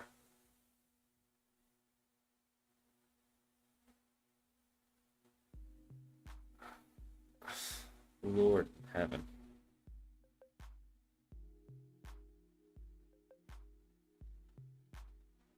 Because what the fuck is a dentro? Can someone tell me what a dentro is?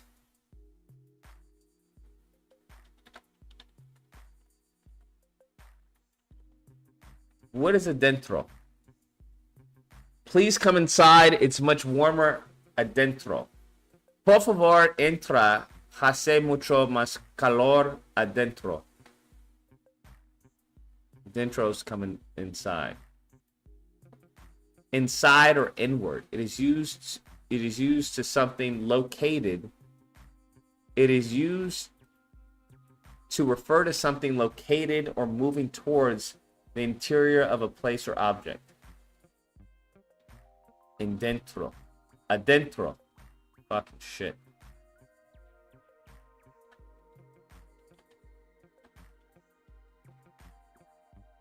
Adentro. Yo voy adentro. Tu vas adentro. El adentro. Oh, it's just adentro? Nosotros adentro.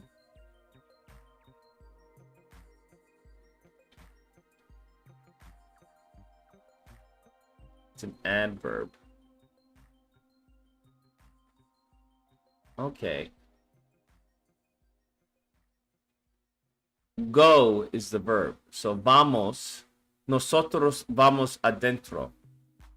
Vosotros vais adentro. Ellos van adentro. Ellas van adentro. Ustedes van adentro. Yo voy adentro. Tu vas adentro. Okay.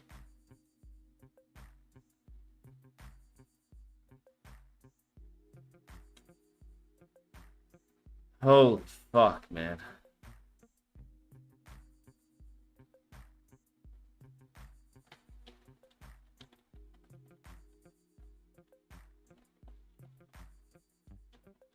Goodness gracious. This is where AI is going to come in handy. God, dog. All right. So we need a bunch of ARs.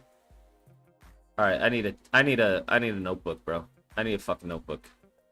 I wonder if I have any notebook. I wonder if Wifey has a notebook that I can use.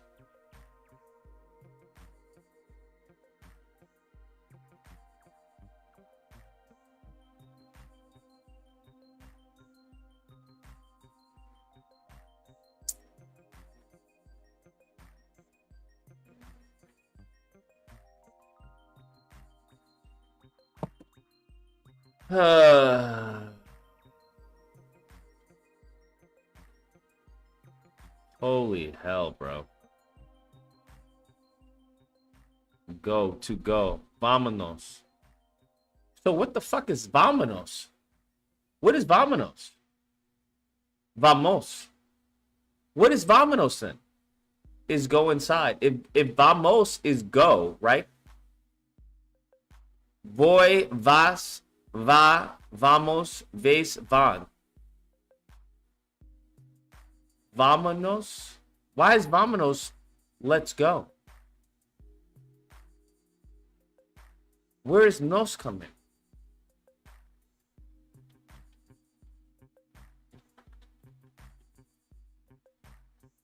Translate let's go. In English, here's a big context. Uses invitation, culture note, Spanish. Vámonos.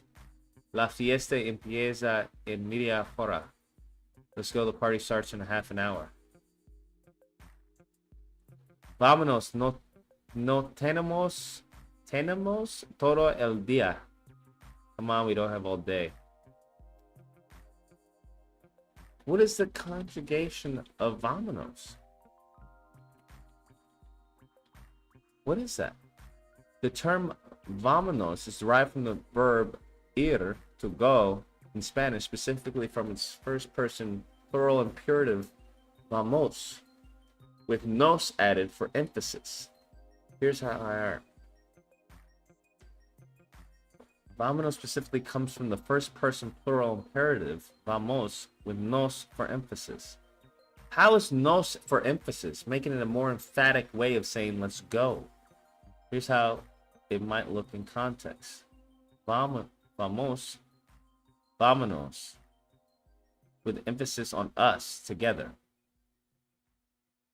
Vamos, let's go, vámonos. Vámonos. Nos is for us, because nosotros is us. Vámonos. Let's go. All of us, let's go. Vámonos. Vamos. Interesting. Who the fuck comes up with just adding on nos at the end of vamos? Or in the, like, what? Vamos? Vámonos? Like, how do you do that? Can you do that with any word that ends in os?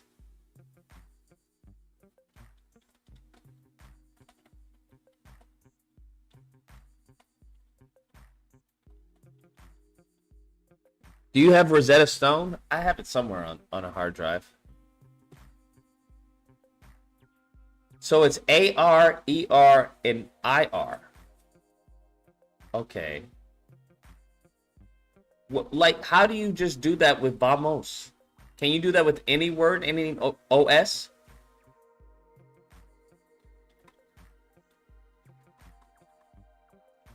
Vámonos. With any word ending in OS? Certainly. What? You can? Let's explore how words ending in OS might function in Spanish. Vámonos. Damos. What's damos? Dar, to give. It means we give. Dámonos is the form, this form is in standard, but if used creatively, it can imply let's give each other or let's give ourselves, though it's not commonly used in this form. A more standard way to express mutual giving would be nos damos. Hacemos, versus hacemos, hacemonos. Hacemos from hacer, to do, make. It means we do, make. Hacemos, while not standard, if someone creatively said hacemos, it could imply let's make ourselves or let's do together. However, the standard form for mutual action would be nos hacemos. Nos hacemos. Holy shit, bro. I didn't know you could do that. That's interesting. Okay. A little slang going on. Interesting.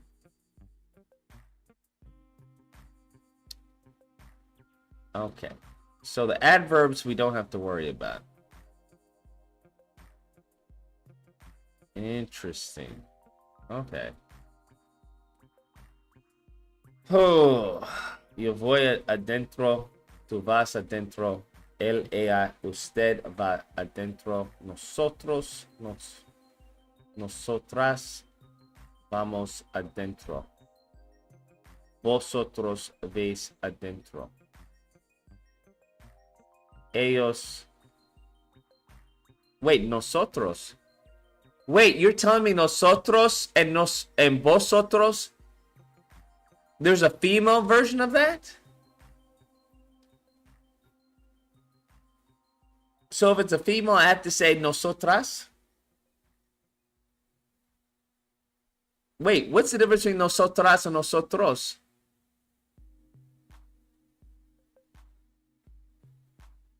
Nosotras is if I'm a female?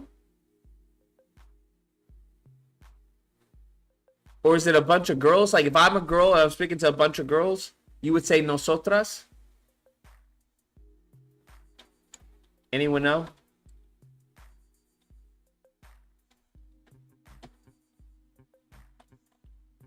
Nosotras. What's the difference? The distinction between nosotros and nosotras in Spanish reflects gender agreement, which is a fundamental aspect. Nosotros is the form used when referring to a group of people that includes at least one male. Nosotras is the form used when referring to all female group. Interesting. Okay, so nosotras, I would never say nosotras because I'm a guy. Right? Because it'll never be an all-female because there's one male there. Spanish nouns, adjectives, and pronouns must agree in gender. Gotcha, nosotros. Nosotros vamos al cine. We, including those one male, are going to the movies. Gotcha. Nosotras vamos al cine. We are going to the movies, all female. Gotcha. Who you're referring to? Not with nosotros. Wouldn't that be vosotros?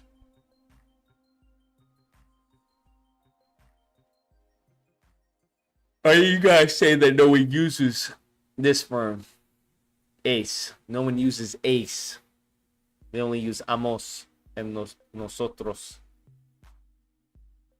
What about trans? Then you would use the male, the gender of which the person is associated with or identifies as. Oh, man. Goodness gracious. Yeah, I gotta write some of this shit down.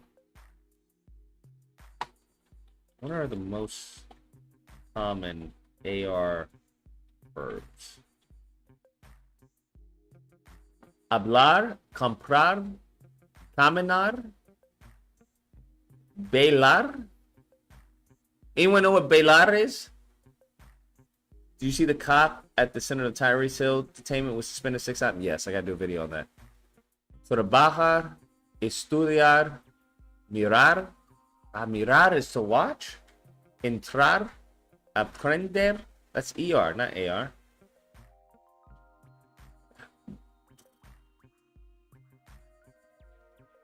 Buscar, to look. Ayudar, to help. Cantar, to sing. Pensar, to think. Interesting. So what would be comprar? To buy. Compró, compras, comprar, compramos, compres, compran. Mirar. Miró, miras, mira, miramos, miremes, miran. Interesting. What was the Chick-fil-A one? You didn't tell me about the Chick-fil-A.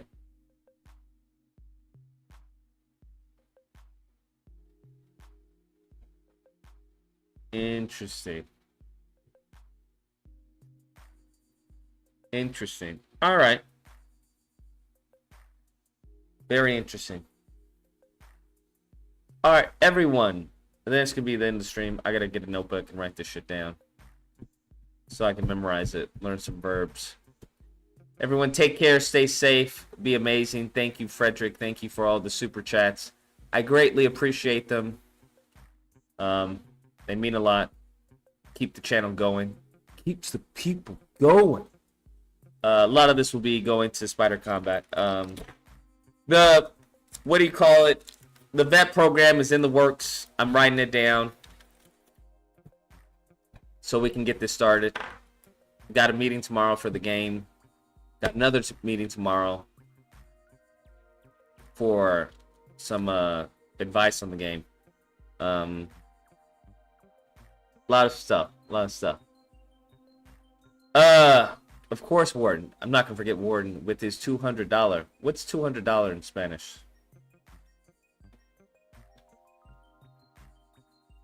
That was the most Warden's ever done. That's crazy. $200. $200. $200 what? $200. $200 dólares. ¿Dólares? $200. $200. We do $200. Muchas gracias, Warden, por $200. Muchas gracias, amigo. Muchas gracias, Tariq. Muchas gracias, Tank. Muchas gracias. Muchas gracias, Life and Time Podcast. Larry. Alex, Beauty for Ashes. Manny, Auntie, and P. Rennie. Muchas gracias. Everybody. Total, right? Total is like all, right? Total, how do you say people? What's people in Spanish? I don't know what people is. All right. Adios, muchachos. Study your Spanish. We may have a quiz on the panel tomorrow. Never know. La gente is everyone? Oh, that's people. La gente. All right. Adios, muchachos.